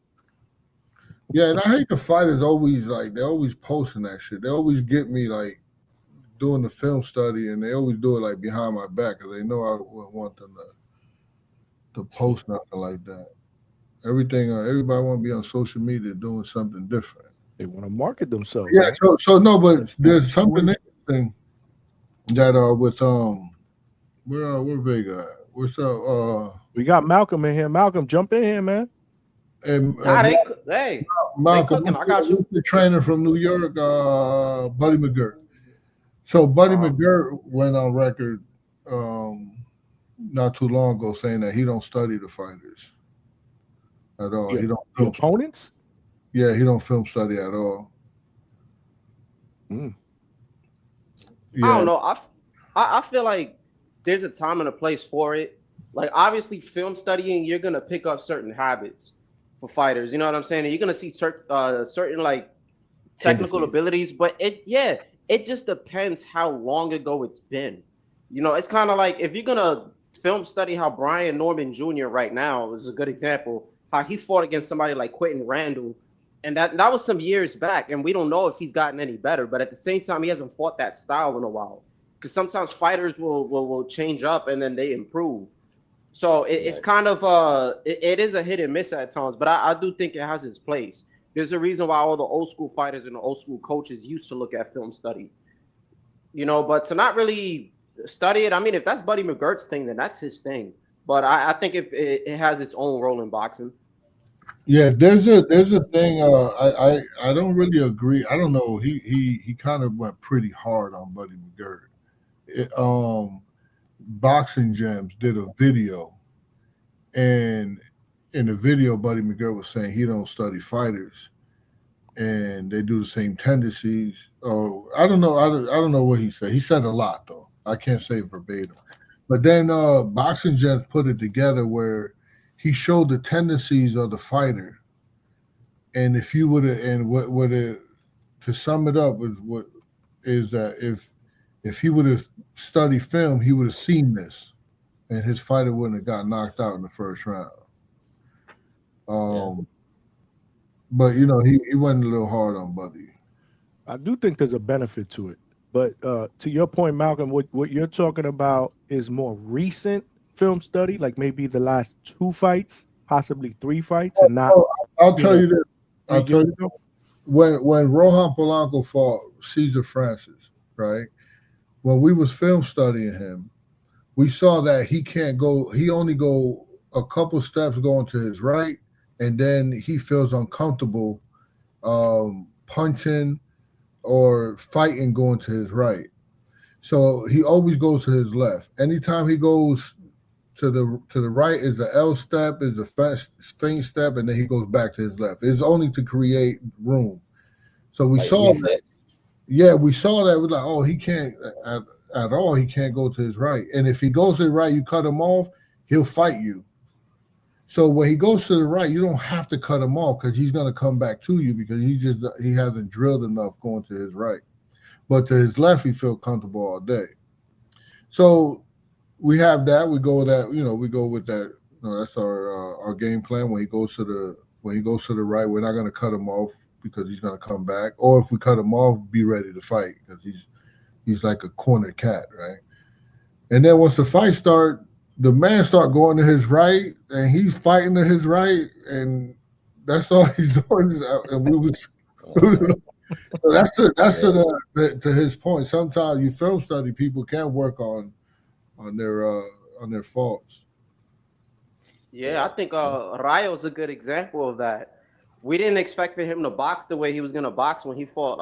I think when he fought Isaac Cruz, and even some of the shit he was doing when he fought Colbert. He started doing all these side steps and like this Lomachenko angles, and then I'm like, yo, what's going on here? It's not like he had the fastest feet, but sometimes a good game plan just comes up out of nowhere and somebody just switches up their style. So definitely, I see what you're talking about, but I like more recent film studies just because people improve and fix certain tendencies. Yeah, I think that's fair. And even with Cam, like even in the amateurs, with him being a taller, longer, rangy fighter, I would talk about certain things that I saw. Like, okay, if I was a fighter, this is what I would do to you. This is what I would attack. So we started working on that. Like, so pretty much him being at the range what he is right now, we pretty much know there are only a few things you can do to him. There's only a few things you can try. So either with his range, his speed, his length, his power too, that either you're going to have to sell yourself out to get to him, or you're going to have to just throw overhands trying to cover that distance. And he plays, and I taught him that, I tried to make sure we train him on that as well, that if you ever watch him, he plays distance very well. He's not saying he's a Shakur or anything, but he's on that level where he understands his range. It's hard to get to him. And his reflex, you ever heard Glenn Johnson speak about him? He's like his reflexes are impeccable, that he sees this stuff coming and he's out of the way. He can always know that you can touch them, but they can't touch you. And if they do, they have to sell their soul to get in here. They got to be willing to take it. But he's ready to fight. I'm sorry, Cam, because I'm about to just swerve off on this real quick. It's a quick thing to Johnny. Yo, Johnny, are you able to get my boy Ben Johnson out here, man? Because he said Glenn Johnson, and I just thought about my boy Ben. Okay. My bad, bro. No problem. Go ahead, bro. Yes, sir. We will work on that. I was actually thinking about that already based on last weekend's performance. I was like, damn, I haven't had him on. So yeah, we're working on that. My boy was solid, man. My problem, and I hope he's listening. That's easy. He need to learn how to cut the damn ring. He need to cut that damn ring because this man was following his opponent, and I can't stand that shit.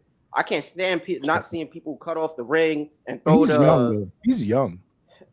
I know it's just me nitpicking, but hopefully he can get that. And he's fucking huge, man. Jesus, he's a big guy, man. And besides that, I think the one other thing I didn't like that he was doing, like I don't mind somebody keeping the lead hand low, but when you're gonna keep your jab hand low, I seen him get hit with a couple of right hands just right off the top because he just didn't bring his hand back or he wasn't reactive enough, like quickly. But that's my guy, man. My bad. I had to swerve off real quick. You just no. And what you do, if that's your guy, and what you do, you always nitpick your guy to your guy, always, because that's gonna keep him aware of what he needs to work on. So don't ever be apologetic. If that's your guy, you always bring those things that you see up to him. Always. That's one of the best things. That if that's my guy, my friend, if I can talk about the highs, I can talk about the lows. So yeah, that's a good thing that you're doing that. We'll work on that, Malcolm. We'll get him on. Yes, yeah. That one's and easy, what's man. Cam's weight? 140. 140. 140. All right. Yeah, we will work on that. We got Corey Marksman on today. Oh yeah, you know I'm gonna catch that replay, man. That's what we need in this sport. We need more showmen. That's the one thing that pisses me off. Right. Because that entertaining aspect. This guy's always mad. Yeah. No, but I ain't crashing out, man. I don't do the shout out to stock chasers. I haven't done that level of crash out though. You know what I'm saying? Like I'll get agitated. We can use that. But I like showmen. I've always been like I always gravitate towards those kind of fighters. I was a big Mayweather guy. Broner's you were like a Broner guy? Were you a Broner guy? Yeah, my favorite fighter of all time. I like the shit talkers. People don't like it. I think they're great for the sport. I really do. Little news. I had got the word that I think Mike Williams Jr. is going to get that AB fight.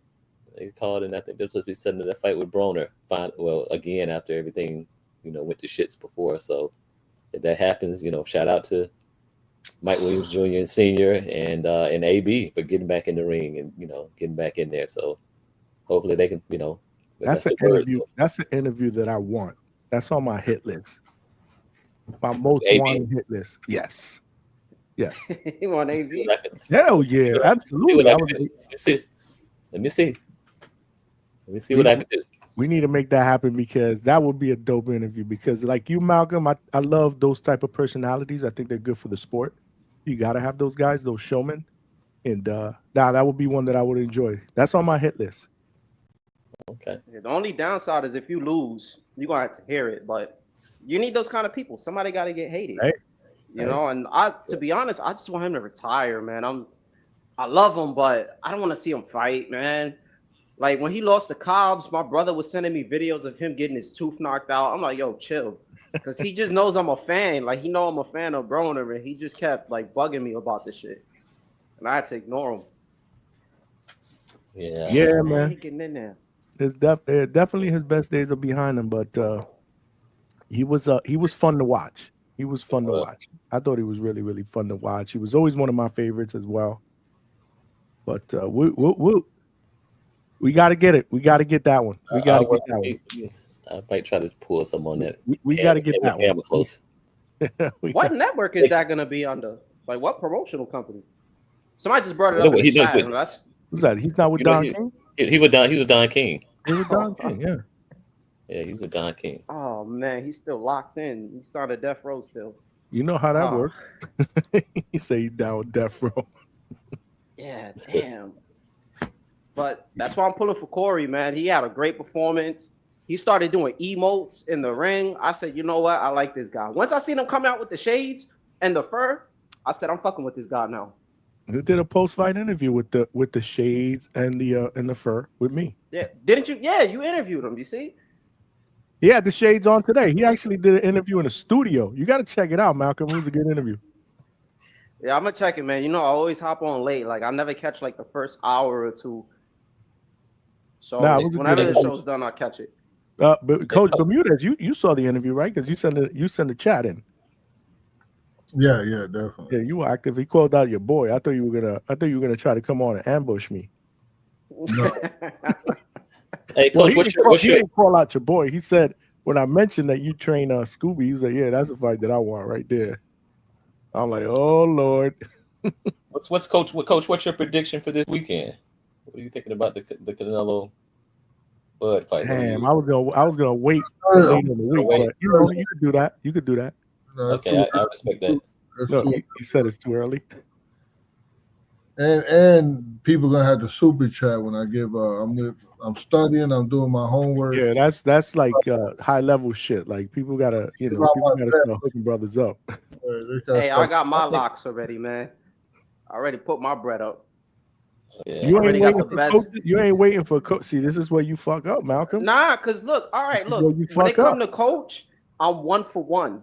I didn't listen last time, and then that other week the same. Yeah, but then what happened the week of Lucas' body? Did you listen? The picks ain't hit. Nah, I think that was your picks were not the exact same as coaches. You said I couldn't. Like my bookie wasn't letting me do it exactly, so I had to finagle. My brother. You know. I don't know what to tell you. Hey, I got Bud I'll put Lester Martinez and Vargas, bro. You It got was Bud by underdog KO? money.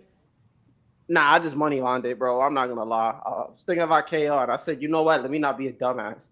So I just did some underdog, bro. What was the other one? What was the other two you got? Oh, you keeping this noted? No. Martinez and Fernando Vargas. You put them in parlay? You thinking I put Vargas? them as okay. a parlay, bro. Hey, Try nah, I and only get- put like try and $5, get $10. You try and Yeah, get- it's like $5, $10, man, and it's like plus Get back. 2,100, some shit like that. You get about like $200?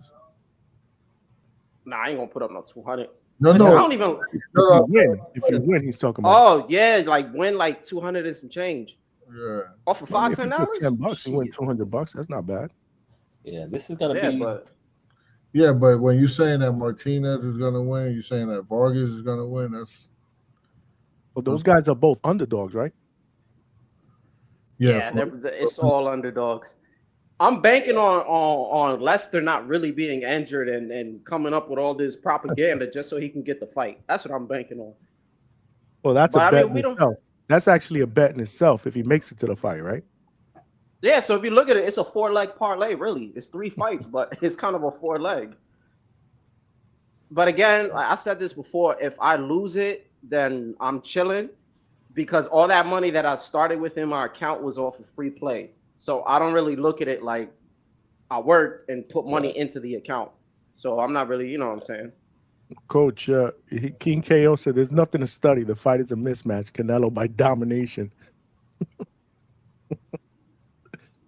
I don't. Oh So boy. this is my thing. Let me ask people this. Okay, do you take does Canelo take a knock if this fight goes 12 rounds? See, this is the point. So everybody act like it's dominating, but then if he doesn't knock him down and it goes 12 rounds, he wins by decision. Who does Canelo? that? Canelo. Do you take because everybody's saying like he's just supposed to dominate Bud. So if he doesn't dominate Bud, what does that say about Canelo? But I think it's such is with the fans because I hear the opposite. I hear that everybody saying that Bud will put it off or he'll stop Canelo or What I'm hearing. The majority of the people that called me yesterday were Bud fans, that were going. I was like, damn, let's get some Canelo people in here. Let's get some good debates going on. I don't see him stopping him, but I'm telling you, he's gonna frustrate Canelo. And this is the thing. Canelo's gonna fight a fight, kind of like what I told everybody about Shakur. He's gonna fight a fight that you haven't seen him fight in a while because he really has a point to prove in this as well, just as much as, but probably more than Bud. He has a point to prove, he understands because at first he wasn't even addressing Bud on this fight because hey, there's a reason for weight classes. Of course, you're fighting for the money, but okay, you can't afford to let this little guy come in here and even get off and look good against you. You're going to have to come out and step it up, put your foot on the gas, and try to establish your dominance off the rip. So he's going to have to do something that he hasn't done in a while. And he's going to have to fight a different fight that he hasn't fought in a while because he really haven't had to. This is really a legacy changing fight for Bud because win or lose, nobody's going to look at Bud like he's taking a big L, just like Canelo losing to Mayweather. It wasn't a big L on his record. We were still treating him like he was undefeated. So I just think it's one of these things, and it's a toss up fight. It is. I think it's a toss up fight that because I think both of them are great in their own right and what they bring to the table, and you're just gonna have to see. It's one of these things where you just step back and it's a fun fight. We don't want to say it's just a fun fight by style, by who it is, and just the trajectory of both of these guys. He's going for 3-time undisputed. Mm-hmm. Yeah. And And the first one in history. Ken, what I wanted to say, you're the second person I've seen. Somebody else said it on Twitter, and I feel like it was probably your burner account about Canelo fighting a different way that we haven't seen in a while. But their reasoning was slightly different. They were saying, and this is something I don't know if anybody's picked this up before. Once Canelo went to 168, he kind of adopted a more fuel efficient style where he's a little more flat-footed, it's less movement, it's a high guard, the guys are all bigger, and he loads up on his shots. So what they were trying to imply is since Bud is a naturally smaller guy, we could see him potentially fight the way he was fighting at 160, which was have way more foot movement and more slick head movement. And I didn't think about that. I was like, well, damn, I think that that's very possible, But the way I see it is, and yeah, I'm rooting for Bud. I've never been a big Bud fan. I like Bud though as a fighter, but I'm strictly rooting for Bud, like I said before, because he's black. Johnny knew where I was going with this, but no, I'm just gonna be transparent about it. There's nothing wrong with that. Everybody does it with, what I'm saying. But the thing is, people say Bud is gonna win, but anybody who says Canelo is gonna win, they're gonna have him stopping him. And if he somehow doesn't stop Bud, I think there's a slight scratch. There'll be a slight scratch on his name, but Bud is considered a future Hall of Famer and one of the greats of our time. So it's not so bad of a look. I don't think it's that bad, but they are expecting him to knock him out. But it's Bud. But we've seen, like I said, Canelo fight guys with less skill than Bud and couldn't land a knockout shot. So if I got a guy with a higher IQ that may be prone not to get hit with that shot, it's gonna be one of those things. Like I said, Canelo has to fight a different type of fight because I think he. Huh? My bad. That's what I was gonna say. Like those guys, like you're talking like the Munguias who got less skill and the Berlangas. Yeah, Munguia, Berlanga, even though they're bigger guys. I mean, even Caleb Plant. I mean, you got guys in here that are good, but they don't have that. He hadn't put anybody out. It's been a minute. I think I don't like when people put the Caleb Plant in there though, because Caleb Plant is a skill fighter, and Caleb Plant was putting. I actually we watched that fight earlier today. He was putting in some good work against Canelo in the early part of that fight, and Canelo was able to close the distance. Because that's the thing. He kept that distance. Bud is going to fight Canelo inside. And I keep telling everybody this. That's going to be an inside fight. He's going to take away all those arm punches. He's going to smother him. And if people think, and people don't understand this, he's fighting at 168. Bud drains down to 147. Bud probably walks around right around at 168. Sometimes you might catch Bud in like 170. Bud drains down. Bud is a naturally kind of like stocky kind of guy. So he sweats down to 147, 154, but he can keep that weight on. He's just toning up, so it's not that big of a. But besides him getting used to carrying the weight, like fighting with that weight on, and he's been. And the thing is, and maybe with those smaller gloves on, no headgear, being able to absorb the shots if you get hit with them. He's been fighting big dudes his whole career. He's been in there with bigger dudes getting hit by a dude that's a heavyweight or a cruiserweight, even with bigger gloves on and sparring stuff, you still feel those shots. You still feel that weight. And he's a wrestler. People don't think on the inside that Canelo's just going to outmaneuver Bud and muscle Bud. Bud in wrestling, he is a profound tactician at maneuvering weight.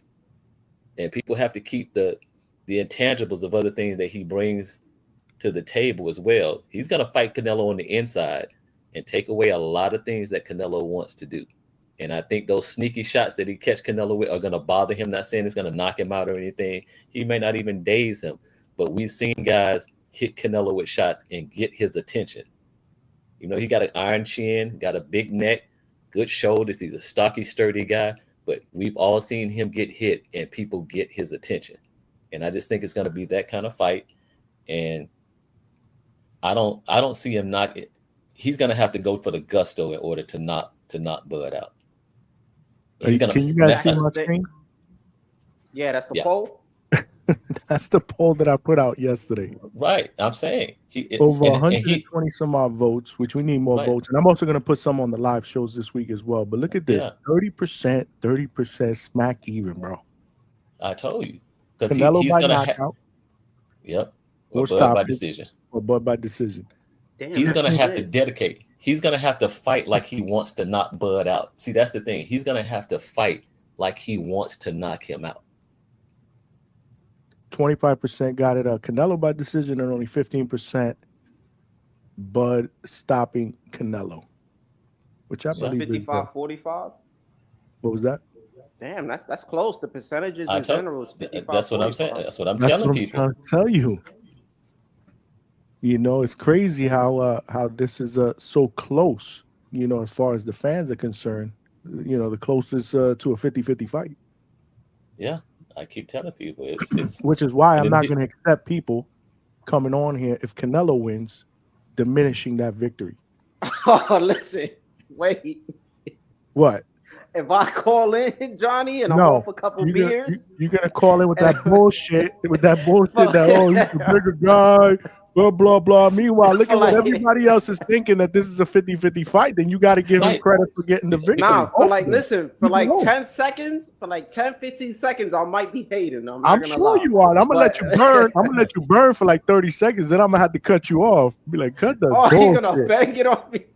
Yeah, because I think that people, because now Oh, people man. now people are taking their fandom Nah, and running with it, because the thing is, because people are talking, oh, he's gonna smash Bud, but the numbers are gonna tell you, even in the betting odds are gonna tell you that they would not bet their money that on that knock. They want him to knock him out, but they're not gonna bet their money and say he's gonna win by knockout. That's what that tells you.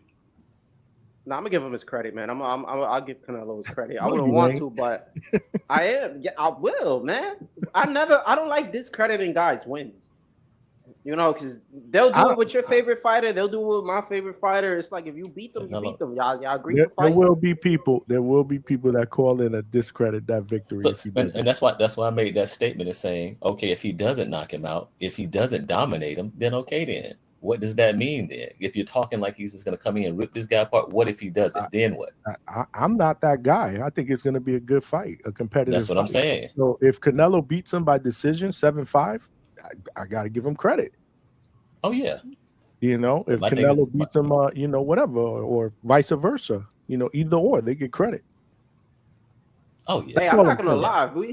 If we get That's a all draw, like Rachel said, that's crazy. And that 'Cause could then happen. both guys could just move on and do whatever the hell they want to do right after. Like y'all get the money. I could Technically, totally you didn't lose. I didn't put that in the poll, but I'm going to put that on tomorrow on the next show's poll.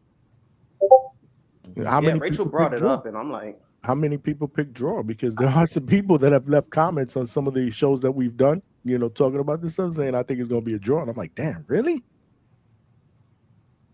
But and so that's my thing. I'm like, it.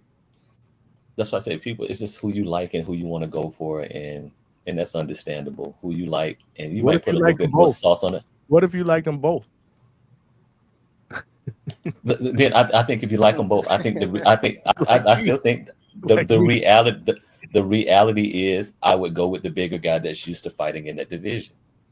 I mean, you know, you have to give the nod to the person that fights in that division. you know, it's crazy. My pops was like that. He always tells me this with Hagler and Leonard.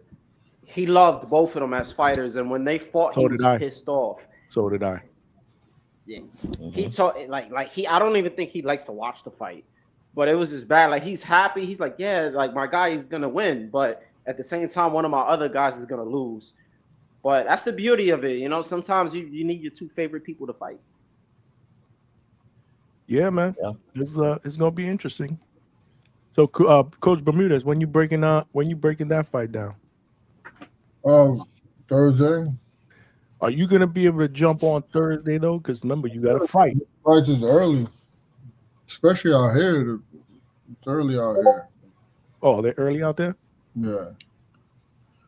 Well, I But do got an interview first, so you can. I got an interview first. So I got and Billy, because I used to train Carlos Gongora, and Carlos Gongora fought and Billy, and he fought Lester Martinez.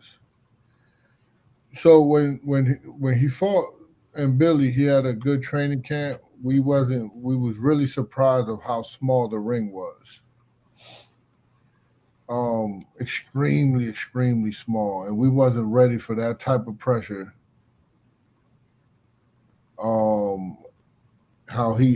And Billy's his gas tank is crazy, and he just kept throwing and throwing and throwing and throwing. We heard him twice in the fight, really bad, but Gongora wasn't ready for that. We wasn't ready for that conditioning like that.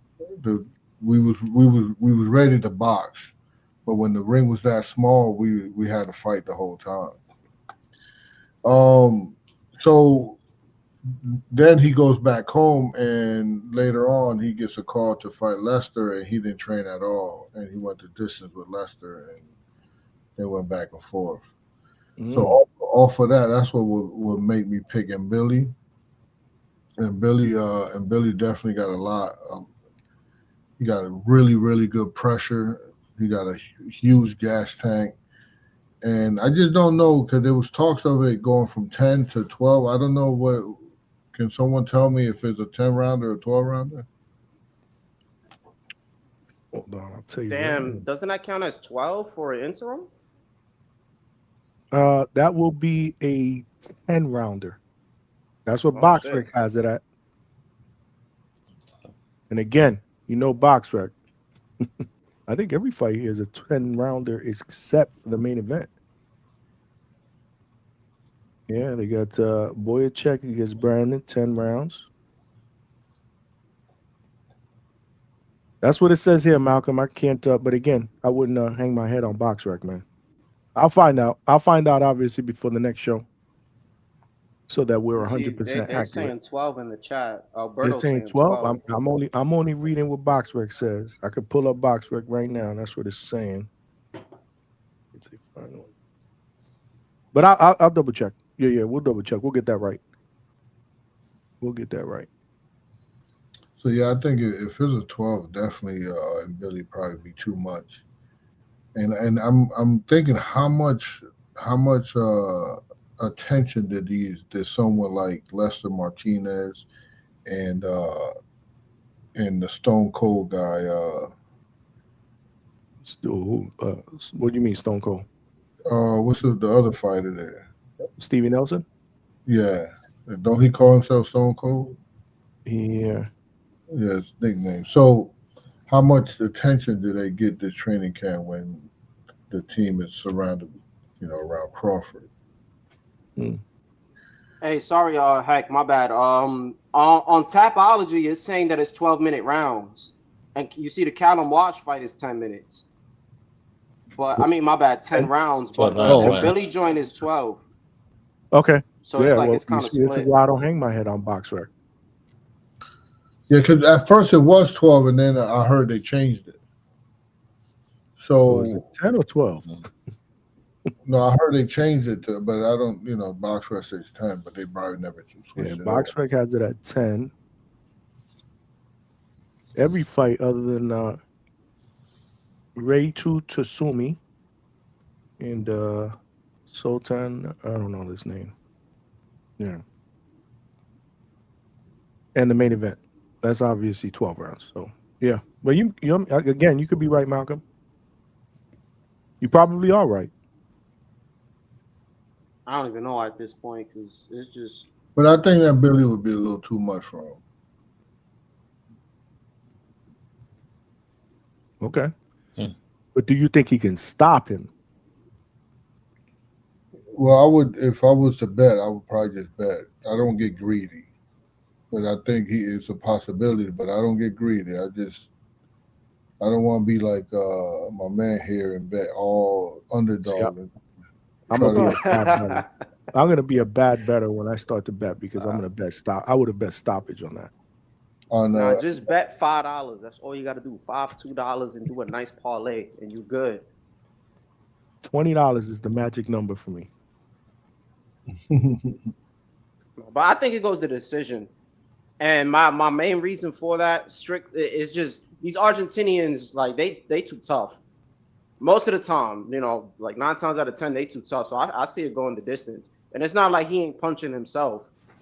But again, it's just off the injuries. Like I don't know how true that stuff is. That's why I'm like on the fence about it. I don't think is he from Argentina? I don't think he's from Argentina. No, Lester Martinez is Isn't from he? Guatemala. Oh, damn, I got the flags confused. Mhm. Okay, yeah.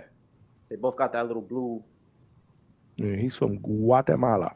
He's 19-0 with 16 knockouts, almost an 85% knockout ratio. No, he's a big puncher. He's actually, I think he's a bigger puncher than Billy. But you're thinking Billy's a gas tank and Yeah. obviously his Yeah, but if he touched, he's a really big puncher because if he touches, Gongora was able to hurt.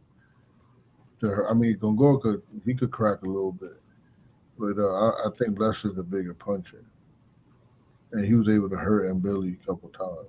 and he went to distance with both of them. Yeah. Well, it surprised me that he went the distance with Lester when he didn't train at all. So that surprised me. So that's why I got to go with Billy because Gongora he trained for Billy, but we wasn't ready to fight. And he went the distance with Sergey Devyachenko. But then he walked right through Selecki. I saw that fight. I saw both fights actually. That's a really good fight, though. Hell yeah! Yeah, Billy, that's probably like the best fight on the card. You know what I said, right? Didn't I tell you that a few weeks ago? I said this fight will be the fight of the night. Oh yeah, I agree. For it. That would be my upset pick or whatever, because a lot of people are saying obviously the main event is the fight of the decade and the fight of the century. Some people are calling it the fight of the century, man. I don't get that. That I don't get. Why isn't it the co-main though? That's crazy. They got Vargas. I know. And Wash as the co-main. I know they fucked up. They definitely fucked up on that as far as entertainment value. That's definitely, but they're looking out for their names. own, right? Names. I get it, but it's like, damn, because you Vargas, don't really know. I mean, Vargas is Fernando punching. Vargas Jr. Not huge names. That's a good fight too, Colin Walker. But yeah, I'm saying it's just the attachment. He has three boys on the rise. So he and all of them are looking. They got them moving right and they're looking good. And the entertainment factor, as far as certain things people want to keep. You want to keep that pops happy, that team happy, because you got three young men that are good at what they're doing right now. They're moving them great. That you're looking at a future with them. So yeah, you make them happy on that end. Yeah, Fun Truck said that's Dana White's boy, Callum Walsh, which is He's a ticket seller, big ticket seller. He's Irish. Yeah. Yo, they love boxing. They support their people for sure. Yeah, he's a big ticket seller. They drink, they go to the fights and they get drunk and they start fighting with people. Oh, they get Trust me, I've been there. I've literally been at a fight where me and my wife, the aisle right in front of us, they start fighting. Crazy. Yeah, it's never that serious, man. No, and with the Vargases, the only one I'm not too fond of is Amado, the middle one. I watched him, and there's no shade or nothing. Skill wise, I just don't see it. He's not. I like to say he's not eye pleasing. Emiliano, Vargas Jr. He's a little more eye pleasing. Obviously, it's just the middle child. Nah, I'm just like I can't. I think he's good on social media. He's good at talking. But I don't know. He just don't move the needle for me. Nah, out of all three of them, I think he's the. I want to be careful the way I say it. I'm not going to say the weakest link, but he's probably not the most polished. Right. Okay, that's a good way to put it. Yeah. So they're going to move him. Just carefully how they move him. But he's in good hands. He has where he has good role models to look at and to get better, right there in house. So, you just have to bring him along a certain type of way, and hope that he pans out to be what you want him to be. But right now he's in the right spot. So hats off to him, and Hey, use that name and ride off. No different than the Davis brothers. You can see, two of them you think are good, and the other one is just like, Yeah. Roger that said Emiliano Vargas hasn't gotten tested yet. Well, I mean, maybe so, but he seems to be the most polished out of all three, in my opinion. Like if someone would have asked me which one out of the three will be a star, I think it would be Emiliano. How many fights does he have? He's got about 14, 15 fights already, easily. Okay. I want to get 17. Yeah, Probably he's less. probably right. So he's at that point though right now where it's time for him to be, because Armando only has what? Top Rank is doing what they do, man. Yeah, well, who I wanted him to fight, but they end up moving to 147, which I felt like was a good name at a certain point, was Clarence Booth. Just because Top Rank usually has him up there. I think he's on OTX now. I could have swore he was on OTX recently. But they normally just throw him in there with guys. I think he fought Kelvin Davis. And I had him beating Kelvin Davis. Like I felt like they gifted him that decision. But that's like a guy that he's... You said what? I said we wanted that Kelvin Davis fight. Yeah, we probably still get it, But definitely that loss kind of did it, man. And that's why I wanted Vargas to fight. But they're just gonna move him like again, this is Top Rank. Like Top Rank is just gonna move their guys slow. They're gonna kind of build, as long as they don't do the Xander Zayas with him. He's just getting all these damn fights, and we're just like kind of waiting for him to get that big step up. We were talking about potential fights for him on a show after that weekend when he won. He's 15-0 right now with like 13 knockouts or some shit like that. Okay. And there's a lot of good options for him. I'll tell you good what. Step-up fights is what I'm talking about. Step-up options. Right. The knockouts are gonna go away. They're gonna go away once he steps up in competition, because he's punching, but I don't think he's punching to that high level. And it seems like it's more of accumulation, but I don't think he's just gonna be like stopping everybody like he is now. Some guys you can tell once they step up, like obviously the Kermel Moultons, you could tell they're still gonna be knocking shit loose. But shout out to Trees. But I don't see him doing that with Vargas at all. Yeah, no, I agree. He's not gonna be blasting dudes out with one punch like he did the last dude, but there's a nice skill set there. I like his skill set. I'm sure the coaches would agree. Yeah, he's skillful. He's very skillful. And he's gonna be marketable. That's the thing. That's what they're doing. He's a young Mexican kid who speaks well. He's good looking, dresses well. I mean, he's also marketable, and that means a lot in the world of boxing today. You know that you got to be able to market yourself as well. Yeah, he got a bunch of endorsements already. Like, his Instagram is crazy. Yeah, absolutely, man. He'll bring people out, but he's got to keep winning. But now's the time. 15 fights in, they got to start stepping up the competition. He needs a top 15 guy. Somebody in there. I would love to see maybe a former champion. When they put Xander against who did they put Xander against? That first former champion, Teixeira. Yeah. Yeah, I would like to see something along those lines. I'm not talking about the same guy, but you know what I'm saying. One of those caliber guys. He's at 140. Yeah, we were talking about that the other. Well, it was a while ago. Hank Lundy. Give him Hank Lundy, man. Let me not do that. I don't think he'll get credit. Because Tito Mercado walked right through Hank Lundy. Yeah, Hank Lundy's just a good shit talker. That's it. Let me see. Well, he's been in there with everybody. That's what I'm kind of looking at. I don't know, because 140 is, because I think he's at 140 now. That's a deep ass division, and I'm trying to think of the lesser names. It's kind of hard for me to just think of like the perfect names to throw him in there with. Yeah, I forget who we were talking about. We threw a bunch of names out there. We actually did. Yeah, I remember we were on there. Yeah, I remember that show. I'd have to take a peek at it again, but now's the time. I think he's ready. I think he's ready to, let's step up. You got to up that competition now. Has he fought a puncher yet? Ooh, good question. A puncher. I don't think so, man. Not anybody that I would feel would be a big threat. I mean, he hasn't fought as a threat. Nah, not really. Right. For anybody that's been a threat, let alone a puncher. Well, the last guy was 20-3, and but again, he wasn't really a big puncher. And you saw what he did to him once he landed that first shot. People thought he took a dive. That other dude. Somebody said, yeah, I heard that. Somebody said Elvis Rodriguez. What's up, Tay? Somebody said Make Emiliano versus Elvis Rodriguez.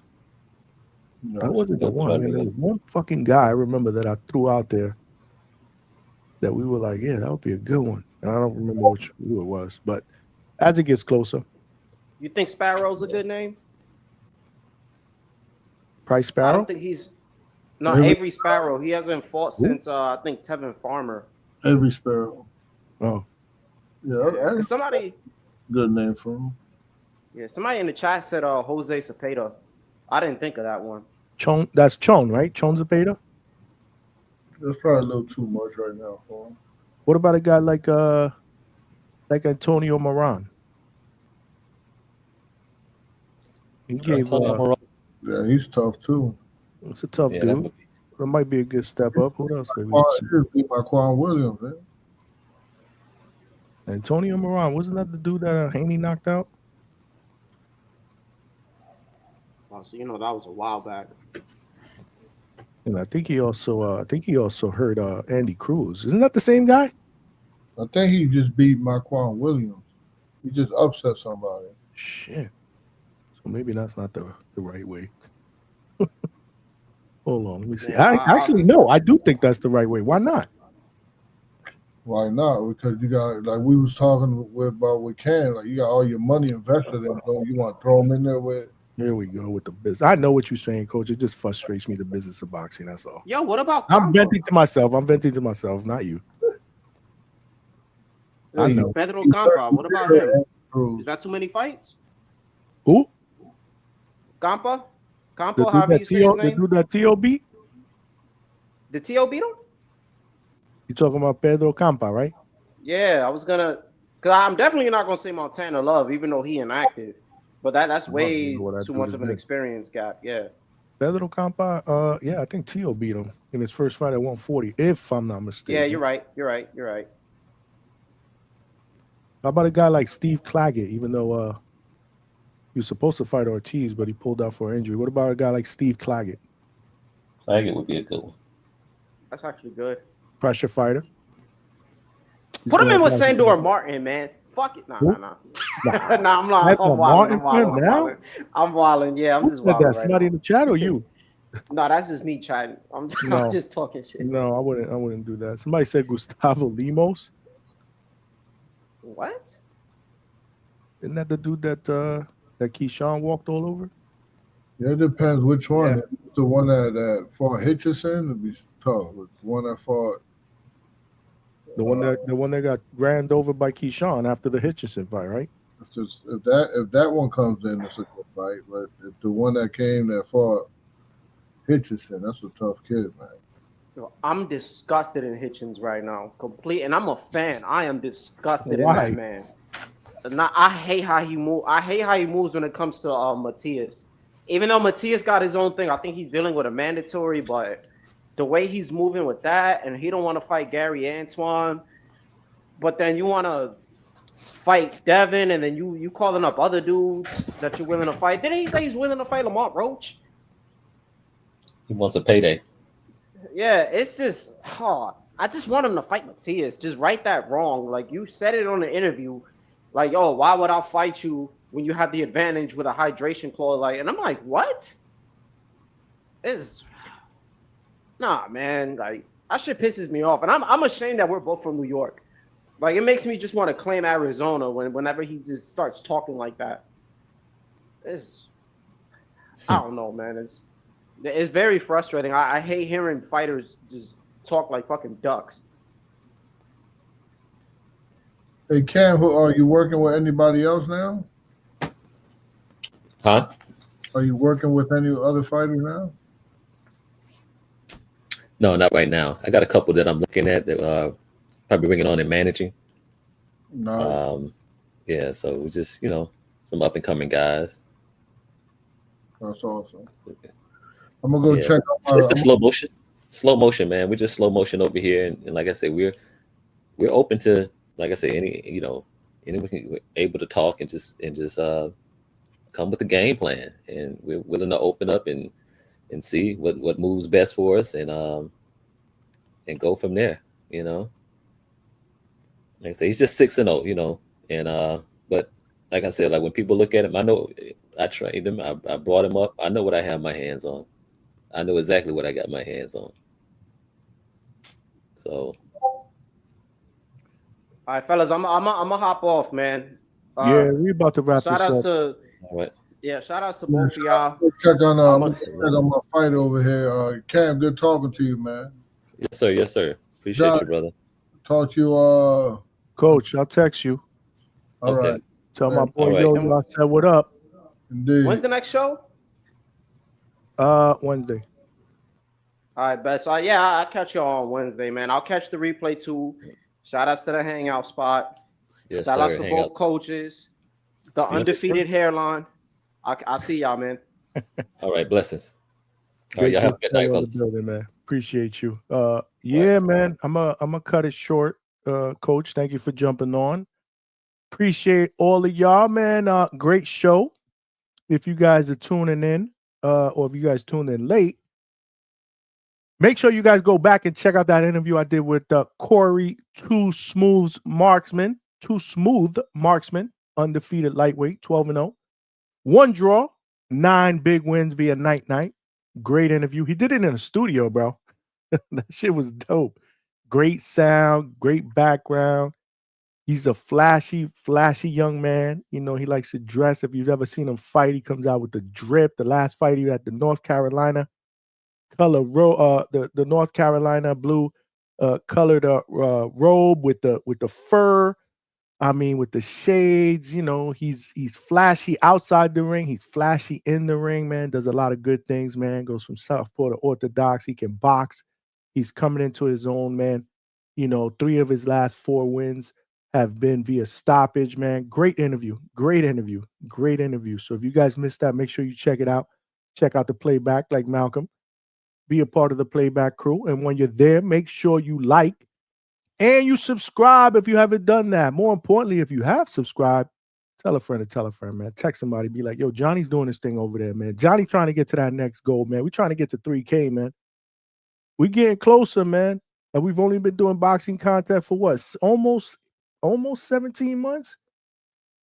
And right now we are at 2,578 subscribers. We need to get to, the next goal will be 2,600, 2.6K, but we need to get to 3K, man. So again, man, tell a friend and subscribe. Smash that like button on the way out. If you're watching this live on X, man, make sure you share, man. Retweet. Follow me there. We're trying to grow the family over there on X. And then definitely subscribe to the channel here on YouTube. Same thing on Facebook. We stream on 3 live platforms every single show. Tonight's been no different, man. We did an excellent 6-hour show yesterday, Sunday night.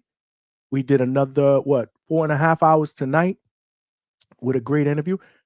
We will be back at it Wednesday night. Now, Wednesday night, we just locked in. While we were talking earlier, we just locked in Lucas Prince Body, undefeated lightweight, a potential opponent for Corey Marksman. If you guys watch the Corey Marksman interview, we actually bring up Lucas Body. So I will bring up Corey Marksman and Lucas Body on that interview on Wednesday. They both fight. You know, again, Corey Marksman's fights under the Undisputed Promotions banner, but they do business. He's been fighting on Most Valuable Promotions cards for the last 6, 7, 8 fights, you know, on the Most Valuable Prospect. You know, shout out to Jake Paul and those cards. I usually work those in Caribbean Royale, Orlando. He's been fighting on those. Lucas Body fights on those, obviously, because he has a deal, you know, with the Most Valuable Promotion. So it's an easy fight to make. It was a fight that they were supposed to have, you know, late last year. Corey Marksman had to pull out with a shoulder injury. He talks about that. So again, if you didn't see that interview, make sure you check it out. But we will bring that up to Lucas Body. So undefeated lightweight who just won a title eliminator at WBA, 20-0, 15 knockouts. He'll be in the building on Wednesday. And then we'll open up the phone lines after that and get into all of the action that we're potentially going to see this Thursday. Yo-Yo Hernandez, coach's boy. You know, he family here. He'll be fighting on Thursday. We'll get into all of that. And obviously, people can call in and talk about all the Bud and Canelo stuff. Again, it doesn't get old, bro. We just got to continue to talk about it and hype this fight up. It's going to be a great fight. So Wednesday night after the interview, we'll open up the lines. Then Thursday, we got undefeated middleweight from Mexico, born in Mexico, but he lives in Australia. Cesar Mateo Tapia will be in the building. He's 18-0 with 1 draw, 11 knockouts. He will be in the building. We will interview him on Thursday. So we got Lucas Body on Wednesday, undefeated lightweight. We got Cesar Mateo Tapia, undefeated middleweight on Thursday. Then after the interview, you know the deal. We open it up. Coach is going to jump on, give his lock picks, so you don't want to miss that. Lock picks, betting show on Thursday after our interview with Cesar Mateo Tapia. I'm telling you, man, we may go live on Friday, so we could talk about the weigh-in. Saturday, let's not forget, man. Let's not forget, live fight chat for Canelo against Bud Crawford. The Boxing Voice won't be doing a live fight chat because they're actually doing a fight party in Vegas. Shout out to Nestor Gibbs. Two-Tone the Superstar will be out there. We are not making that trip for that live fight party, so we'll be here. We'll be here doing a live fight chat, man. We're going to get it in, bro. It's going to be crazy. It's going to be crazy. I think the main card starts about 8 o'clock. I may go live about 8:30, 9 o'clock because I definitely want to catch the Billy. We want to catch the Billy versus Lester Martinez and Christian and Billy fight. And then we want to catch the co-main event, obviously, Callum Walsh against Fernando Vargas Jr., and then obviously the main event. Then after that, we will open up the phone lines, immediate post-fight reactions, man. We'll probably have to do a timer because there's going to be hella people who want to call in, and I'm not having 20 people on the panel. So we'll probably have to do a timer for people to call in and share their thoughts. But it's going to be crazy, man. It's going to be crazy. We'll take calls between the fights and during the fights. And have a couple of panel members. It's going to be absolutely insane. The Hangout spot is where it's going to be popping at Saturday. It's going to be popping here Wednesday. It's going to be popping here Thursday. We may be popping here Friday. It's definitely going to be popping Saturday night way into Sunday morning. This is where it's at, man. So again, make sure you guys spread the word, man. And tell your friends to subscribe, man. We doing big things. Not to mention, after all of this, bro, we will be doing we will probably be doing 2 live shows in ATL for Brian Norman Jr.'s camp because we are going down. We're going to spend some time with the WBO welterweight champion in preparation for his big fight against Devin the Dream Haney on November 22nd. We'll be live and direct, bro. You know how we do it up, bro. We taking our equipment down there. We doing live shows, bro. We doing live shows, man. Word, man. We got Malcolm with the $2 and the salute. Malcolm, I appreciate you jumping on the panel for a little while, man. Always love your takes, man. Always love your takes, man. You know you're always welcome. You family, man. Appreciate the super chat, my brother. And I appreciate everybody else for sending in some super chats. We got to keep the ball rolling, man. Any penny counts, man, because we putting in the work, man. We putting in the work. This is the late night spot, bro. This is the Hangout spot. When y'all see the Corey Marksman interview, if y'all didn't see it, he says it. This is where it's at, bro. We chilling at the Hangout spot. He said it. Most fighters tell me that after the interviews, bro. I love this shit, man. And I love doing this shit with all of y'all, man. Y'all the best boxing podcast family out there. The DHS family. This is where it's at, man. This is where it's at. This is the number 1 late night spot. You got that shit right, Alberto. The number 1 late night spot, and we only going to get bigger and better. So again, man, we need some more passengers. We need some more subscribers. We need some more callers, bro. I'm telling you, man, I'm so excited about what the future holds for us, man. But yo, with that, I'm going to let y'all go. Appreciate the love and support. As always, this is your boy Johnny signing out from the Hangout Spot Live. I'll catch y'all Wednesday night, 9 p.m. Eastern Standard Time. We out. 1.